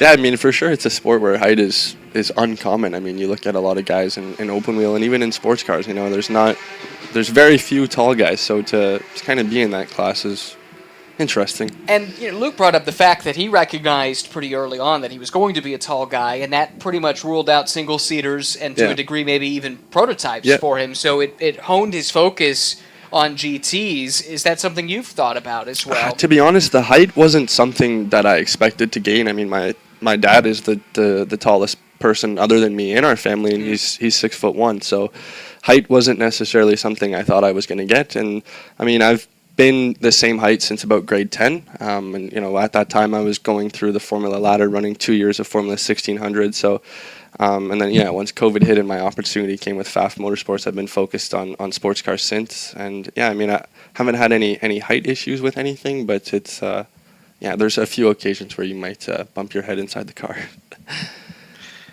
That's why you got a helmet. Yeah, exactly. I think this is just a lapping situation on screen. Jean-Saul going by Keith McGovern. So did see the 53 go by us on pit lane. Rob Walker currently showing in that car. Yeah, I'm getting some really funny texts from back at home. Actually. Anything you care to share? Yeah. Well, actually, one of my primary partners and a father-like figure in my life is suggesting that maybe being an announcer could be a second career for me. So now you're coming for our job. Yeah. Last time we let you in here. Yeah. No, it's awesome. Awesome to have you and great insight. It's been fun to watch your career blossom. Thank you. Yeah, and I mean, for sure, it's eye-opening. It's definitely something that I gave myself a lot of nerves coming into, like I said, because I had never been in a booth before. So, but a really cool atmosphere, lots of fun. You have laughs, and it's great. Yeah, now you're gonna tell everyone it's not so hard. Yeah, it's just hot in here. That's the only thing. Yeah, it is really hot in here. There's no AC in this room, and look, well, tell us honestly, what's hotter, the race car or this booth? Because you do have some creature comforts in the race car, right? Yeah, I feel like in the short amount of time I've been in here, I've definitely sweating a lot more than what I was inside the car. But I mean, for sure, the temperatures inside the car are hot, and I mean, it's only going to get hotter as we get into those peak times. So, I believe Marvin is in the car now. So, it's definitely gets toasty in there, especially towards the end of the stint. There is a little bit of cooling systems, if you will. They're a little bit more designated towards Mike, so it's something that you obviously train for and make sure you're ready for, because that could quite frankly be the decision maker at the end of a stint. How you're feeling, how you're taking the heat and whatnot. So. Oh, and the 53 is somewhere. They've managed to pull off on middle of the S's, between the S's and the back straightaway. They're clearly talking to a track worker of some sort. That is Rob behind the wheel. And he had a really good start to this race, but I believe that's the access road just outside of turn 5. It is. Yeah. And you'll notice the track's got all of its holiday decorations up. There's a candy cane lane, they call it, where you can drive around the facility, and they've got all the Christmas-themed music and decorations up, and maybe Rob just wanted to take a look at the decor. Yeah, perhaps. I suspect that's not the case. I would think maybe during the race that wasn't the case, but it's like you said, that's kind of been what's going on here after hours, and it's really cool to see all the interest and variety that this track brings for the community as well, which is cool. So again, championship implications on that. If they are having issues, and that'd be the first, I believe, of the Cayman cars to really have some sort of serious problem. Yeah, we've seen the Tooth car drop a few laps, but I'm not aware of them having any kind of a mechanical issue or an off-track moment or anything like that. A fellow Canadian team. That's right, from Ottawa, I understand. They've been showing up with some good pace early, but have kind of fallen off. Would you have raced against them when you did FEL? Absolutely, or FEL? yeah. So do you pronounce it or do you say FEL? It's technically pronounced FEL. Okay. But I did race against Travis Hill, who is competing in this race. I raced against him the year that I won the championship in the TCR. And he was also competing the year I won the GT4 championship. So definitely a team and some names I am very familiar with. Yeah, it just dawned on me that you might have had some run-ins. And coincidentally, with them. they're pitted right beside us as Okay. well. So yeah, we've definitely got to catch up, have some laughs, and see how everything's going for one another. I think we arguably might have one of the coolest pit boxes because I have them to the right of me, and then I have the right motorsports guys to the left of me with Dempsey, Long, and Faust. So it is pretty cool. To say the least. Yeah, for sure. And they're probably saying the same. We get to pit next to Zach Vanier. I'm not quite sure if that. I mean, that would be really cool if that's the case. But I mean, like I said, 3 good guys who, anytime I'm walking by them, they're always willing to, stop, have that chat, and ask how their career is going, kind of what the plan is, and just kind of give you that, that sense of appreciation and time. You know what I mean? Which is really, really cool. It is a great atmosphere in this paddock. That's one thing you hear universally. The people love being here. They love the camaraderie, the fraternity that has developed, and it's just a fun place to go racing, right? Yeah, and I mean, I think a lot of that comes back to the atmosphere and kind of everything that PMNA pushes for to kind of set that standard and make both the pro drivers coming up as well as the AMs feel that sense of appreciation and feel that atmosphere that they are welcomed in, which is very valuable for all aspects of racers. So it's definitely a nice feature. Just a little update. We have now had the 224 move up to the top spot. Aaron Janson in that car currently. So Riley Dickinson in the 208, who we got to speak to a little bit earlier, has slipped into P2 now that he's hopped into that car. But continuing changing conditions up at the top of the field in the Cup cars. We've had a number of leaders. We haven't had everybody up at the front, but 224 has led. The 208 has led this race. I believe maybe briefly the 245 was up at the front. The 270, I'm pretty sure, has been at the top spot a little bit. So this could just be anybody's game today, which is good to see. I love to see that we've got a variety of teams that are in the hunt. Yeah, I think, like you said, it's kind of cool to start seeing all these strategies unfold and what each team prepared for this event. And like you said, it's kept everybody honest and it's kept everybody in play. So I think, as we get into the closing hours of the race, it's going to be very it's going to make for some really good racing, I think, for sure. Well, we're through the technical pit stops now. That window has closed. Everyone has done it. So we're looking at more or less the order that we anticipate here. And when we had Riley Dickinson in the booth with us, he forecasted that they would have a gap to overcome just because of their driver lineup composition and having to do effectively an extra pit stop. Right. And Riley has hopped in and immediately set the fastest lap of the race at a 2:08.659 and has been trying to reel in Aaron Johnson in the leading car that will have Parker Thompson to finish.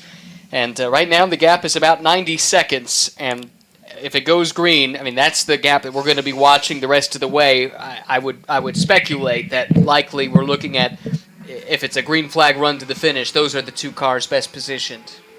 Yeah, I mean, like you said, that's a big gap to reel in. But yeah, for sure. I mean, if there's anybody in this grid who knows this car, it's definitely Riley. So yeah, it's like I said, I think once we get into the closing hours of this, I think it's going to make for some really good racing. And I'm sure there's still a lot of strategy to unfold as well. So I think, yeah, for sure there's more than one contender, I would agree. And potential penalties, of which we've got another 3-second time penalty for the 213 car. That's the Kelly Moss with Tom Dyer currently in that. He shares it with Andy Lee and Todd Perriott. They're currently down in 9th. That won't hurt them too dramatically, at least relatively. They're about 13 seconds behind Marvin Dienst right now. But the 215 car, which is a little bit higher up, Riley Giacomazzi, they have gotten their latest and last warning. Next one is going to be a 3-second penalty if they violate track limits. How difficult is that to deal with the track limit situation here at COTA? For sure. I mean, I think these new sausage curbs that have been added definitely help a little bit. But if we're looking at the S section here currently on cameras, it's very easy to find yourself threading the needle. So I think for sure it's definitely still easy to pick up those track limits. Well, Zach, I don't want to keep you too long. If you got to run, we understand, but it's awesome to have you here. Yeah, for sure. I really appreciate you guys having me. Like I said, it was my first time here, and it was an honor sharing it with you guys. So on that note, I guess I'll run back to the team to make sure I'm ready to get in if needed. And yeah, like I said, thank you guys so much for having me. I think Therese Lalou, the first endurance race here back in May, she hung around too long, and that cost them a result. So we don't want that to happen to you. We'll turn you loose, but it might have been your first trip. It won't be your last, though. Yeah, really sure. appreciate the insight. Awesome. Thank you guys so much. Take care. All the best. That is Zachary Vanier. Great to have him joining us here, and real pleasure to chat mid-race. It's one of the fun things about endurance racing is you get to hear from the participants in the middle of the event in which they're competing in. Speaking of competing, this is a battle that is hotting up here. We've got Madeline Stewart in the car that Therese Lalou started, so the blue nose that kind of fades to yellow, and then the all yellow of the 245. Now with Aaron Tiewitz driving, that's the car that Scott Blinn started and John Paul Southern Jr. was driving recently, and they are fighting now for the 5th spot in the GT3 Cup class. Yeah, and Aaron Tiewitz in that 245 is one who kind of thought he was on the way to open wheel racing more so, but didn't have the funding to keep moving in that direction. And then he got an opportunity with Vassar Sullivan to do sports cars, and that turned out to suit him quite perfectly and has been racing in them since. So Tiewitz going to try and crack into the top 5 here today and is closed in to within striking range of Madeline Stewart. Another from our of the Porsche ladder, the Porsche pyramid system. I believe a former champion in this series. Finished 3rd in the Pro-Am in the 2023 season. Yeah, she did. Had a really good first season racing in the States and then moved up to race against the likes of Zachary Vanier this year in Carrera Cup North America. Had a solid season there, but certainly a big step. Excited to see what her future looks like. But she's got her hands full now, to your point, with Aaron Tiewitz, 2016 champion of the series, now known as USF Pro 2000, made it up to what is now Indy Next. Very close to making it to the IndyCar series before turning his attention to sports car racing. And as recently as 2023, ran the full season in IMSA for the Vassar Sullivan team, finishing 3rd in points, and was part of the endurance lineup for that squad this year.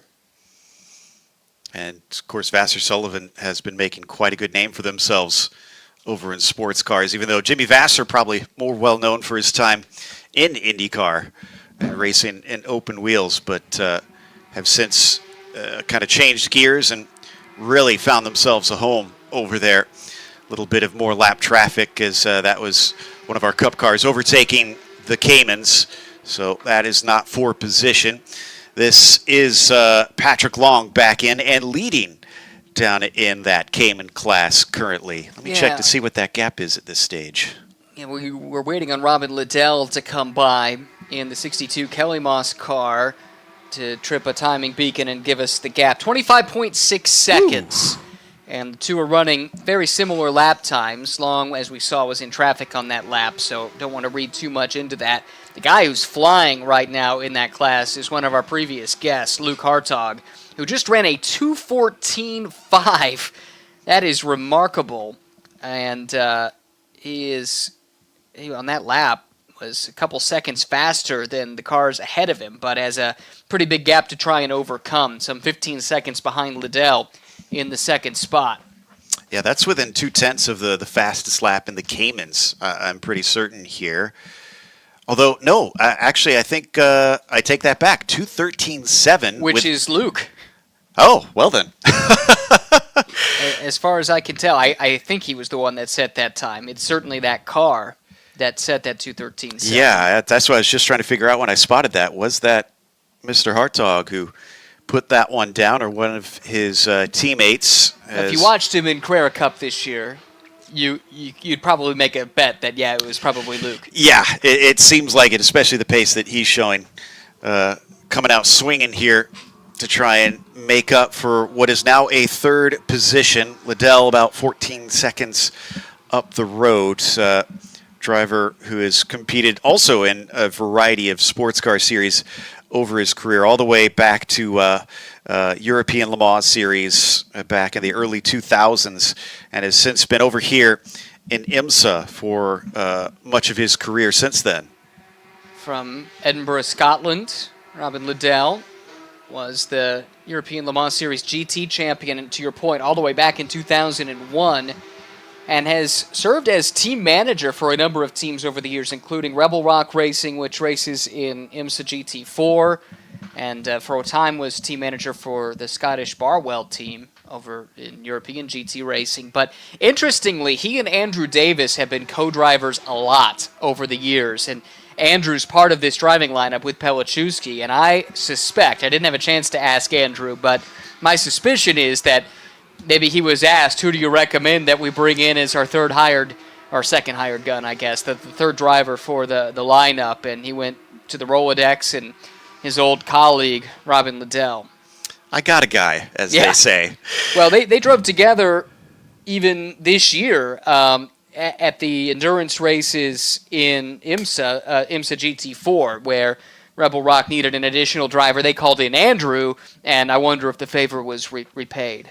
That does seem to make sense. So we've got the 85 we saw taking their pit stop. Fueling appears to be done for them, but they're still not out of pit lane. And I was trying to make out if we can figure out where the fifth is, because I don't think they are back on track.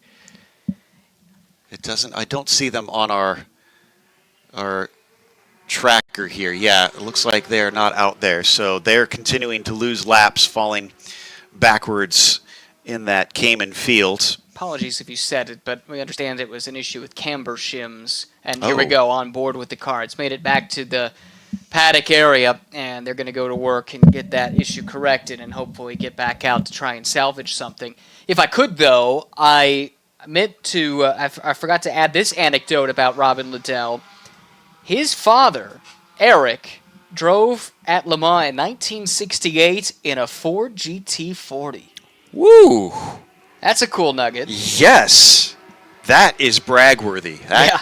Well, that's why I had to quickly go back to that, because I meant to work that tidbit in. Amazing stuff. And no, we didn't mention the camber shims. Yeah. Can you enlighten me as to what a camber shim is? Boy. Do you have any idea? My father, who is a mechanical engineer, is going to be cringing here because he knows this is about to be dangerous. But my understanding is these are components that you can put in, that you do put in to adjust the camber, the lean, effectively, of the tires. That makes sense. Okay. I'm prepared to be told that I'm an idiot and I'm wrong, but that is my understanding. I know we were talking about Days of Thunder earlier today, and I am often very much the Cole Trickle type. Sure. I love racing. I will get in a car if you ask me to, but I could not tell you how the cars work. Well, someone undoubtedly will tell me if I'm incorrect, but yes. We the fact that camber's in the name leads me to believe I might be onto something. Okay, this is a new one. Car 213, who I'd mentioned has a 3-second time penalty. The penalty has been rescinded. Well, you don't see that every day. Yeah. Maybe someone from the team had gotten up and talked to the race control stewards, and they had a second look at it and realized that maybe something, some extenuating circumstances maybe made it less of a penalty worthy off track for them. So they will be able to not have to serve that in the next pit stop. Don't know when they are going to be serving that, but looking at our order, looks like the 85 is back out on track. They're currently running in 4th position. And the next on their list is going to be the Kelly Moss car of Luke Hartog. So good luck trying to catch that car, even if they had one of Ian Porter or Carolyn Conda in it. Rafael Martinez, who's been getting quicker and quicker, I don't think he's going to be running down the 17. Well, and there's a 2-lap gap as well. So now it's a 1-lap gap. So I guess that's fluctuating depending on when they cross the line. But still, they are at least 1 lap down. Yes. And that would make things difficult. Now, there are some ways in the regulation, if we were to go full course yellow for whatever reason, that it is possible in certain circumstances to get laps back rather than try to explain the rather Byzantine protocol right here. Let's wait, and we will address it at a need-to-address basis. How's that sound? I mean, you know the fans of all the red tape and the bureaucratic rules are going to be sad that you just skipped over that, right? Yep. Tough day for them, I'm afraid. Yeah, it is interesting that we had the incident very early in the final corner that we didn't see damage on the cars, but they both carried on. No caution for that. And then we had the incident that apparently did enough damage that now both cars, the 297 and the 268, have had to come into pit lane, and we haven't seen. I don't think either of them return quite yet. But we know that they've had to have extensive work. Again, no caution flag for that. And whatever mysteriously happened to Walker's car, the 53. But we know from an onboard shot just a few minutes ago that they are back out. So Yes. that has been rectified. That's the good news. But the bad news is there's no one on their lap, and they've got some work to do to try and make up the deficit. I suspect they are, well, there it says on the screen right there. They're 13 laps down. The next car in class, 10 laps down. That's relative to the overall leader, by the way. And so, they've got to get to it here and maybe have some good luck, quite frankly, if they're going to get back into the mix. So we have had situations where we could have these full course yellows, but none of them have unfolded in a way that have wound up necessitating one. So we've been clean green for nearly 4 hours now in this 6-hour race. And I think this is also a testament to the evolution of the drivers. You talked just before we got to the green flag about how this is a driver development series. And we started this endurance series literally with the worst case scenario of a full course yellow by the time they even hit turn 1. Mm-hmm. And then we had a major incident at Road America. And then we had a fully green race at Sonoma. And it seemed like, wow, we are seeing some improvements. Drivers are understanding these are endurance races. And here, I mean, even if we do get a caution at some point in this race, this has been a stunning and clean race from all these drivers out here for 4 hours now. Yeah, just shy of that 4-hour mark into this 6-hour race. And it has been green the entire time thus far. 2 hours, 10 minutes on the clock. This is Tanner Faust for Wright Motorsports. Beautiful Mobil 1 livery. We were talking about this morning. There were a number of stunning paint schemes here this weekend, but this is one that caught my eye. Really, really like what they've done with that. Yeah, I do like that one. I also like the 213 of Kelly Moss. Look what we've done, Joe. Full course yellow. Okay, so who is the 234, 224 maybe? No, they're going. I'm trying to see if we can make it. Oh no! To be stopped, and that it's Carolyn Conda, and that's in this section here, roughly in the S's somewhere. And I don't know if that car has found the barrier. Well, there you go. Yes, it has. Absolutely has. And that effectively is the end. Look at of Carolyn. The championship bid for Ian Porter. Carolyn's. From what I know, she's almost as bad as Ian about perfection. Mm-hmm. They even the tiniest of mistake, and they're upset with themselves. And you could see her shake her head. The disappointment already very apparent out there. So this pretty much will do it for Ian Porter's hopes for a championship. Unless something crazy happens from here, if they can get that car back out and something happens to the 17 team's car. That's about their only hope at this stage. So it's not impossible, but unfortunately, in the words of Douglas Adams, it is highly improbable. I like that reference. Okay, so I think before this yellow, we were told the top 4 in both classes were effectively on the lead lap. Now, this is one of those 4 in the Cayman, so I think we're down to just 3 Caymans on the lead lap. We need Tanner Faust to come around just to confirm that. But it definitely will bring Riley Dickinson to the back of Aaron Johnson, and I think Thomas Merrill is on that lap, as I believe is Aaron Tielitz. So now the caveat here is this will reshuffle the strategy a little bit, but I think we're going to have ourselves a battle royale with some big-name, heavy-hitting pros at the front of the field. The plot thickens. Okay. I'm getting word that the 297 was involved Oh, boy. and the 85 winding up in the barriers. And the 297, that's Is- right now Alan Medney driving, and that's the car that had spent some time behind the wall already.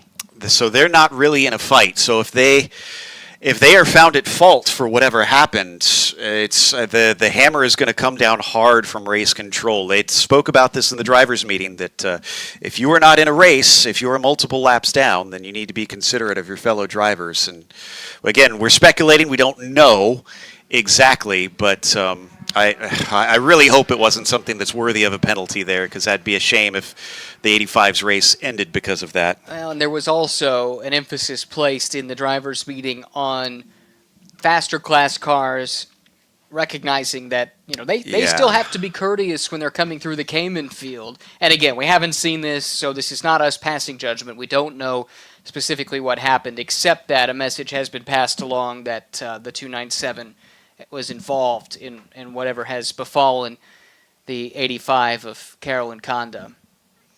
So safety car has picked them up.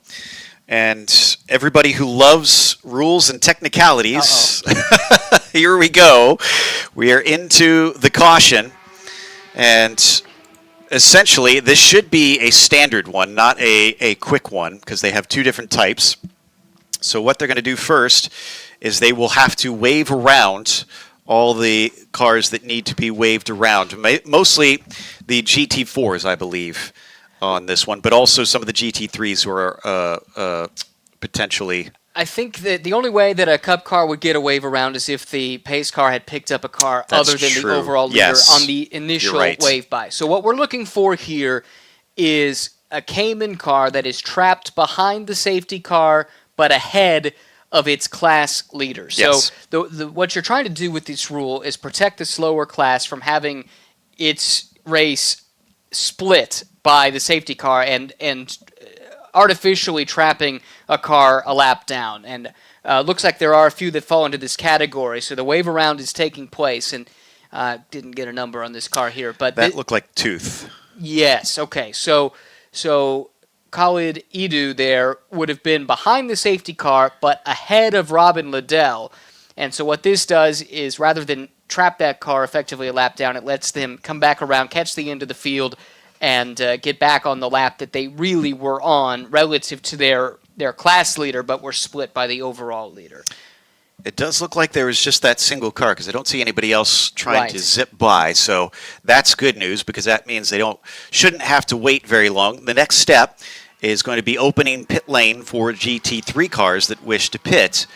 From there, then they'll open it up for the Caymans, and then finally, if any Caymans got a lap back because of the pit strategy, they'll wave those around, and then we go back to green. And That's there's the simple version. Yeah, and there's a chance, too, that depending on what the leaders do on the Cup side, if you are a Cup class team that is trapped a lap down, when the pits open, which it looks like will be the next... No, it is this time by. There's at least one car came in, although this, I suppose, could be emergency This is service. our leader, though. Yeah, okay. So that's not a surprise then. The leaders, this must be on schedule for them. What others are doing is, by staying out, they are now on the tail end of the lead lap. They will then be eligible for the final wave around, which comes later.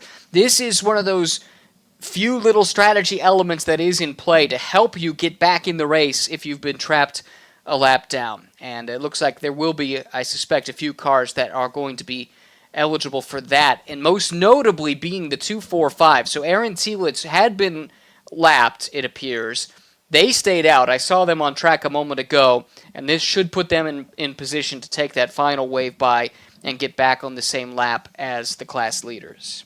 Here we see the Rafa team car getting extracted from the gravel, although the fact that the driver has been sent off, I believe, for scheduled medical checks. It did seem like Carolyn was okay from inside the car, so I don't think that's anything untoward, just standard. So I don't think that car is in good enough condition to do much beyond here, based on what we saw there. But we just don't know. We also have a penalty for the 98 that's going to hurt more, since it's happened now only to be able to serve after our full course yellow. 1.2 second time penalty applied at the next pit stop. So it's not going to be dramatic, but Well, I think though that can be served on a yellow flag pit stop. can it? I think so. If so, that actually is a bit more punitive because you have everybody bunched together. Yes, that's and true. So 1.2 seconds, if everyone's spread out, it doesn't hurt you as much. But I'm prepared to be corrected on that. But since it's just a time penalty on a pit stop, it's not like a drive-through or something. I think it can be served here during this yellow. But I'm sure race control will correct me if I'm wrong on that. Oh, I'm getting video of what happened potentially. Oh, maybe I not. saw the save video, and it was perhaps not as illuminating as Nope, it was one not. would have hoped. So, Okay, Cayman pits are open now, so they've. You were correct, as the GT3s were officially open. So now, next time the train comes by here, they will allow the GT4 cars to also take a pit stop. But I'm curious who this works for in terms of pit strategy, though. well, we will see. So we're on board here with Marvin Dienst.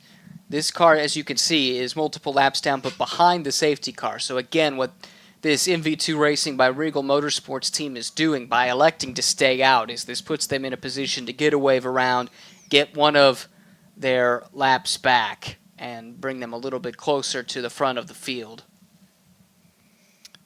So Mim now leads them back around to catch up as our GT3s have finished. Looks like the 208 may have wound up at the back of that train, which is another little interesting note in that, because they were in second before this, so they may have lost a position in those pit stops, unless that's a lapped car between there.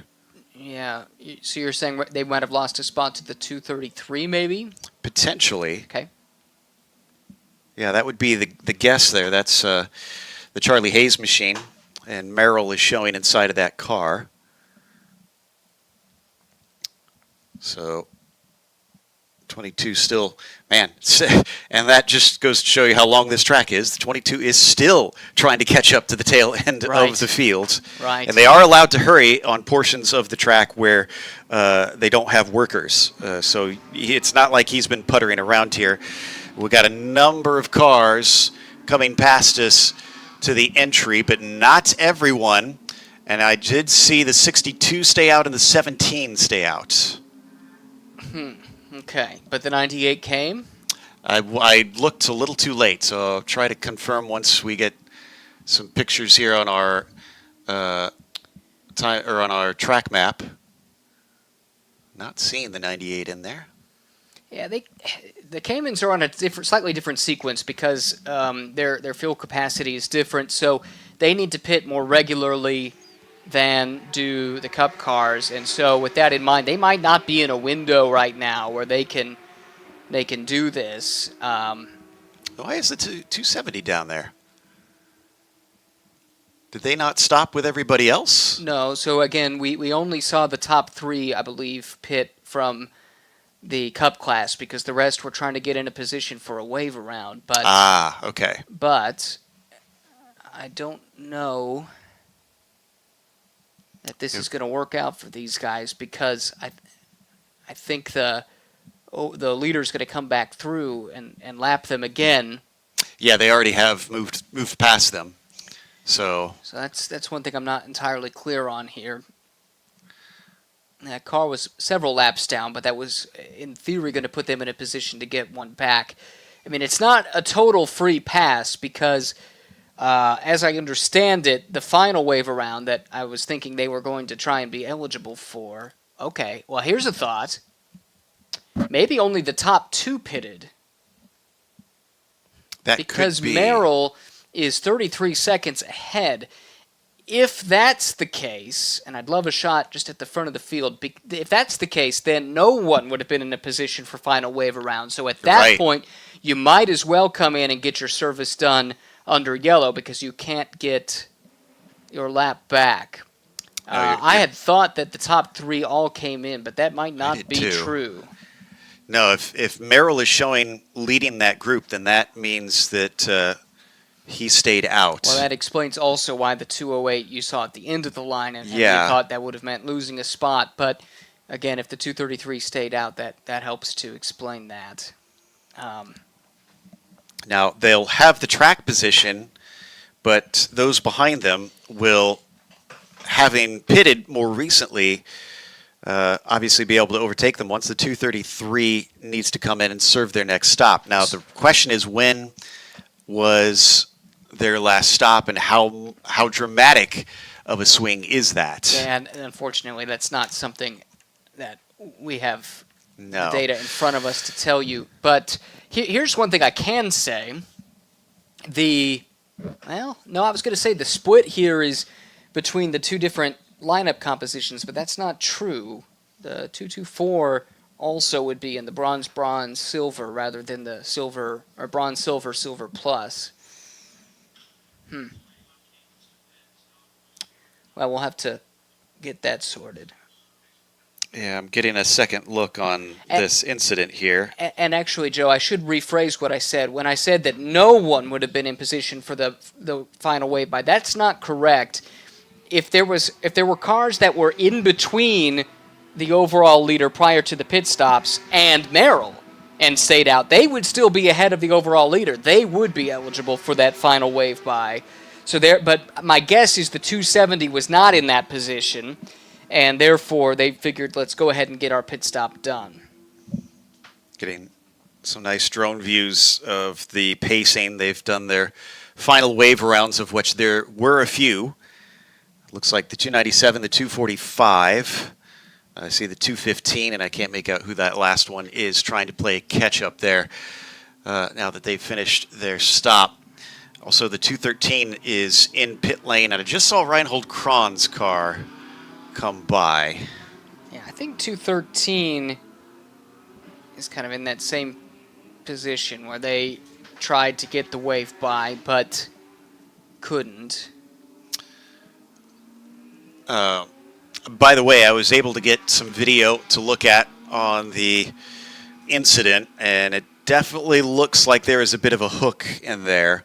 Now, that is not to say that it was anything penalty-worthy, because I do not have the angles to tell you that one. But there was definite contact between the two cars. Yeah, Race Control will take a look at. They've got a couple angles we don't have. There's closed-circuit TV cameras around the track that they use for officiating, especially for officiating track limits, but sometimes they help with this. They'll have onboard footage they can look at in some instances too, and with that they'll make their ruling. So the final wave by is complete, which means we must be getting close to a restart, and I think we should be coming to the green flag here very, very soon, as we are on board with the 215. This is Riley Giacomadze, who's driving, and it does not. My understanding is it doesn't have to be overall leader that takes the green flag here. It all kind of depends on the wave by and who ends up at the front of the train. Exactly, and right now he is trailing, trying to see if that is the 233. Both of them aiming for pit lane. Okay. Oh, okay. They should be taking the green, I thought, right? No, excuse me. They were the ones trying to catch up. I see. So these guys got the wave by. Now they're trying to dive in and get their service done when they still have some benefit of at least some of this time elapsing under yellow. That's where I was saying earlier. It's not a free pass NASCAR style where you get your lap back and then you can pit and you're right back where you are. There's still something you have to give up on the back end, and in this case, it's making your pit stop here, and some of their pit time is going to likely be spent under green, but not necessarily all of it. It kind of depends on the restart here, and the way the rule is written, the idea is to help cars get back into the race, to keep it compelling to the finish, but not necessarily to give just a free pass. And for those worried about this being potentially a 2-minute 30 stop, I didn't see, did they actually refuel? So there's an interesting rule on this.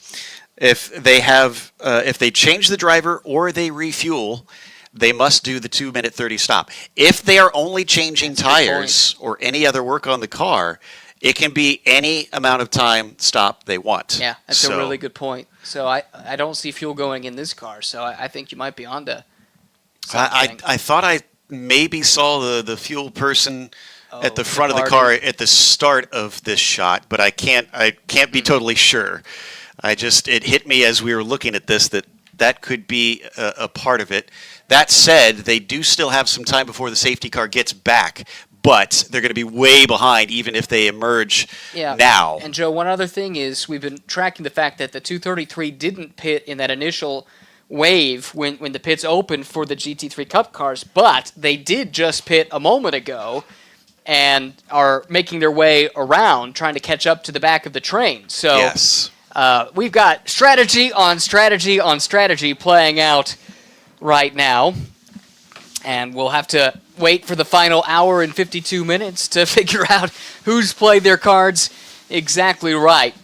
We have the safety car, but are they making their way to the pits? I think they might be, and we're about to go back to green flag racing. Indeed, the green flag waves again at Circuit of the Americas with Aaron Johnson now leading the way. We've got the leader in the Cayman class that is leading the field to the green flag, and it's contact there. Tanner Faust gets into the side of Robin Liddell, and Liddell gets the rough end of that one with a spin at the top of the hill. Hopefully no damage on that car because it did hit the right rear corner, and the last thing you want is to mess up that suspension. But does carry on. But at the back of the Caymans, the good news is there's not that many Caymans to pass now, but the bad news is there's a ton of time to make up. In the meantime, we've been joined by one of the Cup drivers. We've got Therese Lalu joining us here once again in the booth. Thankfully, or at least hopefully, not having to worry about another stint soon, I hope. No, I did my double, so I did a 60 plus 60, so that completed my drive time. I was actually only supposed to do a 60 plus 45, but they told me I was too fast, so I had to stay out for another 5 laps, which I was a little salty about at the time, but when I found out I put the car in third place, even after getting hit and spun, I was pretty proud of that. All right, help us make sense of what we're seeing here. We've got divergent strategies aplenty. Your car, Madeline Stewart, driving right now back in 7th. But where are you strategically? Actually, it's Nick Romano. We're having a small issue with the driver ID. Madeline just completed a double stint, so we'll work to get that fixed. But strategically, we're working on average lap time. So across the three of us, we're all pretty similar in pace. So we were hoping to just have a nice, even pace across the stint and hope that nets a positive reward. We've got the second car in your train right now is actually the 245 of Aaron Telich trying to get a lap back still, as I think maybe emerged right amongst all these cars just restarting the race. So their ploy didn't quite work out, but they could still luck out here because, again, if we get another quick safety car and they manage to get ahead of Janson, which that's not Janson in front of them, that's the 297 of Metney. He is ahead of Janson. I think that's Aaron just behind him. So they did play that well. They got that final wave around. They were able to do the service, and whether or not they used your loophole, Joe, and just did the tires and didn't do a driver change in fuel or not, I'm not sure. But in any event, it got them out ahead of the overall leader. And to your point, they are now another well-timed yellow flag away from getting back on the same lap as the front runners. Considering how long they held the car in pit lane, I think that had to have been a standard 230 stop for them. But either case, yes, it's put them in a spot to maybe get back into this thing, but it's a slim chance. I have to imagine, Therese, that in those sorts of situations, that's a hope that you cling to dearly. Yeah, we were waiting for a yellow kind of the whole race. I wish it wasn't my teammate Ian Porter that had to suffer, damage to get that yellow. But honestly, Aaron Janson in that lineup with McIntosh and Parker Thompson, we knew that would be a huge threat with the bronze advantage. And Janson has been incredible all year. Again, he's very, very new to these Cup cars, but has shown incredible pace, incredible racecraft, and we're seeing him net those rewards here. I think they may have brought the 62 in for Robin to have it looked over, and they've emerged back out on track. So that's the good news. I was afraid maybe there was damage that they had to stop and take care of, but it looks like maybe just giving it the once over. And that incident was ruled on very quickly. 98 was given a drive-through penalty, so Faust was given incident responsibility for that. And after all is said and done, suddenly Luke Hartog finds himself in the lead of this race. Well, my father always said I'd rather be lucky than good. And sometimes things just fall into your lap. And if you're Luke, you're both. It's Yeah. an embarrassment of riches. It's- I've gotten a podium before out of some lucky incidents, and that Watkins Glen incident, Yes. inherited the podium there. So, You take 'em sometimes how you can get 'em. You just take it where you can get it. That's what Jeremy Dale told me in that situation as well. And, in racing, the good days are few and far between, so you take it where you can. Absolutely. Now, that might actually put the 98 pretty close to the 62. It just depends on how long that 62 is stationary, because it is only a drive-through for Faust. But that'll send him closer to that car, so we might get round 2. And Robin is a fiery guy, so be curious to see how that plays out. This that we're watching here at the front of the field, again, these are cars at the tail end of the lead lap. We do have a battle for the lead that's happening about 30 seconds further back, just with the way that the restart happened, and it ended up being the Cayman leaders that led us to green. That means the overall leaders are further back, and actually that spot just changed on that last lap. Riley Dickinson, who restarted right behind Thomas Merrill, caught him, passed him, and now is starting to pull away to the tune of 1.5 seconds. Yeah, here we're watching Jean-Son on Riley Giacomazzi in the 245. So Jean-Son is our overall leader, just took the pass on the 245. Yeah, that's down through turn 12. Not what Giacomazzi really wanted in this situation, because now, if we get a caution, they were not going to be waved around unless for some reason we get the 224 pitting in, which, considering I believe they just took their stop. Yes, they did. So they're not going to be releasing them, unfortunately. This is one of our lap down cars, though, the 297. That's of Alan Metney driving along with Yeah. Alex Sedgwick and Eric Lapp. That's Eric Lapp's car. And I have to say, Scott Blind in that 245 did an incredible job today. Just incredible pace out of him. And now we have one of his faster drivers in the car. But, that 245 machine has been really, really strong all day. Quickly, just maybe you clarified this already, but I misspoke, and it was actually for second that Dickinson on Merrill passed. But that said, yes, to see what Scott did in the heat of the day as well, to get all of his drive time done right away, how eye-opening was that? Yeah, I was trying to chase them down. Unfortunately, when Luke French spun me, I wasn't able to stay with Scott and those guys, so they kind of ran away from me. But on the last 2 minutes of my stint, I caught back up to the 245, and I really wanted to stay out another few laps, but you can't risk that drive time penalty. Yeah, we've seen a 15-degree swing on the track surface itself. It's been as high as 95 Fahrenheit. But Stability has been an issue for us. Just every time you go out, it's a little bit different. And when you go out on the fresh stickers and as those wear in and as the conditions change, as the tailwind changes, there was a massive tailwind into the S's that was pushing us, which meant that we had a big headwind on the last section.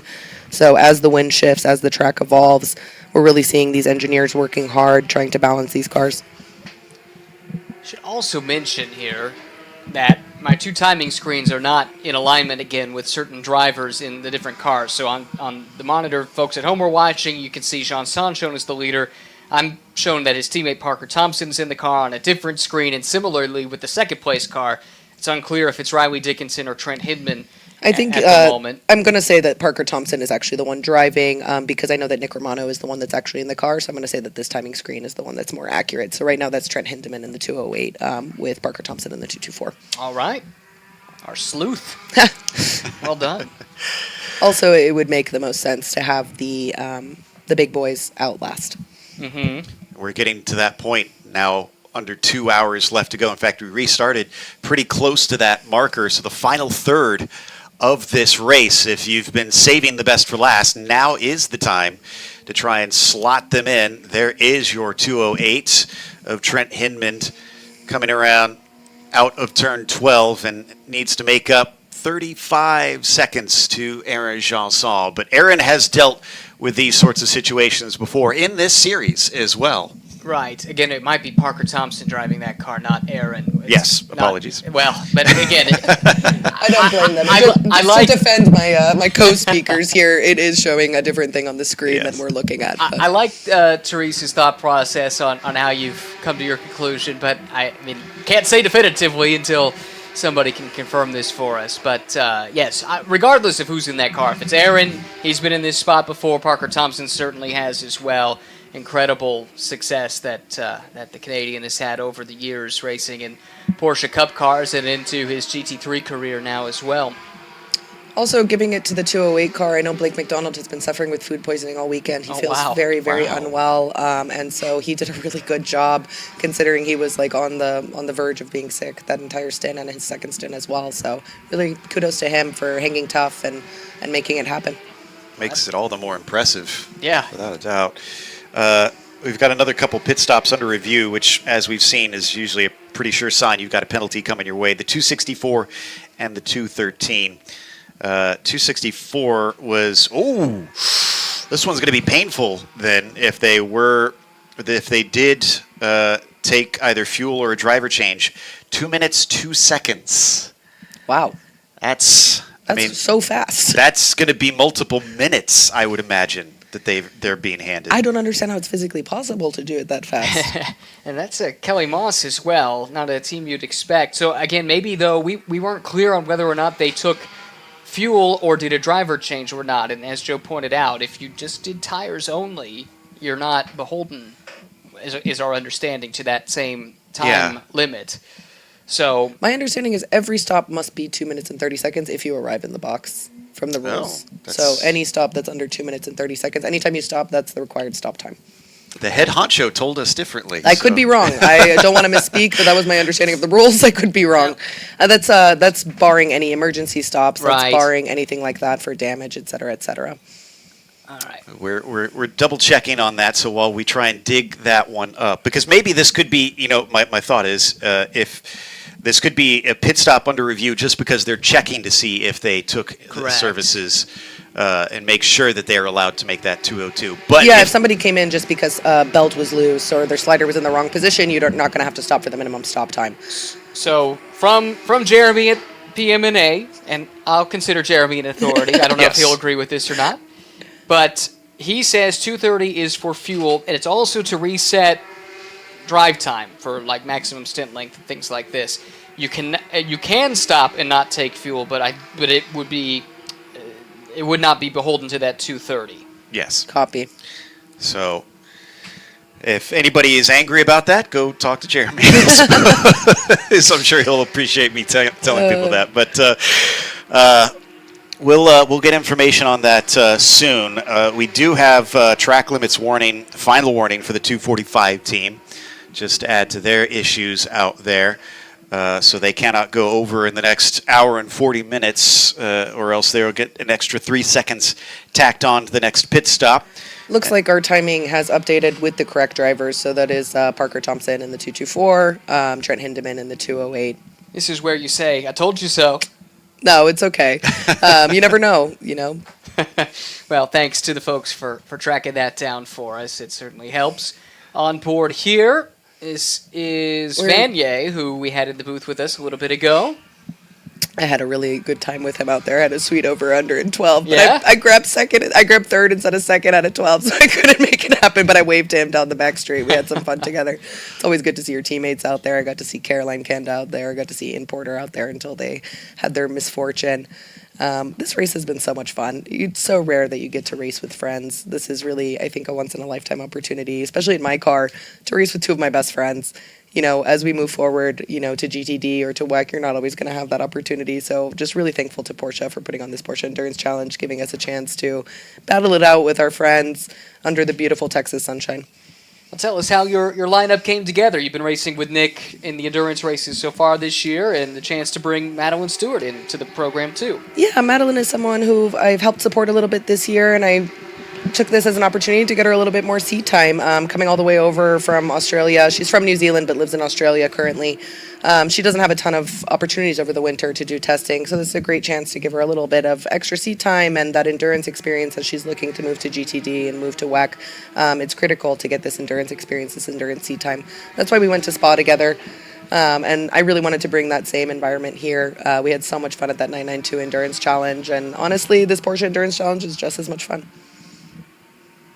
It's really a cool format, and Love to see how well it's been embraced. Excited to see what the future holds for it, too. And I think a few format tweaks likely coming, but yeah, it's to be expected after the first season of something. We were kind of making this up as we went along, more or less, over the course of the year. But your reflections on the first year racing and the first year of this Porsche Endurance Challenge? I think they've done a great job. I think the 1 hour races were maybe just a touch too short to really get to see strategy play out. So that's why I'm super excited to be here for the 6 hour. Honestly, the fuel system looks so cool on the car too. Getting that little extra cutout made me feel even fancier and more like a professional racing driver. But I think we saw at Road America how many cars, how many drivers we were able to pull for that when we are combined with the Sprint Challenge races. So there's obviously a huge appetite for this endurance racing. And motorsports is at a pinnacle right now with Drive to Survive. And people are hungry and starting to explore other types of motorsports. So super excited to give all these drivers that little bit of extra exposure, especially the young kids like Zach Vanier, Aaron Johnson, who are looking to make a name for themselves. All this exposure is great for them. Curious because we had talked a little bit earlier how things started a little messy for the series and have cleaned up amazingly, considering we've had one caution in more than 4 hours. I lost a little bit of money on that bet. Well, and so that's what I wanted to ask you is what was your impressions out there? Does it feel like that a lot of the drivers have turned a new leaf, that there has been some learning and progression? Absolutely. I think, not to call him out, but Scott Blind did cause the incident last time, and I think we've seen him grow so much over the course of the year with how much seat time he's put in Michelin Pilot Challenge and Carrera Cup and Sprint Challenge. The guy's out here every week, and he's cleaned it up. And I think everyone has kind of really taken it seriously that an endurance race is very different than a sprint race. You have to preserve the car for your fellow drivers. You have to preserve your brake pads. We're on a different compound than we usually are. So you can't abuse your equipment the way you can in a 40-minute sprint race where it's really just elbows out everything that you have. And so I think people are really being a lot more thoughtful, a lot more cautious. We've still had a couple incidents, but for a 6 hour race to have our first yellow come out in the last 2 hours, I think is really remarkable, really a testament to the excellence of these drivers. Do you have a preference between the sprint format or the endurance format? What suits you better? I'm an endurance driver. You Unfortunately, I tend to qualify at race pace. As we saw yesterday, I was just a 10th off third place, which was really, really heartbreaking, but that visibility was egregiously bad yesterday. We saw 20 disappeared completely, and I just drove by Braille over the rumble strips praying not to get a track limits violation. But I'm definitely more of an endurance racer. I'm not that kind of 11/10 driver. I'm a little bit more of a 9/10, keep it clean, nice, solid, consistent pace, and my engineer was very happy with me, so I'm glad that my future holds more endurance racing, hopefully. Let's talk about your future. Where are you trying to get to? What could 2025 look like? So 2025, I will be doing Sprint Challenge one more time to work on this qualifying pace. Okay. As I move forward, I really need to unlock that last piece of the puzzle. I think the race pace is there, the racecraft is there, but really need to get that qualifying down, so I'll spend one more year under the JDX10 in Sprint Challenge, very gratefully that Jeremy Dale will have me back, and can't wait for another season with my incredible teammates. And long term? Long term, really I want the world championship. Mm-hmm. Trying to get to GTD or what. Why shoot for anything less? Exactly. When I worked in restaurants, we won Best Restaurant in the World in 2017. So, I like to go for the painful big wins. Clearly a lot of ambitions there. Worth noting, no big surprise on this one. 297 given a drive-through penalty for incident responsibility. I would assume that's with the 85 that we were speaking about earlier. That's unfortunate because actually they were hit earlier on and suffered quite a bit of damage. So it seems to be karma has swung the other way. We got a bunch of other penalties coming. Yes, I was about to get to those. I'll let you do it, Joe. Okay, 213, 3-second time penalty for track limits. That's the small one. 270, car 270, who we did see come into pit lane. They had entered a closed pit rather, and did work on the car. Stop plus 60 seconds. So that's going to be a big ouch on that. And then car 264, stop plus 27 seconds for a short pit stop. Yeah, so that was the one that was down in the 202 range. Yeah. That we were wondering about if maybe they just didn't take tires. But anyway, that was a big miscue there. And that's going to be costly for father and son, Keith and Blake McGovern, and Speedy Dan Clark, their co-driver here this weekend. I do see Nick just snuck past them from 6th into 5th, but I think still being a lap down. I not sure if it's in the cards. Well, we're going to inherit a little bit of that from the penalty regardless, so looks like, if the timing is showing right, only 3 seconds back from the 245 of John Paul Southern, though, so your drivers might still have a battle on their hands if he can catch up to JP there, as we watch from on board the 233 currently. That's Charlie Hayes, it looks like, in the car right now. Sharing with Thomas Merrill and Reinhold Kron. Yeah. It's a really great matchup. I knew that would be our biggest threat would be Aaron Johnson, McIntosh and Thompson, and the Charlie Hayes Merrill Reinhold Kron car, because we all have the bronze, Right. silver advantage. So I knew that it would kind of be duking it out. I kind of wanted to stick it back to Charlie Hayes after Road America. We lost by just half a second. So, was really looking forward to another good battle, especially Thomas Merrill's going to be coaching me next year. So, it's all in the family. Well, that was kind of heartbreaking because you were in the booth with us for that, and Charlie's car had a transponder issue, so We if didn't you even know remember, he was on the lead We lap. thought you were about to win. I thought so too, but Yeah. that pit stop got us. We were just 5 seconds too long in the pit stop. Today we did have one pit stop that was 12 seconds too long, but not sure how we ended up a lap down. I missed it. So, but it looks like everyone is down a lap except for Parker Thompson, but we'll wait for everyone to cross the line. Yeah, I think the top three are Yeah. still on the lead lap. Top three, yes. I think so too. Can confirm. Blake was saying something about drive time when he walked by, so waiting to see if something happens with that 208 on a drive time penalty. But he might have just been frustrated that he had to do an extra stint or do a one stint less. It may not be a penalty that he was speaking about. We were on board with Luke Hartog there for a brief while, still Here's our leading overall the charge. leader. Yeah, Parker so Thompson's a beautiful car. I really love that one. yes, I do like it a lot. Very, very 70s vibes Yeah, to that. and all three of those racers are so incredible. I really, kudos to those competitors. All three of them are so clean, so tidy, so consistent. That lineup I knew was going to be a threat, and they're showing it. Just really, really great lap times, and all three of them are smoking fast and safe. Johnson in particular just really showed a knack for getting through traffic. You saw him get Paul Bocuse in that last race of the season. Really big heartbreaker for Paul Bocuse. But, Johnson just really showed that experience getting through that lap traffic and being able to use that pick and get Paul at the end. Riley Dickinson was up with us an hour or two ago, and he was kind of shaking his fist in frustration that somehow Aaron Johnson doesn't have an FIA He is driver unrated. rating. I am also unrated, as is Nick Romano, so I can't complain. So me and Nick have kind of slid under the radar. I didn't know I was unrated. I thought I was bronze until John Maskey texted me and asked me what my rating was for Spa, and that's when I learned that the rating is you must apply for it separately than the FIA license. So even though we have FIA Type C licenses, we are not rated. And that We'll try to keep it that way as long I was as going to possible. say, and that has its benefits from time to time. Yeah, exactly. I'm trying to be a super bronze. Because of my age, I will stay bronze. So I'm just trying to develop as much as I can, but it's very unlikely that I'll ever be classed up to silver. Nick Romano's a little bit more of a question. So if the rules next year, they decide that unrated drivers are not allowed, which I know that is something that's in discussion, when we apply for our ratings, we'll see how that pans out. And I think you're going to see a lot of changes to the driver lineups as a result. We've got cars spreading out, as we alluded to, with only 3 being on the lead lap. What's it like inside the cockpit when you don't have those fights here at this stage of the race? Is it difficult? I was alone for a good bit of the stint, and you just don't push as hard. When Zach Vanier came up behind me, I laid down a flyer and was just, when I was under attack from Luke, when I was under attack from Vanier, or when I was hunting to get back those positions after I got spun, I was a lot more hungry, a lot more aggressive. And I think Madeline would say the same thing. She experienced the same thing during her stint. You kind of go into time attack mode and maybe lack that extra 10% of aggression that could net that extra lap time. It's hard. It's a big track. It's 20 turns. It's easy to kind of not necessarily go into a flow state, but get a little tired and maybe be a little bit lazier in the brake zones, a little bit lazier on the turn down. So especially on that second stint, the people who are doubling after you've just done 60 minutes to go do another 60 minutes, it takes a lot of mental fortitude and a lot of conditioning.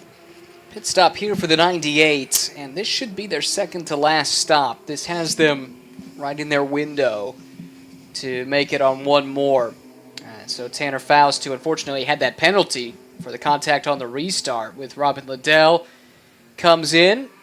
Already seen Patrick Long do quite a bit of driving, and it looks like Pat's about to climb aboard. He's standing up on the wall, and Tanner Faust is climbing out.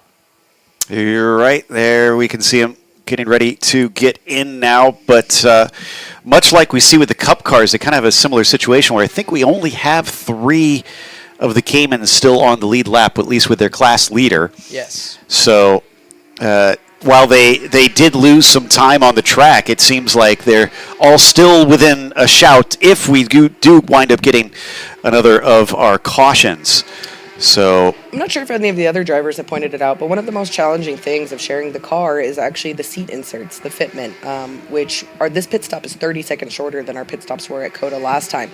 And even though me and Madeline are the exact same size, just a small difference in rib size, shoulder size meant that we couldn't use the same insert. We tried really hard. My husband tried to fabricate something and was working hard all night, and we just couldn't make it happen. So we had to end up using all of our own individual inserts, and that takes time. It takes a little bit of time to thread those through. So these crews are doing an incredible job trying to keep these drivers safe and get them in and out as quickly as possible. But that's a really complex driver change, especially as most of us are not as experienced maybe as like a Parker Thompson or someone like that who's doing it at that level, or a Pat Long who's getting into the car. That would probably make more sense for me to mention. How many driver changes? Driver changes has he done? And the way they do the inserts and stuff like that it's different. So that was a big hurdle for us to overcome. How much do you practice? We probably not as much as we should. No, but with FP2, we broke a control arm, so we lost a lot of opportunities to do some of the driver change practice. So we kept the team late. We did it in the garage a few times, and our pit stops have been pretty smooth, but we opted to stick with all of our own inserts instead of trying to save that extra 5 seconds. We figured it's better that the drivers be comfortable so that they're able to put down their optimal pace.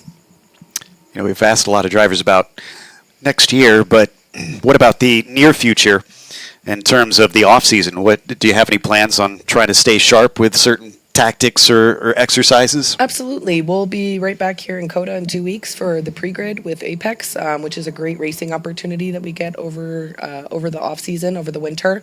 We'll do that again at Sebring, but I'll be on simulator working with my mental coach, training to bring that conditioning back up. But it's been a really long year, and having COTA, the 6 hour, be quite so late in the year, I know is tough for a lot of people and for a lot of teams coming right into the off season. So I could totally see people taking a month off here and maybe skipping December and coming back and hitting it hard in January. But we go live again February 28th from Sebring, so it's not as far as it seems. So this is the time to prepare. Start doing those extra push-ups, the extra sauna runs, so you're not too hot in these Cup cars. Although Little Mouse might have told me we may get air conditioning sometime in the future, so I'll keep my fingers crossed for that. Yeah, I was going to say, got to work off the Turkey Day extras. Absolutely. Probably. We're coming into Turkey Day, so we'll see how I do at COTA next time if I fit in my seat insert. That actually happened to me at Road America. I must have gained like 1 pound, and I got in my insert. I was like, oh, too many Oreos. But yeah, very cool stuff. Always curious about that. We got looks like Hartog coming on in. Yep.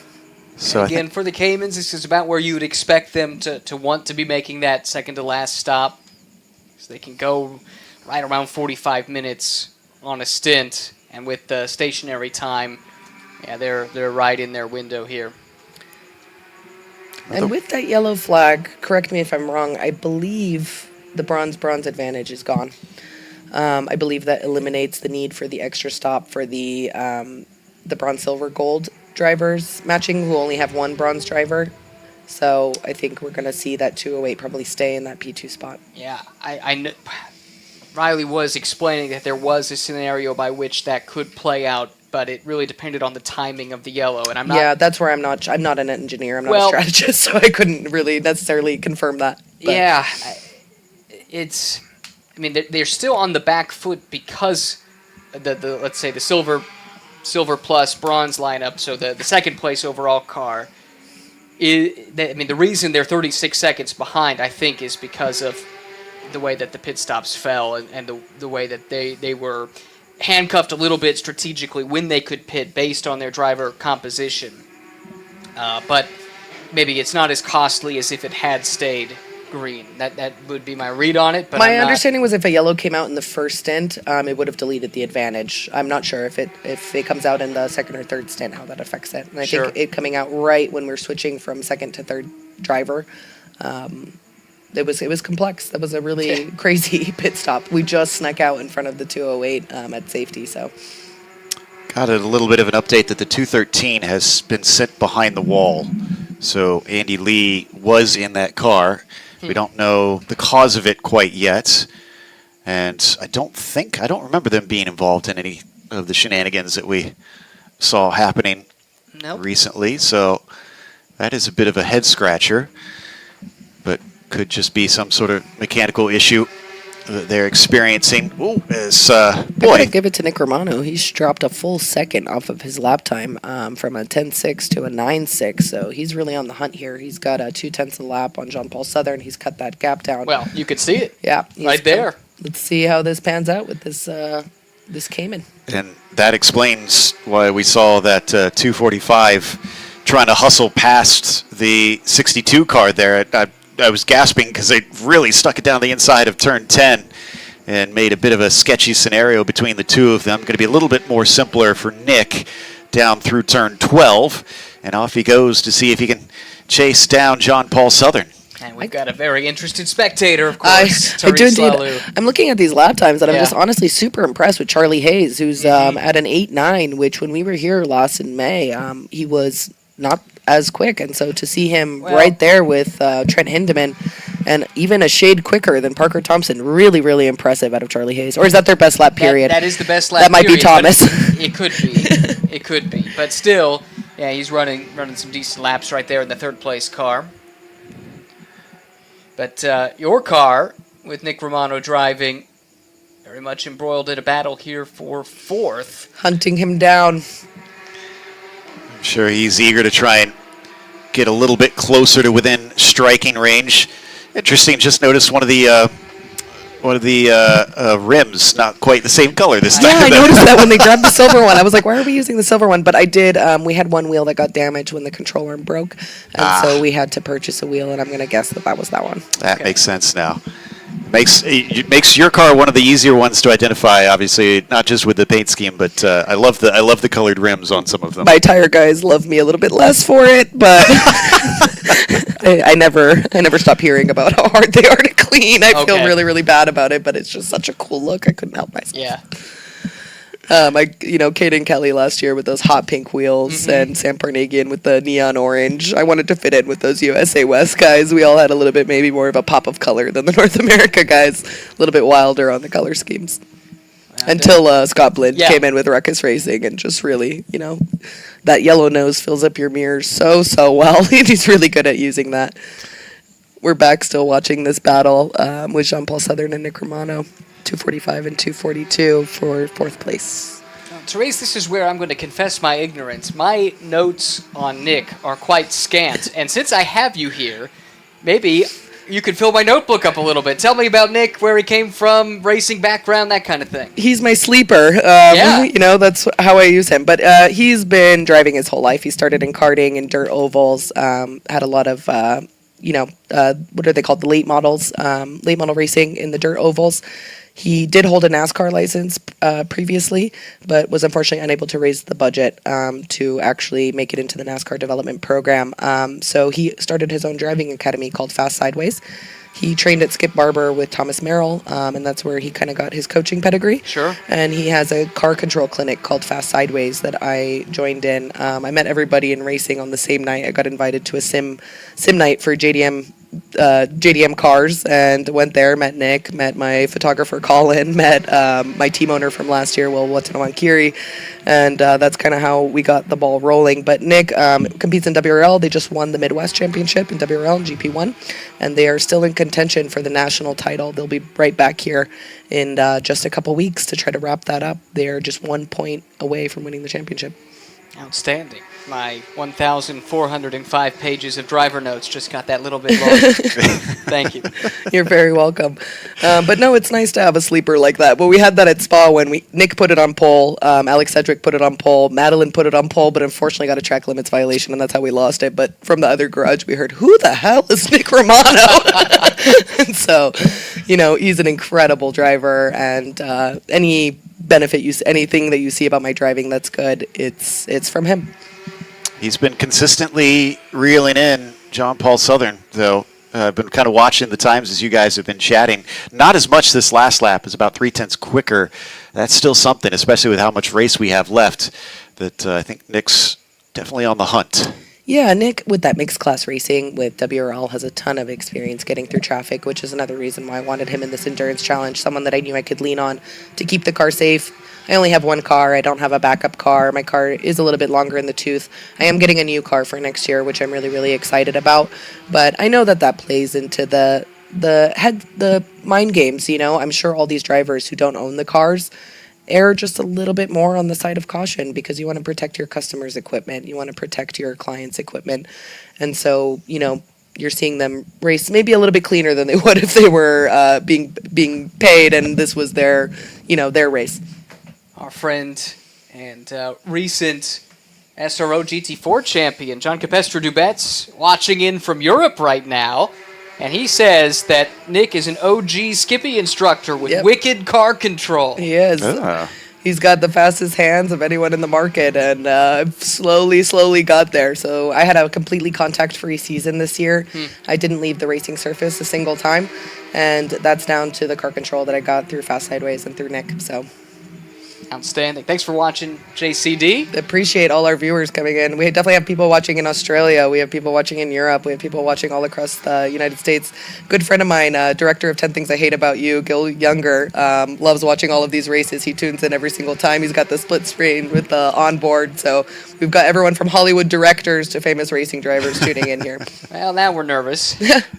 No, Gil's a good guy. Gil actually just started tracking. He races a Supra. Cool. He's having a lot of fun out there. He's working with Nick on some car control. He's almost 70 now, but just got into the racing, and it's just cool to see. For sure. One other note to pass along, apropos of nothing we've been talking about here, but we did get an update, and you didn't update the 213, did you, Joe? Because we did get a text. No, I haven't mentioned it yet. Gearbox issue, we are told. Yeah. Is what has sidetracked Andy Lee and the rest of that crew. I actually learned something about the Cup cars this weekend. I'm working with Ronald Hessels this weekend in lieu of my usual Ryan Neff, who's on the 297 car. Ronald was our engineer at Spa. He's one of the JDX Carrera Cup engineers. And we didn't know that if you downshift too soon into 11, 12, 1, those big brake zones, if you're grabbing the gears too soon, you're actually locking the gearbox and making the car wag just a little bit. So when you hear people like Luke Hartog do the downshifts, you hear them really, really late into one. They'll all be stacked at the very end.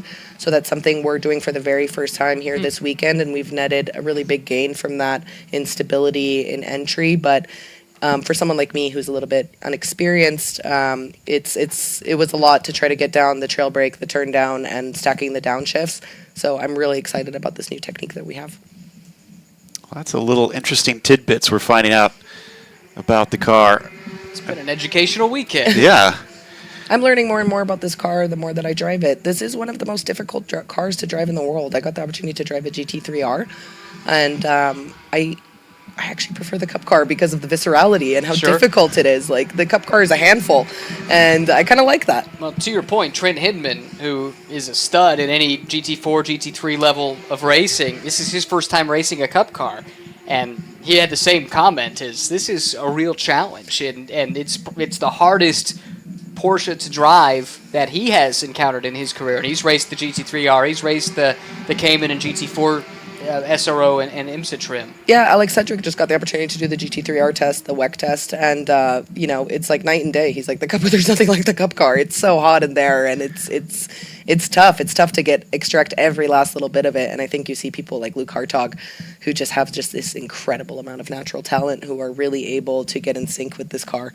Riley Dickinson took a few years to kind of get a handle on it, which I think, with how good Riley is, I think that's a testament to how difficult this car is. Certainly. Well, we've seen Oh, here we go. Oh, this is the move. The perhaps. Cayman is there. We've got Nick coming up alongside the 245. He did cut that gap down from over 3.5 seconds to he's right on his bumper now. So we've got Pat Long in the mix. Like I was saying, he was just getting bit by bit each lap. It was pretty consistently 0.3 for a couple laps there. And this latest one, he is basically matching him now that he's caught up to the side of him. We always seem to get Therese in here when we get battles with this car. He's not able to make it stick, but long way around through the first part of the stadium section. Don't think so. Cuts back underneath. Nick Romano now managing to get wheel to wheel, but backs out of it before that gap John Paul disappears. Southern was really, really wise. When you get someone trying to come up on you in 12, it's really good to pin them down because they can't have the inside of 13, but I'm sure Nick will make another attempt in 1. That's what I love about that section of the track, though. You get so many of those crossover opportunities, the way that the corners all flow together. The fact that I pulled off an over-under on That's Zach right. Vanier is like literally my biggest win of the weekend, so I'm gonna take that and be happy with that. So but- far. Yeah, so far. We still got... Here we go, into 20. He makes it nice and clean and is able to pull it off. Looks like he'll get enough gap to get into 1 with some space so that he doesn't have to defend. So that is for 4th and 5th final positions on that lap. So the 3 cars ahead, unfortunately, for our guest here, Therese Lalou, are on a different lap. Whoop. Big move back up the inside from John Paul Southern, though, and he'll grab this spot back at least for the moment because here comes Romano trying to get around the outside. It's really, really loose on the outside there, but he'll have the inside of 5 and be able to make it stick. And with the 0.3 a lap, we're quite quick in the S's, so I think he should open up a little bit of a gap here. Yeah, he's got that clear air exactly when you want it coming through the S's.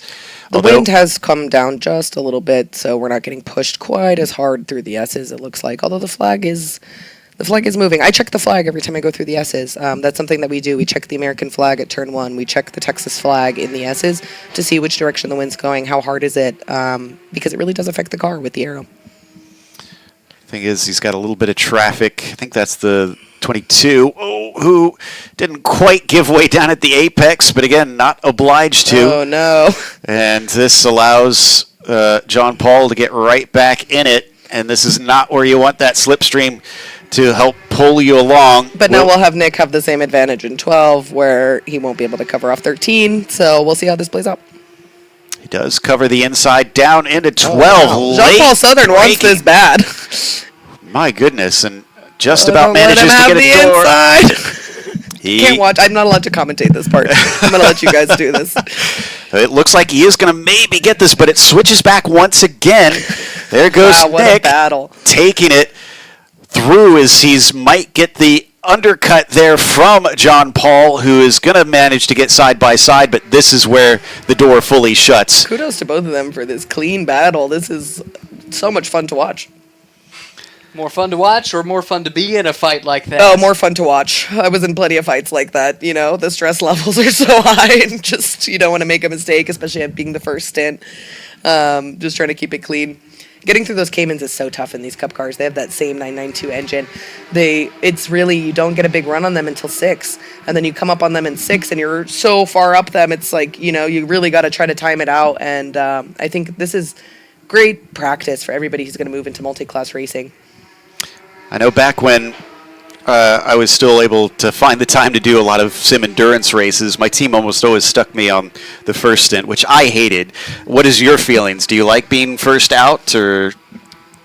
I like taking the checker. It's such a magical moment that you don't get to do that often in endurance racing. You never know how it's going to go. You never know if you're going to make it to the checker. Start is a lot of pressure, but being a bronze driver, typically you are the one starting. So it's something you have to be okay with any stint. I kind of like the middle stint. That's my favorite. Okay, interesting. Just get in, do your job, get out. Get into a groove. Don't have that extra pressure of, you know, the attack at the end. Although I had so much fun at COTA fighting the pros in that last couple laps. Yeah, you gave us quite a show out there watching that one, and I can't watch this battle. I'm going to have a heart attack. They're so evenly matched. It's just a couple tenths between them. That's why we're seeing all these trade-offs. But hopefully, you know, Nick can find another gear. And these tires, as we're used to running these tires for 40 minutes, right? These Yokohama tires, they're incredible. But I've never run them to 60 minutes, and I have to say they held up so well. I couldn't really feel a massive difference from minute 40 to minute 60. So, but we are seeing a little bit of tire wear, a little bit of management. You'll get a little bit maybe more push, a little more understeer as we start getting towards the end of the life of the tire. One thing that came up in the drivers' meeting was the fact that the track is going to get dirty over the course of the race, certain areas in particular where you're dropping wheels on a regular basis. What was the state of the track when you were in the car? Immaculate. Not 1 ounce of dirt anywhere. I don't know if everybody was behaving themselves or... Seems unlikely. The dynamic in 8 has changed a lot. Because of the rain, there's a pretty big dip there now, and so we can't touch the dirt, so we're not able to really dirty the track the way we usually do when the dirt fills up all the way to the edge, although there is a really bad ragged edge on the inside of 8. So I was concerned about seeing people lose tires, debeat a tire, something like that on that ragged edge, but turned out to be pretty drivable, but it requires a lot of precision. And that's something that I really want to call attention to for maybe people who aren't super familiar with what it takes to race a car at the limit. The amount of precision that's required is remarkable. We have to place the car within 1 inch, within 2 inches, and you have to do that consistently lap after lap after lap, regardless of whether there's traffic or whether there's, other things going on or how your balance is shifting. So I'm always so impressed by my fellow drivers who maybe are a little bit more inexperienced like me, how much precision they're able to extract and really put down those lap times. Because when you see people put down these lap times that are in the same ballpark, it means that they're really nailing the marks and they're really putting the car exactly where it needs to be. And Thomas Merrill would say, relentless car placement, relentless car placement. That's always his mantra to me on the radio. And so all of these drivers are doing an incredible job.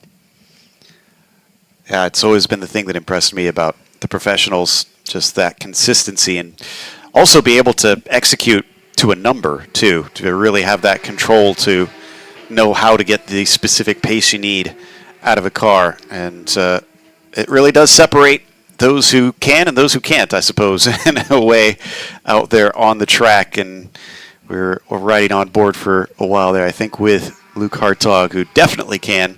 Now we're watching our leader in the Cup cars with Thompson. 224. Yeah. Yeah, speaking of which, I want to cover something off strategically here because we're approaching the point where the Cup cars can go to the end on one more stop. A stint is roughly 57 minutes for them, and then if you factor in the fact you need to be in the pit lane for 2.5 minutes, so we're looking at just under 1 hour to go is when that window opens up.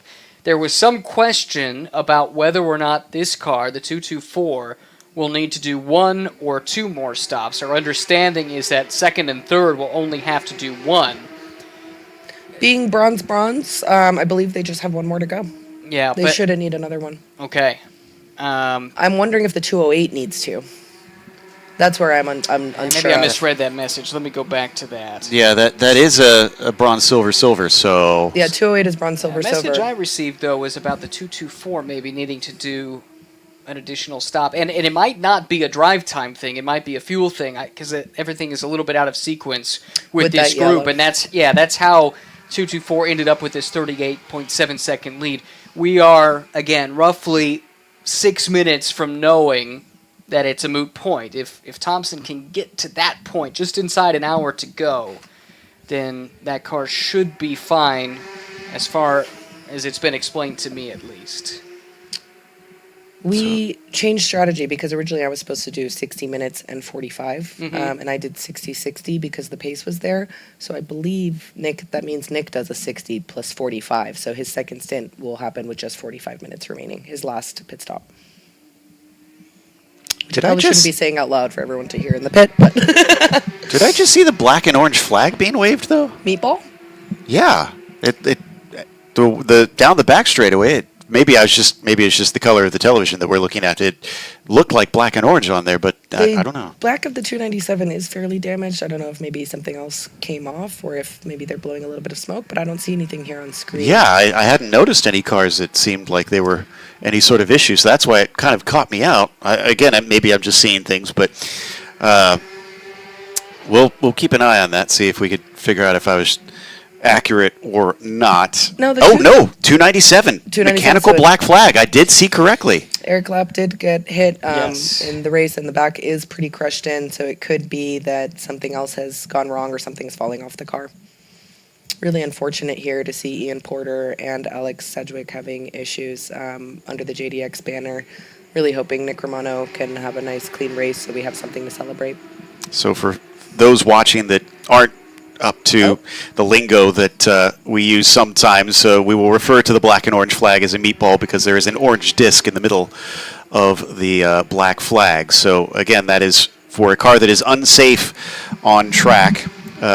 It needs to come in and take repairs until it is deemed safe to get back out there. It's not as common that you see it these days. Yeah, sorry to interrupt and change the subject so abruptly, but I think Therese and I noticed this both, that we've had a change of position back with John Paul Southern going back through. Which we just saw them on camera, and John Paul Right. Southern was behind the 297, so I don't know how that happened. Nick's in the pits. Oh, he pitted for his final pit. I don't think this could be the final.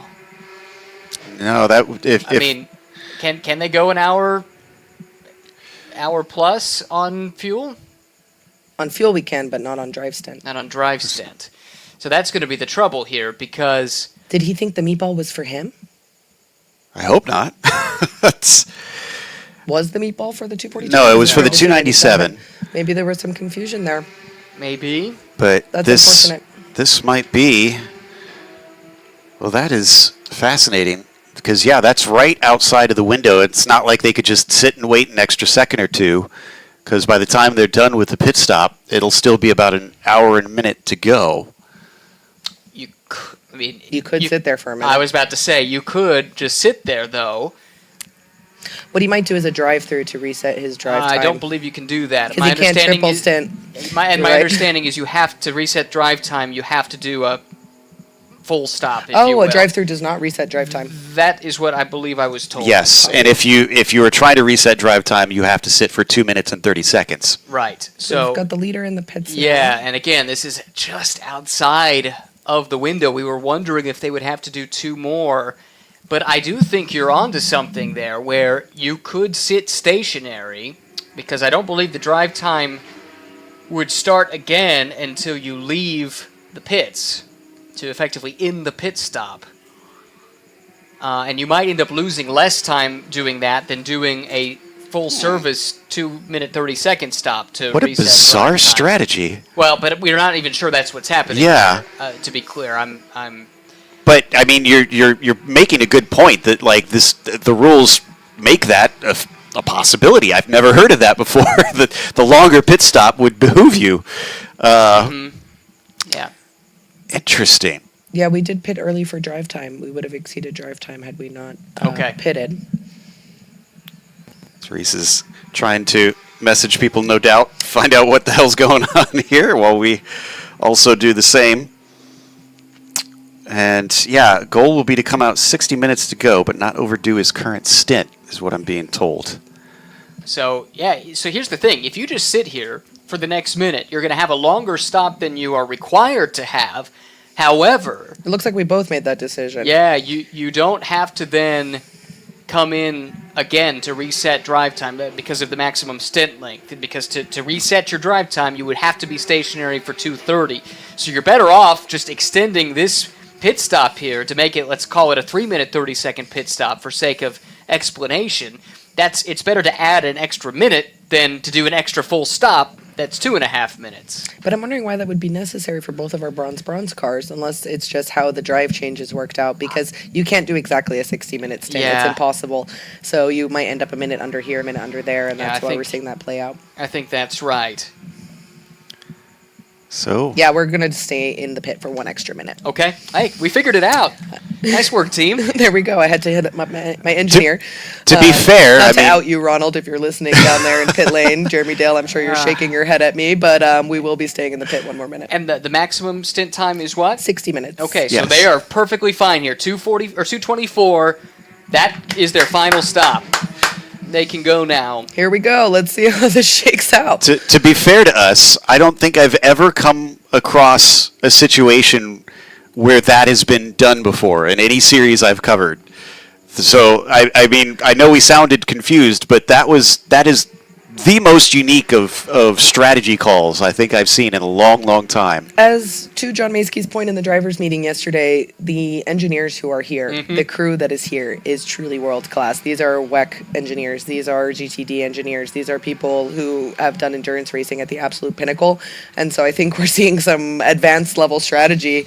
And, it just really speaks to the quality of these crews, these teams that are here. But huge shout out to, Jared Thomas and Charlie Hayes with incredible outfits. Obviously, JDX, incredible outfits. Oh, I thought you meant what they were wearing. No. It's been a long day. I was like, what have they dressed in today? But I see your point, yes. Yeah, just running such great programs with just Jared Thomas never ceases to amaze me that he drives engineers and owns the team. Just really, really remarkable. You don't see that pan out as well as that does all the time. Well, and I mean, man, the proof was in the pudding this season with Jared as well. The amount of wins that he racked up out there on the track just goes to show that he's the real deal. So, Jared. He's very humble, too. He's just so down to earth, so great to talk to. He's been doing this his whole life, and, he's been in every position you can be in, and you see that benefit of that experience. That's why I'm so impressed with Jean-Son, honestly. 26 years old, very new to the Cup cars, pretty new to racing, and just incredibly, incredibly quick. Certainly new to tin tops. I mean, he I say that tin tops on road courses. He did some dirt track stuff when he was younger, and then went the single seater route. Was part of Jeremy Shaw's Team USA scholarship that has helped to identify so many promising young American road racers, and then has done really well at MX5 Cup and shows just how versatile he is because he's hopped in these Cup cars, which are, as you've mentioned, they're a beast. They're difficult to drive for a reason because the idea is for Porsche to use this to identify up-and-coming talent. And develop them. Correct. And I think this car is an incredible development tool and, really, really thankful to Porsche for building such a safe machine that we can push this hard. So we've got a clearer picture now because the 208 just took their final stop and are emerging. The 224 just went by. They are on the same lap, but it looks like it is going to be a pretty big gap between them. That said, I mean, that was a pretty good job by the strategists. Let's think about this, though, because we know Thompson had to sit stationary for a little bit longer than he ordinarily would have. I don't know if this is showing the last stop or not. If it is only 7 seconds over, then that really wasn't too punitive. But remember, the gap was about 30 seconds. So, the way this is going, it could still be fairly close when it all shakes out here. Looks like, Therese, your team is tired of having drivers stick around because your co-driver's now here to chat with us for a little bit. So we'll turn you loose. Thank you for the insight. Thank you as well for being able to get on a hotline with the team to help us explain the strategy. We really appreciate it. It's always a pleasure to be here in the booth, and I'm really excited to hand it off to Madeline Stewart for her first time here for Porsche Endurance Challenge. We're excited to have Madeline join us here as well. Thanks for coming in. We continue to watch here in the final stages of this race. We'll see the strategy start to shake itself out before it's all said and done here. Sooner rather than later, we anticipate both Hinman and John Paul Southern to be making pit stops here relatively soon. And this is the leading car with Trent Hinman behind the wheel, but they owe a pit stop. Of course, now timing and scoring is showing Thompson as the leader, so maybe they served their stop. They couldn't have, or could they? Well, anyway, we'll try and get to the bottom of that. In the meantime, Madeline Stewart joins us, a graduate of Porsche Sprint Challenge North America, full season in Carrera Cup this year, and dabbling again in the Sprint Challenge, now Endurance Challenge paddock. How are you liking coming back home, shall we say, to the first series you raced in the States? Yeah, I've had a blast, actually. This whole Porsche Endurance Challenge concept has been such a fantastic add to both championships here in the US. It's just such a great thing for us all to experience endurance racing. That's a lot of people's goals in these categories. So it's exciting for us to get the opportunity to practice endurance racing kind of at a lower level to get used to it before taking steps up.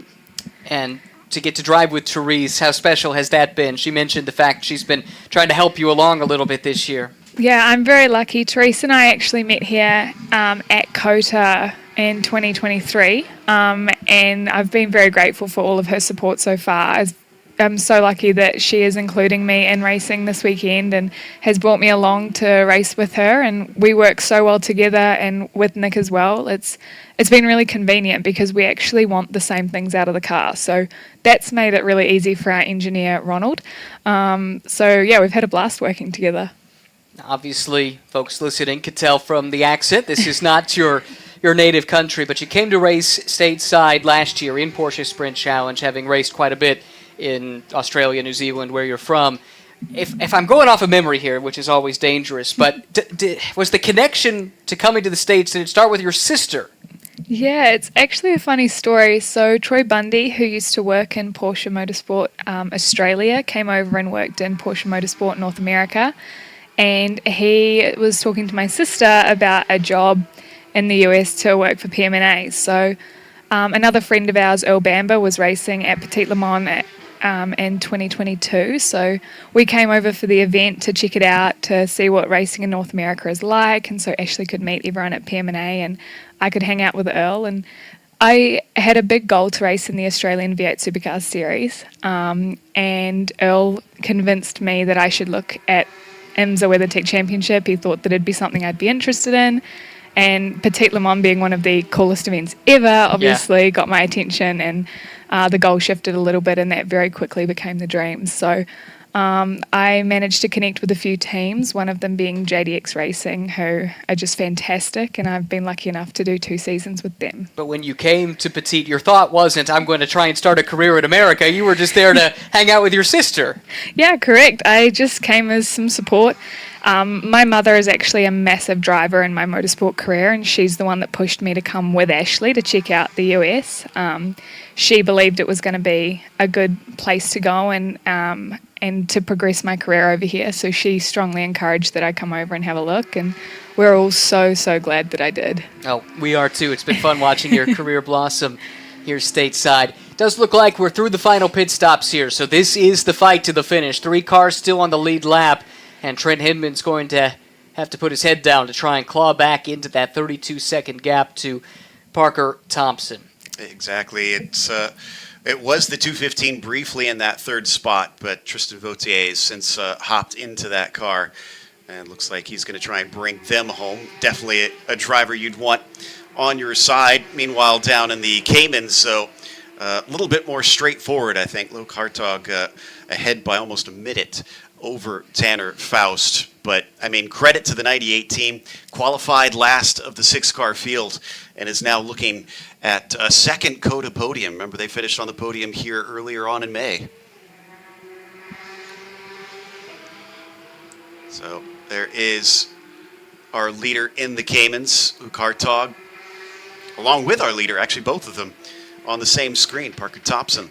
And in the 224. And guys, it's not done yet. With over an hour to, or not over an hour, just under an hour to go, 51 minutes. We think it's actually Riley Dickinson in the 208. Whoever is in it just set the race's fastest lap at a 208.4. That was a 1.5 seconds faster than the race leader. So that gap is coming down. Dickinson again was quicker, this time about 0.7 of a second. So it's down to 31.3 seconds. Somewhere in that margin between 0.7 and 1.5 seconds. If Dickinson can do that regularly, we could yet have a race for the win.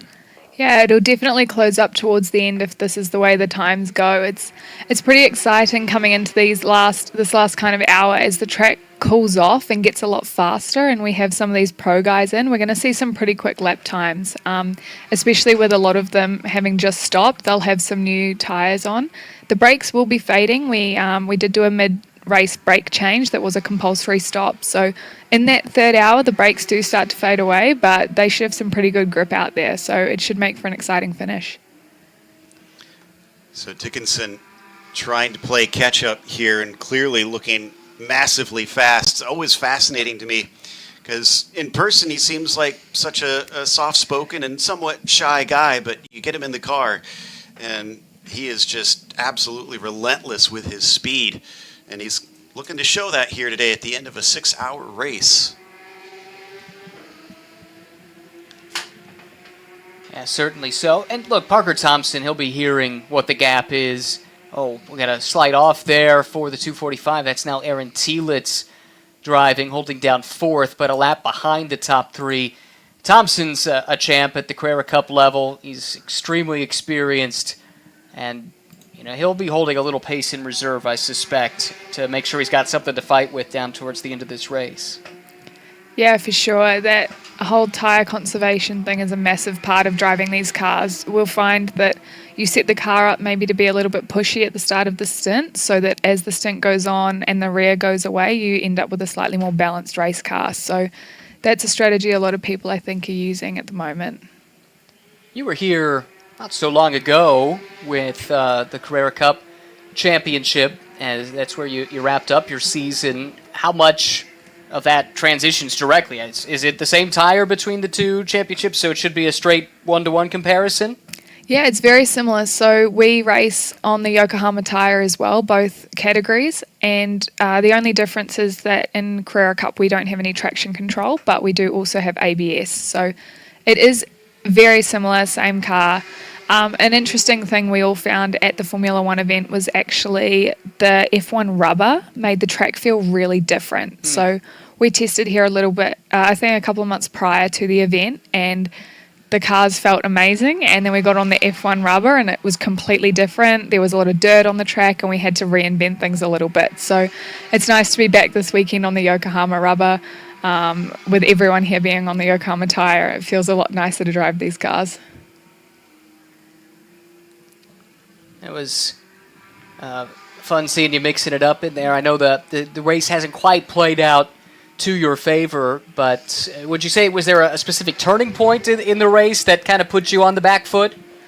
Yeah, so we just had to do a longer stop. So the yellow came out at a bit of an inconvenient time for us, and it meant that when Nick just stopped for his final stop, then they had to hold him. Otherwise, he was going to go over the drive time. So he had to wait I think it was about 90 seconds extra, so that when he went back out, he wasn't out there for longer than 60 minutes. So that's dropped us back a little bit, and that was just a little bit of bad luck with the timing. We possibly could have waited a lap more under yellow, but then we would have ended up behind a few Caymans. So it's just a tricky call that you have to make at the time.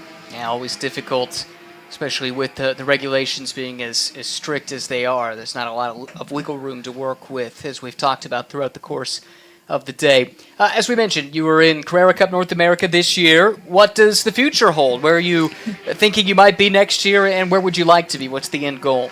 So I'd love to do another season of Carrera Cup North America. It's a very challenging category filled with a lot of talent. It's certainly, Sprint Challenge prepared me well, but it certainly is a big step up into Carrera Cup. A lot of drivers have done it for a few years, and being a rookie coming in, there was a lot to experience. There were some new tracks that they had been to before that I'd never raced at and we couldn't test at, Miami and Montreal being two of them. So I really, really enjoyed the learning experience. There was a lot of growth this year. So I'm looking to build on that next year. We're just finalising some budget with some sponsors and hoping to get a program together for 2025. And beyond that, I hope to step into the IMSA WeatherTech Championship, hopefully still with Porsche. That would be the goal, and progress into a full-time career of endurance racing. How have you found the American tracks, and do you have a favorite? I definitely have a favourite. So Road Atlanta this year was an easy favourite for me. I think that's the coolest track I've ever driven on. So I loved that, and I'm looking forward to hopefully being back there next year on the grid. You would have driven at some cool tracks in Australia, though, and Road Atlanta still gets the call. Yeah, Road Atlanta's it's super fast. It takes a lot of commitment, but I really like it. I have been lucky enough to drive on some cool tracks. Phillip Island is pretty cool. Bathurst is a hard one to beat, and I was lucky enough to go to Spa this year as well, which is definitely up there on the list as well. Not a bad selection there, if you can pick from that trio. Well, like we said, it's been awesome watching your career blossom here in the States. Sorry that hasn't gone quite according to plan here today, but I think I speak for all of us. We're really excited to see what the future holds for you. Thank you. Yeah, it's been a fun weekend and a great learning weekend anyway, so thank you. It is our pleasure. Welcome to join us in the booth any time in the future. But we'll turn you loose to get back with the team and enjoy the final 44 minutes and change of this race. Cool. Thank you so much. Our pleasure. Madeline Stewart, who was third in Porsche Sprint Challenge North America Pro-Am a year ago with JDX, stepped up to Carrera Cup this year and had a strong debut season. Hopefully we'll be seeing a whole lot more of her there in the years to come.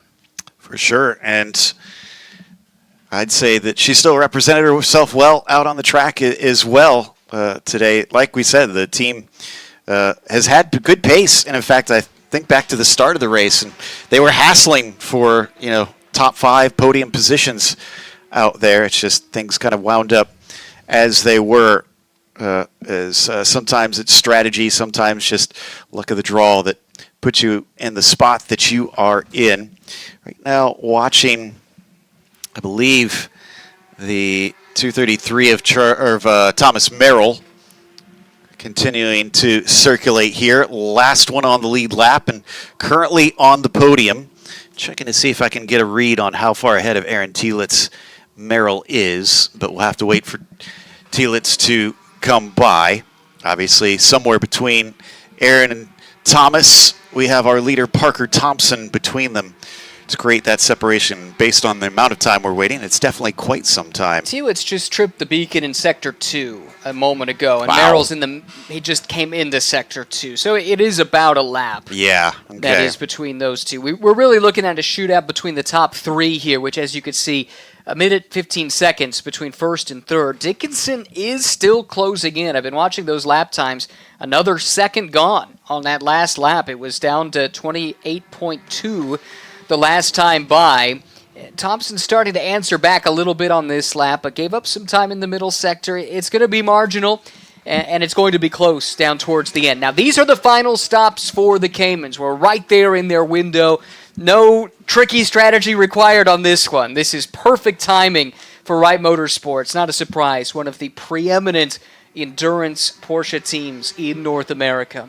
We had been focusing so much on those Cup cars, I had forgotten that, yes, it's a 45-minute stint here for the Caymans that we're looking at for them. So they have a little bit closer of a pit stop time. We should be seeing more of them coming in. And very similarly, we've got just 3 cars left on the lead lap for Kai Van Berlo, currently leading up for them. Patrick Long looks like he's going to stay in the car. Yeah, he's not moving out, so he's going to wrap up for them. Not a huge surprise that they're going to elect to have Patrick wrap it up. No, not at all. You got to wonder what might have been if this car hadn't been given a drive-through penalty. Remember, about 2 hours or so ago, that was when Tanner Faust was driving. He had contact with Robin Liddell. And you look at the gap between Van Berlo and Long, and it's not so different than what the time they would have lost was on that drive-through. But here goes Patrick Long back out on track for the final 41 minutes and change. And Joe, you had an interesting discovery about Patrick Long, and he's not the only outstanding athlete in his family. I was hoping we get to chat with him and didn't pan out, but I have been skateboarding for a lot of my life, and his younger brother is Kevin Long, or as most of us as skateboarders know him is just Spanky. And I had no idea all these years that the two of them were related, and then the crossing of the two worlds I've been involved in also crossover for him. At least according to the internet. Yes, I'm pretty sure this one is accurate, though. Yeah, it was definitely a shocking discovery for me. But maybe I'll get a chance afterwards to have a chat with him and talk a little bit about that. Definitely a talented family in 2 areas I was not expecting. Yeah, that's not the crossover you were expecting, but they are from Southern California, so true. Hotbed of both car culture and skateboard culture, I think it's safe to say. In this Cayman battle, though, let's make note of this. The final track limits warning was just handed out to car 17, Kai Van Berlo. So any subsequent abuses of track limits would result in a 3-second post-race, or I guess they still have their pit stop to serve, but penalty in their pit stop potentially. So we'll see how that goes. Meanwhile, I know that the 98 car, the Patrick Long's car, has not yet gotten into penalty territory because they were noted for track limits, but they have not yet been warned. So they've got a little more wiggle room to work with down the stretch, and if this ends up being close, that's definitely something to keep an eye on. Are we sure the 17 hasn't had their stop yet? Because they're showing behind Andrew Davis, who was... No, I could very well be wrong. I think they have taken their stop. Okay, I will defer to you. I just saw Davis behind them just a couple laps ago. Yeah, you're right. You are correct, definitely. So they should be good to the finish. So to your point, I mean, a 3-second difference probably won't allow Long to catch up to them, but they do need to try and mind their P's and Q's to the end of the race, and it could so easily go awry here. So, yes, we show the 62 car as our leader, but they owe us a pit stop to wrap this one out. This has honestly been a great run for that 62 team. Pelichewski been sharing with Davis, and then Robin Liddell, who we saw in there earlier. And as soon as I mentioned them, they are taking their service now. So as we sit on board, and it's done as well, they'll take off down towards pit exit, and that will return us to the order that is accurate for our top three. Yep, exactly. I think this car was poised to do something really good today. That contact really set them back. And we talked about the lineup with Pelichewski, who did a really good job early in the race just to keep them in contention.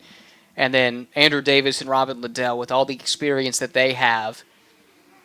It all happened so quickly. I'm trying to recall now whether or not they were the ones trying to make the move on the 98, or if it was the 98 on the attack. It was the other way around. Okay, that's right, because they got the penalty. So right, yeah, I think that was that was the restart from our only full course yellow, and the way things worked out with wave buys and such. It was the Cayman leader that actually led the field to the green flag, and it was the battle for the leading class coming up the hill into turn one, with Tanner Faust trying to make the way around Robin Liddell. That ultimately ended with Robin off track, and then the penalty for Faust. And, I mean, both of those cars can look at that one incident and say, what if? Yeah, both would have been in the running for the victory, but it was the 17 that picked up the pieces in the end, and so are now sitting pretty. Granted, if we get any cautions, that could change things as well. Now, that said, let me double check. So the final 45 minutes, if we do get a caution, it will be a quick one, which will limit the wave rounds on this. So, and they will not open pit lane, which is a bit of a moot point at this point because all the cars have taken their final stops. But they could have a situation easily where they are trapped a lap down. So, yes, you would think caution could help spice things up, or it could doom one of the competitors to having no shot. Yeah, in the Cayman class, I don't think anybody would get doomed because you would at least have that initial wave by. So any car that was trapped behind the safety car but ahead of its class leader would get back. They would do that immediately. But there wouldn't be a final wave by because you wouldn't have opened the pits. And that's true. It becomes more difficult strategically to get a lap back, but you're not going to have your race ruined either by a full course yellow. And it's a little more tricky for the Cup cars if they were to be split on different laps, but I don't know that we're going to need to worry about that anyway. And Dickinson continues to close in his last lap, a 2:09 flat. Thompson a 2:09.5. But at this pace, Thompson's got plenty of gap to nurse here. 25.9 seconds, the difference first to second. Only 35 minutes to go. We're looking at roughly just over a 2-minute lap. And so the pace at which Riley Dickinson is catching Parker Thompson, as he forecasted, if you remember, when he was sitting with us, he said, I might be able to make up a half a lap, but I'm not going to be able to make up a full lap. And that's roughly the way it's shaking out here. I was just checking to see what our attrition looked like, and I believe we've only lost 4 of the 17 with the Vintage Racing Company, number 268, the Rafa Racing 85, the JTR Motorsports, number 53, and I think we lost the 213 Kelly Moss car, correct? Yes. Yes, and that's it. For a 6-hour race, that's a pretty good strike rate right there. And some pretty clean racing so far that we have witnessed. Let's hope that it carries on to the finish of this one as we ride on board with the 215 of Tristan Vautier, IndyCar driver, sports car driver with many, many accolades as well behind him.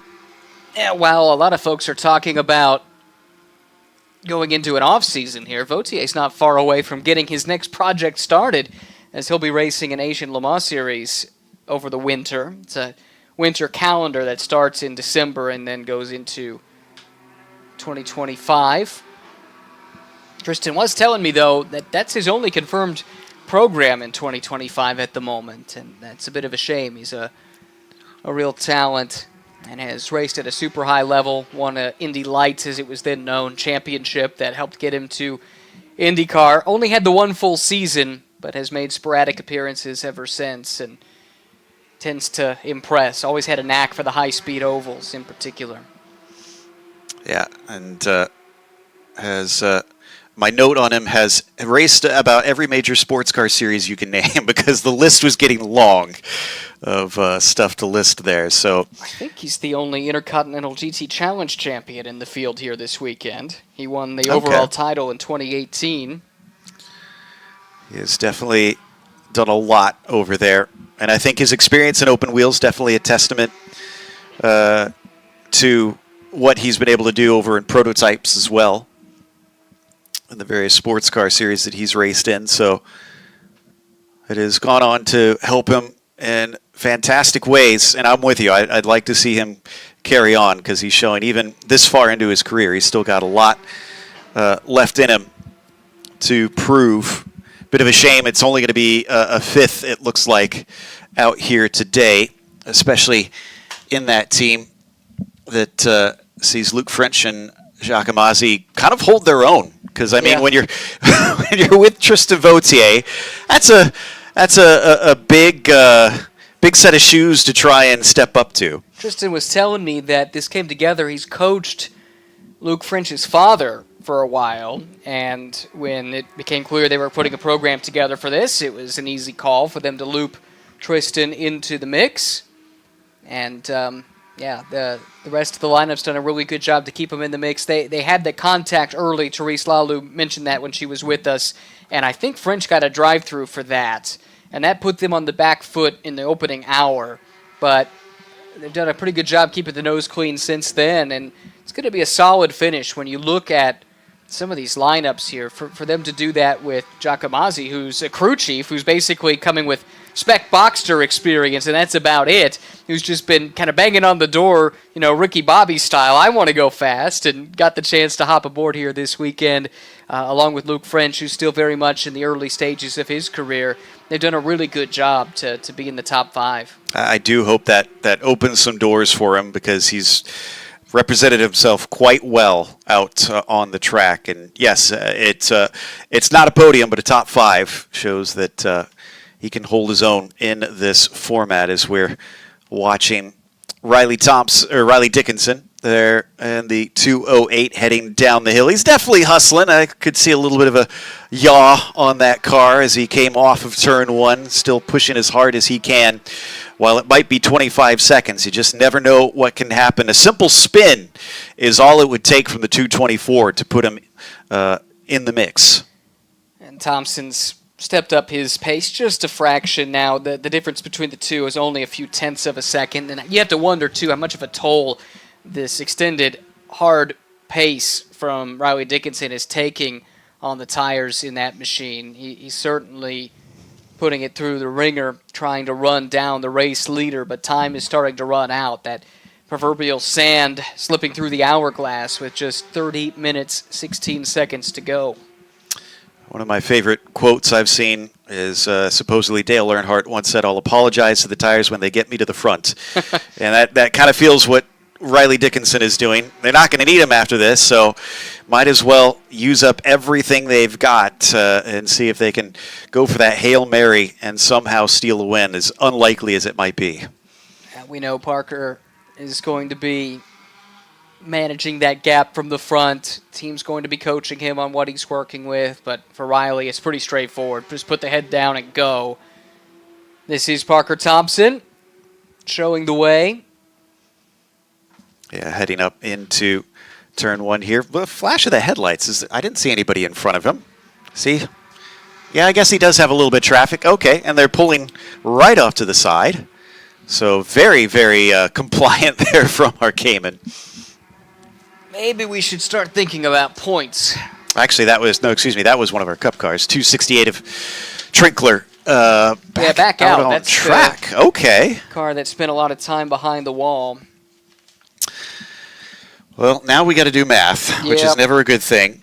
And with that 224 currently leading, that means that we need to look out for where the 233 is. Third.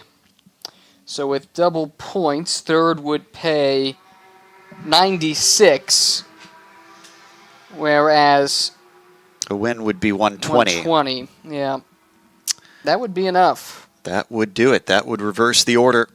So that would put Tony McIntosh, to be clear, who is alone in third. Second in points, Bocuse and Estep, they are not here this weekend. The gap coming in was just 10 between Charlie Hayes in that 233 that Thomas Merrill is now driving, again solo, and McIntosh in third. And yeah, they are, as they run, this would be enough. What's the points difference you said? 120 to 96? Mm-hmm. So that's 24 points difference. Yeah, and the gap is 10. And the other interesting thing on this is Aaron Janson is True. close to Blake McDonald and Riley Dickinson. So, well, that's first. Or is that first to third, though, that we were talking about? It was first to third. So first to second is then another question. Is that a 9-point swing between them that would jump Aaron Janson? It would be 6 points. Or sorry, it would be 12 points. Oh, so that would be enough. So Janson would jump up ahead, but then we got to figure out, since we don't have Bocuse and Let's focus on the champions, and we'll let the rest Yes, okay. settle down. I Sorry. think we can say definitively, as they run, that Anthony McIntosh would be in a position to go from third to the points lead in GT3 Cup. Somebody can correct me if I'm wrong, but that one seems pretty straightforward. Then, for the Caymans, That one's easy. that one's really easy because Clark and Hartog came in with the lead, and they lead the race. So Yes. that is pretty simple. Looks like Clark and Hartog would be champions as they run. All right, and the neat thing about their stat is their worst finish for the season would it be a fourth place if they come home with a victory here today. So a first, a second, a fourth, and a first. Really impressive way to come out for the inaugural season and show the speed in that car. So, and that would make Michael a double champion as well. It would. That's a great point. He won on the sprint side of the calendar already, picking up 5 wins, 11 podiums to win the Cayman Masters Championship. This would be a second title. It would be a second win in the Endurance Championship this season if they were able to hang on. Interestingly, it would be a first Endurance win for McIntosh this year. He's not won one yet. Okay. But, and this would be, what would this be? It would be basically his 4th championship in 2024 because, as I mentioned earlier, he won the Italian GT Sprint AM Championship. He won a Super Trofeo North America AM Championship, and then he won the Lamborghini World Final as well in Pro-Am, was a tiebreaker, a single point away from winning the World Final in the AM class, and now it looks like an endurance title could be his after this. It's a good year for Tony McIntosh. Yes. So he'll have reason to celebrate in the off season as we hop on board with Van Berlo coming down the back straightaway into the braking zone. 25 minutes left in our 6-hour race. And I have to say, I am very, very impressed with what the field has done here today. I hope they feel pleased with themselves with what they've achieved out there. And I look forward to seeing this come back again next year here with the Porsche Endurance Challenge. And actually, I'll have to check because I know that the Sprint Challenge is going to be wrapping up at Road Atlanta next time Next in year, 2025. So I'm kind of curious if they'll have an endurance race there, which would definitely be something to tick off a box for me. It might not be petite, but to get to call an endurance race at Road Atlanta would definitely make me very, very happy. Back on board with the 224 of Parker Thompson. Experiencing one thing that we touched on in qualifying yesterday that we're starting to see now as well is look at the glare coming from the setting sun as you end the lap. You're faced in that direction for quite a long time. And as we discovered in qualifying yesterday, it's also coming right through our window directly in Joe's eyes. I conveniently positioned myself on the correct end. Yes, I'm using the TV screen as best I can. I'm having to scoot slowly off to my left to try and keep from having that in my face. Eventually, I'll switch to the middle, which I'm sure this is all exciting for the audience to know. Peek behind the curtain, yeah. The great and powerful wizard of Coda. Yeah. So these are the strange things that you have to deal with racing that you probably didn't think about. But it's all part of the game. And that's, you and I talked about one of the things that we got on sort of a tangent on in the car on the way here was you get to call some AI racing. And we touched on how many things, even if you try to teach a computer, because this is all science, right? Theoretically, it can all come down to numbers. And yet, there's a lot of little different things that can play an effect. The sun glaring out there, different dirt that can track out offline that can affect where the car can go and where it can't. That these race car drivers just have to deal with and have so much more that their brain can handle. It's kind of stunning when you think about that. You would think this would be something that you could teach a computer to do, and yet still it's people that are going to be the quickest. You're totally right. I think having worked with folks at the Indy Autonomous Challenge, which use full-scale Indy Lights, Indy Next cars, racing autonomously, and then some other smaller-scale autonomous racing things that I've worked with in the past. When you really try and boil it down, what the human mind and body has to do as a racing driver, and then you're trying to find a way to codify that, to put it into a line of code with ones and zeros, it really makes you appreciate just what a remarkable tool the human brain is, that you can just intuitively do these things, of course with training, with practice, etc. But when you're trying to actually enumerate the different things that the racing driver has to deal with, the manifold variables that are in play in a sport like this, it boggles the mind, and you leave that much more impressed with what these human superstars are doing behind the wheel of the car week in and week out. It gives you an appreciation for sure. Right. And all credit to our drivers out here today for having to do this for 6 hours and try to put their brains through the ringer for sure. And yes, it's exhausting. We've talked about needing the cool suits in the car and how physically it's very demanding, but also mentally. I can tell you, once they are out of the car, yes, they will want to get to celebrate if they've had a good day, but their brains are probably quite mush after this. Understandably so. This race at 6 hours, it is an endurance test, but it's not 12 hours at Sebring or 24 hours at a place like Nürburgring or Spa or Daytona or Le Mans. Any of those really long endurance races, to your point about your brain turning to mush, whether you're a crew member or a driver or someone doing what we're doing, you reach a certain point in those races and you think, I entered into this voluntarily. What does that say about me? and yet afterwards, almost every time, again. yeah, you're like, when's the next one? That's right.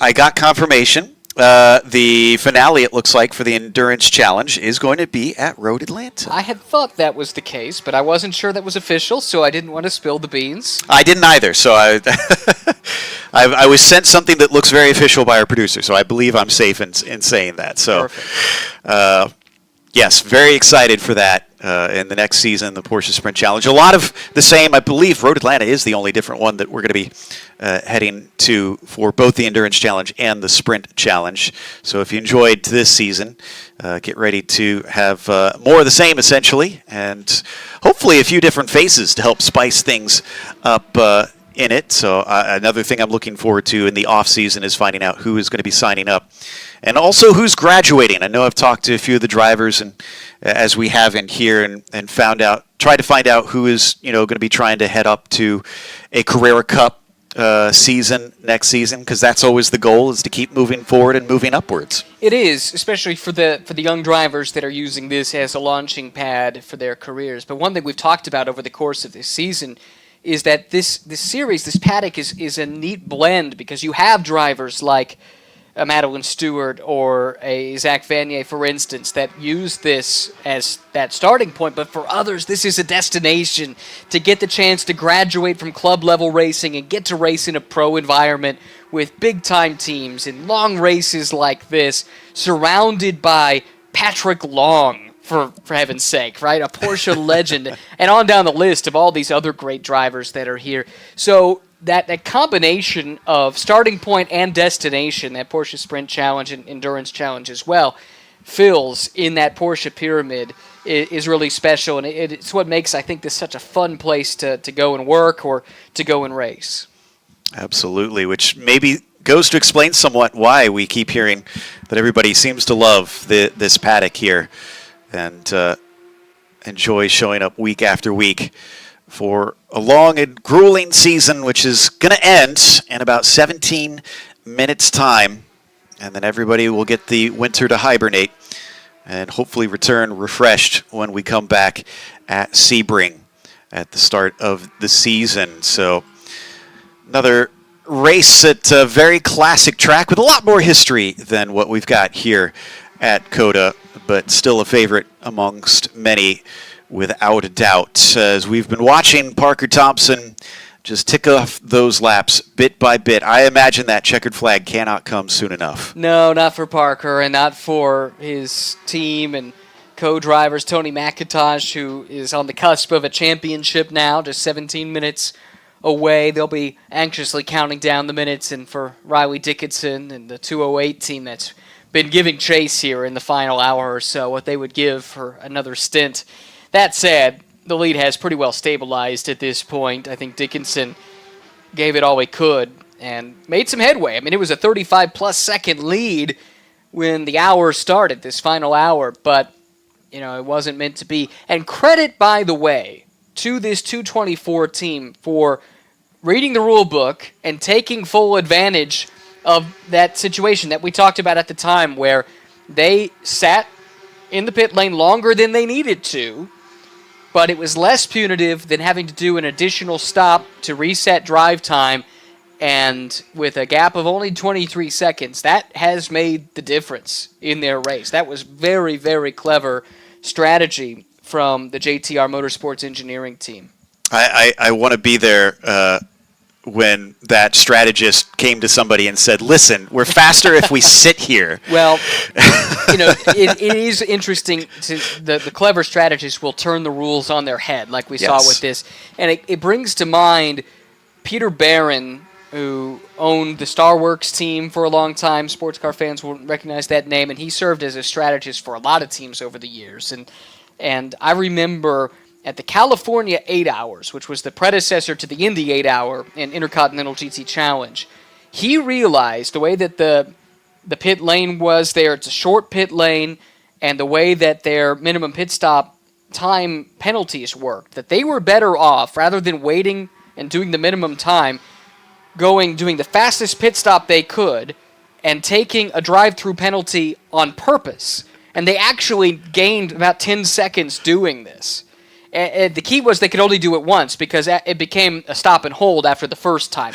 So what they had to do is make sure they never were under the minimum the entire race, and then on that final pit stop, they pulled this out of their hat on everybody and stole a race win. And it was just a stroke of brilliance. And as a rules maker, I talked to the folks who made the rules there, and they said, you know what, at a certain point, you just got to tip your hat. Yeah. That's so clever. And we saw JTR do something very similar here to great effect. I have a feeling the next year that loophole was very quickly buttoned up. Man, yes, probably. But it's kind of fun. Like, Yes, I like yes. the loophole. Yeah, well, Keeps us on our toes. Exactly. Speaking of keeping on your toes, we'll move to the inside down through turn 10. Don't want to take out the class leader there. The key to what made it work, though, was not just the clever thinking, but also where they were on their lap relative to the drive time. Because I'm not totally sure, but I believe their last pit stop, they only waited, I think, about 7 seconds longer. Now, what I'm looking at might be incorrect or might be showing the time from a different pit stop, but one way or the other, it wasn't like they were there as long as, let's say, Therese Lalou's car. They were stuck in a no man's land where they had to come in from a drive time perspective, and they were stationary over a minute. And I don't think the 224 was. So they had to take their medicine, but it wasn't quite as nasty a dose of medicine as it could have been. And so some of it was luck in where they were on the track, and some of it was really clever as well. You had spotted it that it was about 7 seconds extra, which is definitely significantly less, but nonetheless, still to have the presence of mind to do that was fantastic on everybody involved, no doubt. Didn't need any sort of trickiness here from Van Berlo, with now 13 minutes left to go, getting closer and closer to the finish. I'll watch to see what the gap is down to Patrick Long. Obviously, we're not anticipating Long being nearly close enough to try and track them down, but I am curious to see what that looks like. It was about a minute at last check, a little bit over a minute, and that was what had me thinking about the drive-through that the 98 served. And I don't have what the delta is, pit in to pit out, how much time you lose relative to a car that stays on track, but it's probably not too much different than that 60 or so seconds that is their deficit here. So that penalty looks pretty costly at this moment. Yeah, it was the mistake that may have meant one step up the podium for sure. And 62 as well. Honestly, probably ruin being involved in that. If anybody has reason to feel aggrieved, I got to imagine that it's the Kelly Moss 62 team. Yeah, you kind of got the sense they were in a really strong position going to the finish, and they definitely got the short end of that contact. There you go. You were right. About a minute 10 I'm seeing between Van Berlo and Patrick Long. Blind squirrel, acorn. You know the aphorism. Good call regardless, and yeah, it's a little bit closer to Andrew Davis, but not close enough. And yeah, I think it was probably a likely second place for that 62, because I feel it seems unlikely that Davis would have been able to hold off Kai here at the end of the race. The distance looks a little bit too far. And Van Berlo, that car has the best lap in the race for a Cayman, and it's by a pretty significant margin too. So credit that side of the Kelly Moss stable. I mean, it looks a double podium appears to be in the offing for the team, but that number 17 in particular has been very, very stout. No surprise, Luke Hartog and Kai Van Berlo as part of the driving talent there. And if you remember, Joe, we were talking at the very beginning of the race. Michael Clark started that car, and he was a little ways back. And we had the comment that it's a bit surprising to see him down in 5th or wherever it was he was running at the time. But we also brought up the fact that the strategy might just be for Michael, just keep the car in one piece, let Luke Hartog do his thing, let Kai Van Berlo do his thing. Whether or not that was the strategy, that's basically what they've done, and it's worked to perfection. It is indeed. It's put them in an excellent position. And, of course, the cautions definitely helped on that. Of course, I think even if it was green flag, they still would have been in a pretty good spot on that one. But it all worked out in the end. It kind of makes me wonder with Luke Hartog. I know this isn't Sprint Challenge, but it's kind of on the same rung of the ladder as Sprint Challenge. Have we ever had a Sprint Challenge and Carrera Cup champion simultaneously? No. So this is not Sprint. Yeah. This is Endurance Challenge, so it's a different beast somewhat. But this. I mean, I'm kind of curious if we're going to see more, continue to see lots of top end drivers. Kind of, I guess in NASCAR they call it bushwhacking. Coming down and getting to compete down here. Yeah, but the difference, of course, I know you said that tongue in cheek, but the difference, of course, is here. They're here to complement the regulars as co-drivers, and it's part of the philosophy of the series to have the big name Porsche drivers that are here as coaches get a chance to race the car alongside their pupil, and it's been so good. And actually, the thing that struck me among many, that was a great conversation that we had with Luke Hartog, but just how excited he was about the coaching aspect of it, getting to work with Michael and help him along in his journey. Not every driver embraces that. Some do it because they have to, and that's how you make a career a lot of times in sports car racing. But you could tell he was really passionate about spreading the gospel, if you will. Indeed. I mean, racing drivers are naturally selfish people. You kind of have to be just based on the nature of the sport. So seeing that, open up that side of him and enjoy giving back and being able to do that is definitely fantastic.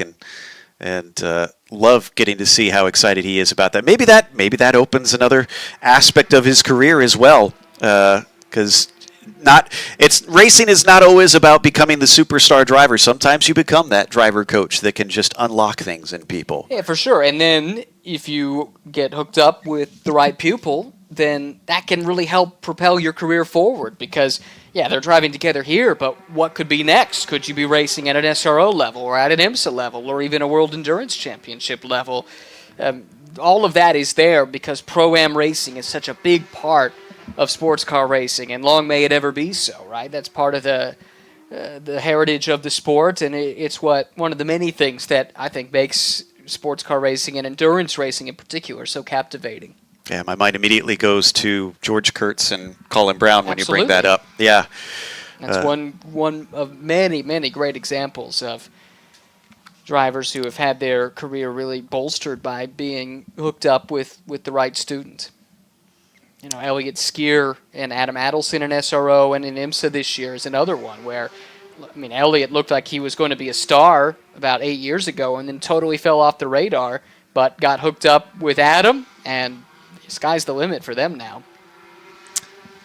So I love these shots we're getting from above here at COTA.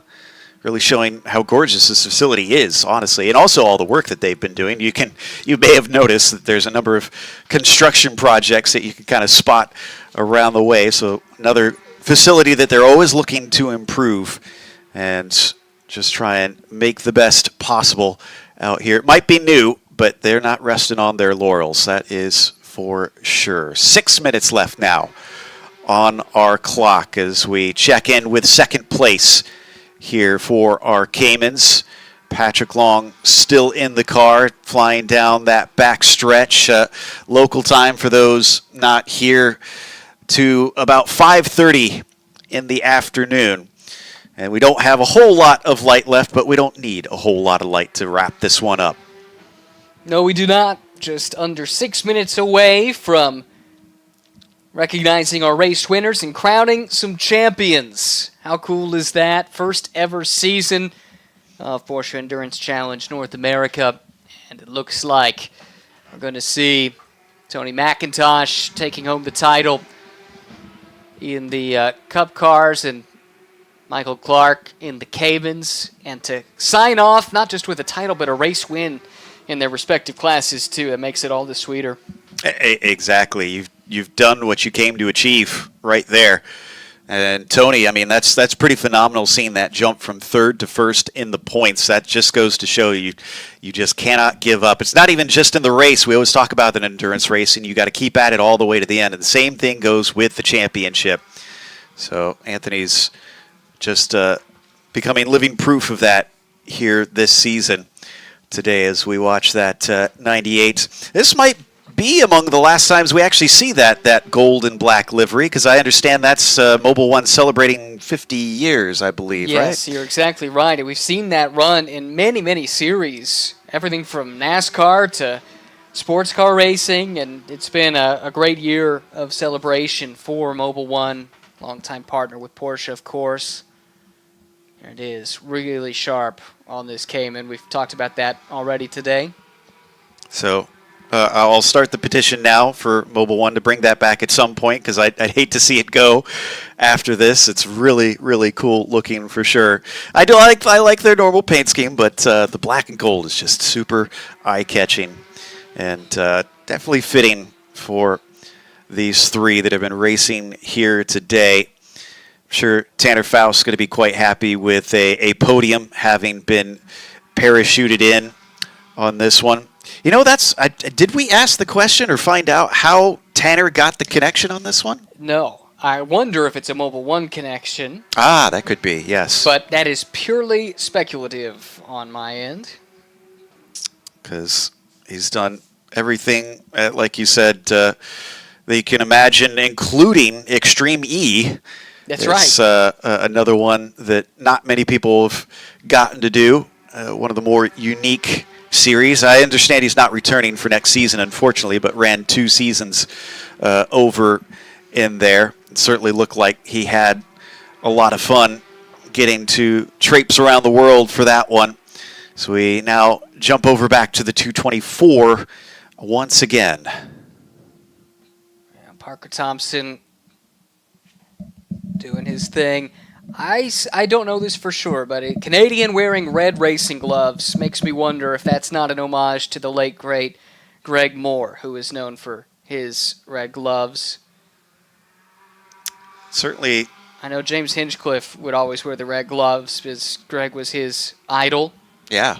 There's a lot of drivers, I think, that came up from that era that were very much inspired by Greg. Should ask Parker about that. Uh-oh. Oh, no. Oh, no. Nick Romano off to the side of the road. Car's creeping forward, so it's got something here, and I don't think that's just the hill bringing it down. Oh, and there's some serious smoke coming off of it. Wonder if they're going to try and get that out of the way so that we don't cause a full course yellow to end what has been a very, very clean race. It has, and I think this is going to cost them a position because Marvin Deans just got onto the same lap.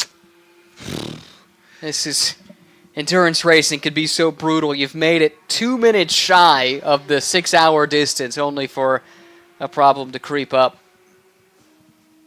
Poor Nick. I'm not sure what caused this, but it does appear to be something either mechanical or electrical in that car to cost them. He did kind of pull it off to the side. Wonder if they can get away with a bit of a local yellow there to the remainder of this, because we're down to White one flag. lap to go. White flag this time by for Parker Thompson inside the final 2 minutes. His gap is down under 20 seconds now, but it should be a pretty clear run to the checkers. One more time around this 3.4 mile Circuit of the Americas venue. This kind of reminds me a bit, going back to my sim racing roots of calling so many of those races on iRacing, which I have worked on a lot.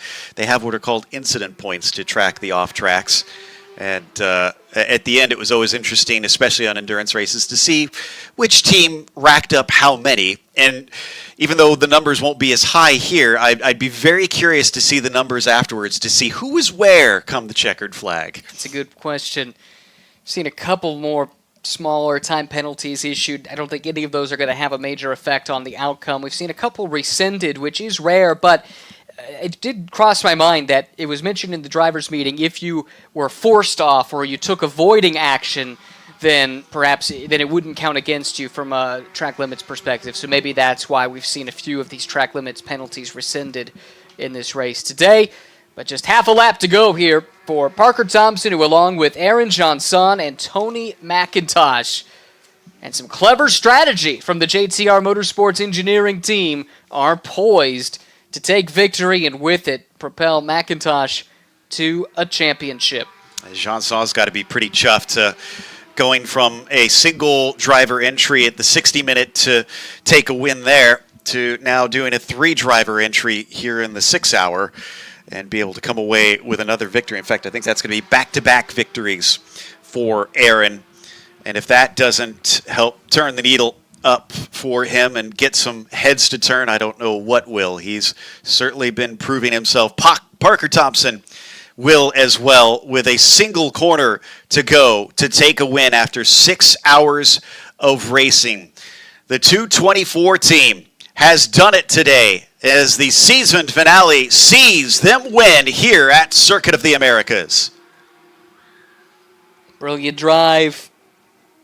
Thompson, Johnson, McIntosh, and the title goes to Tony McIntosh as well. What a year he has had. And there's our winner in the other class coming right in after them. So I didn't realize they were so close behind. Yeah, good shout. The 17 with Kai Van Berlo taking them home as Luke Hartog and Michael Clark will claim victory in the Cayman class. Yes, it fell into their lap a little bit, but sometimes you got to be at the right place at the right time. Well, the outright pace is there. As we talked about, they end up with the fastest race lap in the Cayman class. And well-deserved race winners, but also champions. Both Hartog and Clark will share the champions' honors. They've run together the entire season, and they pick up another win and the title in the inaugural year of Porsche Endurance Challenge North America. Last couple cars crossing the line.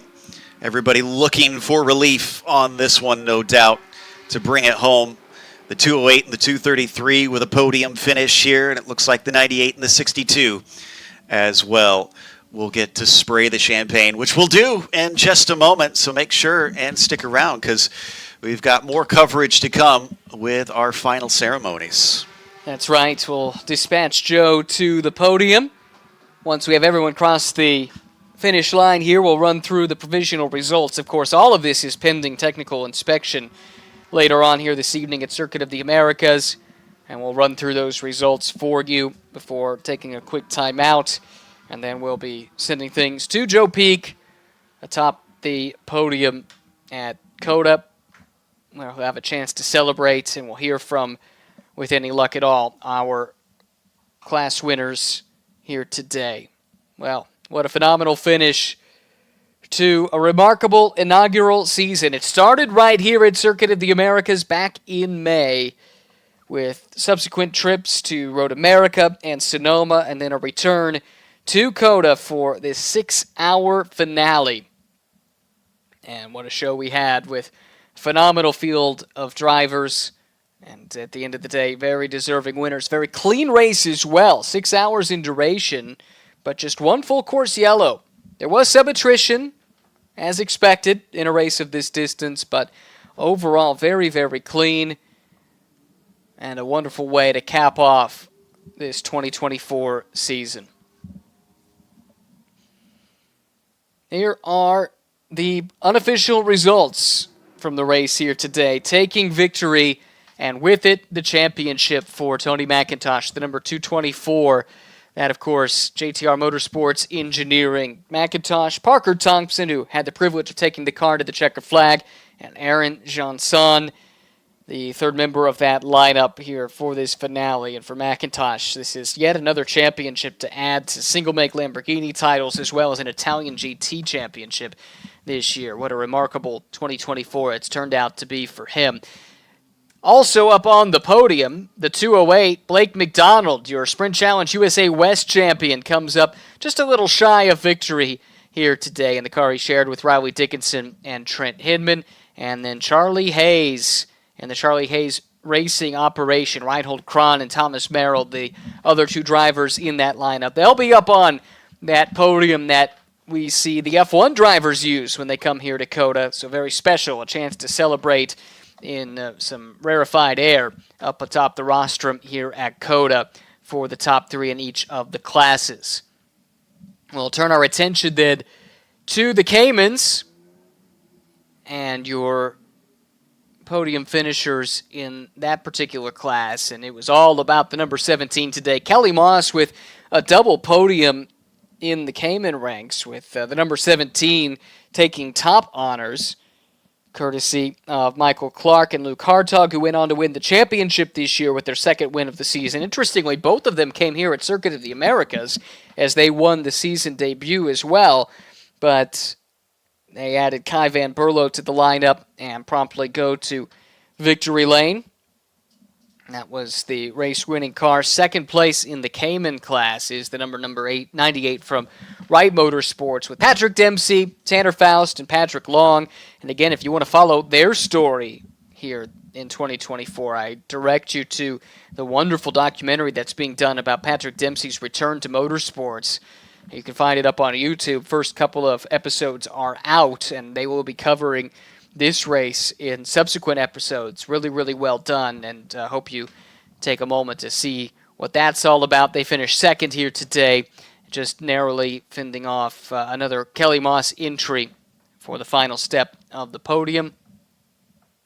That was the Bill Pelichewski-led lineup, the number 62, with Pelichewski joined by Andrew Davis and Robin Liddell, coming up a little bit short in the race today. But what might have been, I think you could safely say, for both the second and third place cars after some contact late in the race on the only restart that we had here today. Well, the cars have arrived in Parc Fermé, so I'll take a quick timeout from where I'm sitting, and as soon as everyone's in position, Joe will be ready to go for your podium celebrations here at Circuit of the Americas, the season finale for Porsche Endurance Challenge North America.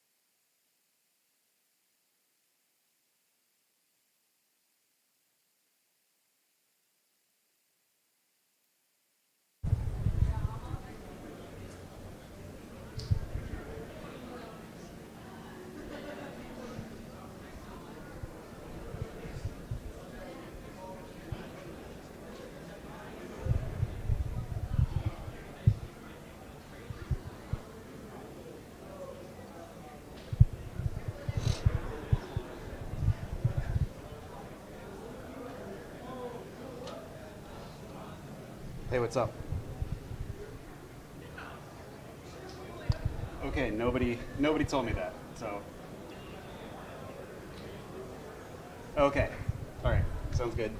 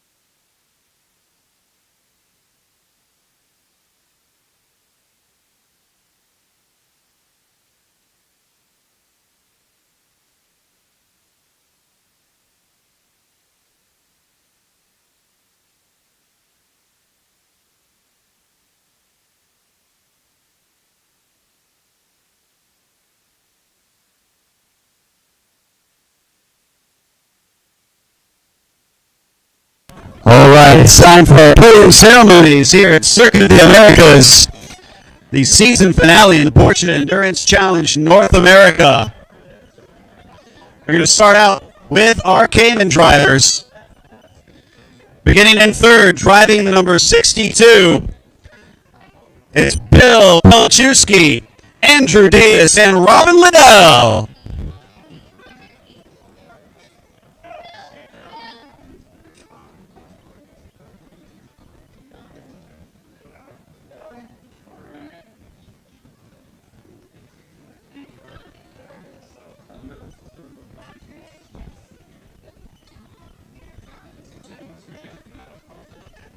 Then finishing P2, driving the number 98, it's Patrick Dempsey, Patrick Long, and Tanner Faust.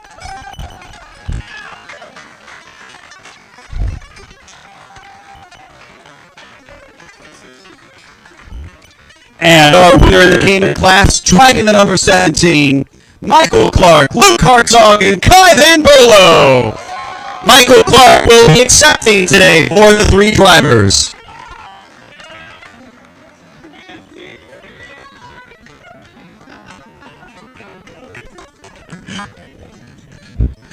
Michael, congratulations. It seemed like it could be quite a slog at times. We saw many drivers. Oh, you might have to take that out.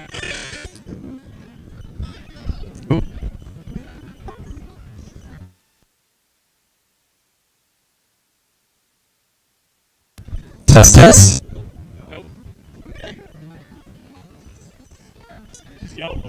Test, test. All right. Well, Michael, you guys definitely had to work hard out there. There were times you guys from the very back and eventually came back forward. What was it like having to stick to the plan and trust in it? I really had to trust. I was half the reason we were in the back for a little bit. My second stint was not perfect, but luckily got out recentered. Went back in the third stint, came around, and I felt a little bit better with that.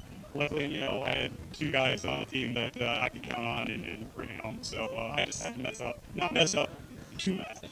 Really, that's what comes down to. it seemed to work out in the end. Is there anybody you want to thank other than obviously your co-drivers who couldn't be here? Co-drivers, obviously, the entire Kelly Moss crew, they're fantastic. Couldn't have done it without you guys. Love you to death. My driver coach right here, he's another big reason I'm up here as well. And just Porsche Motorsport, Yokohama, everyone. It's been a fantastic year. Congratulations. Our winner, team number 17. Let's hold up those trophies.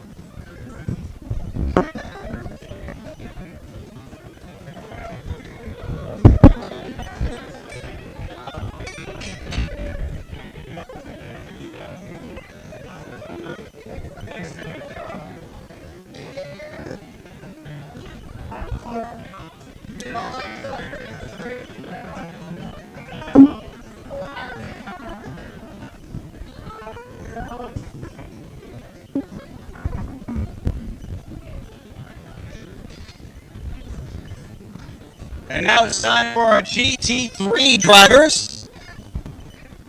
Starting in third place, it's number 233 with Reinhold Kron, Thomas Merrill, and Charlie Hayes.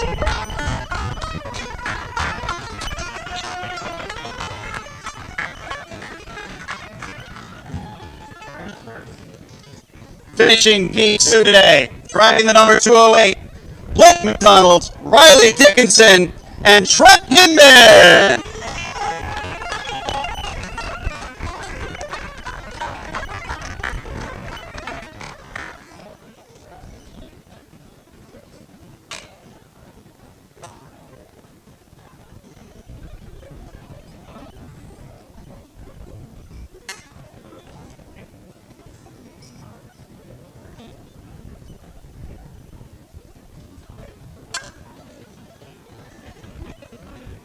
And our winners, in the number 224, Anthony McIntosh, Aaron Johnson, and Parker Thompson.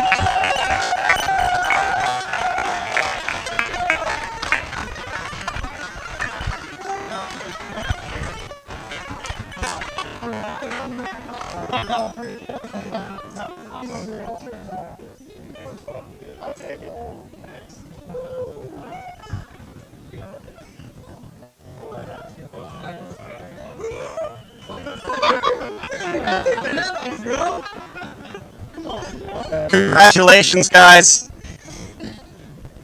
We saw some really clever strategy out there, holding in the pit stall longer to help try and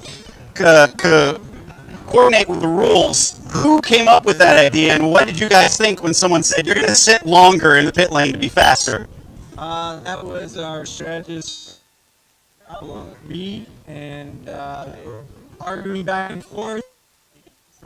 They were pulling up rules, pasting on their phones, and they just went at it, and that was the decision. So it was fantastic. Well, amazing job. I mean, is there anybody that helped put you guys up on the top step today? Yeah, honestly, when you start talking about a format that's over an hour, that's when you start needing a whole crew. You need everyone, and to be quite honest, from the strategy guys to the mechanics, our lead mechanics, Aaron played a huge part in this. Parker, obviously, the closer. So we all played our part, and without one of those people today, we would not be standing on the top step.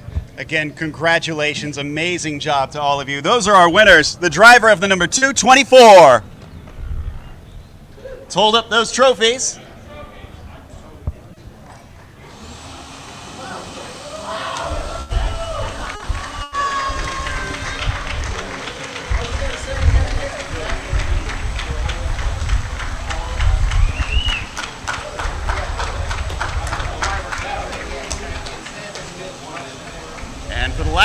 this year. Let's spray the champagne!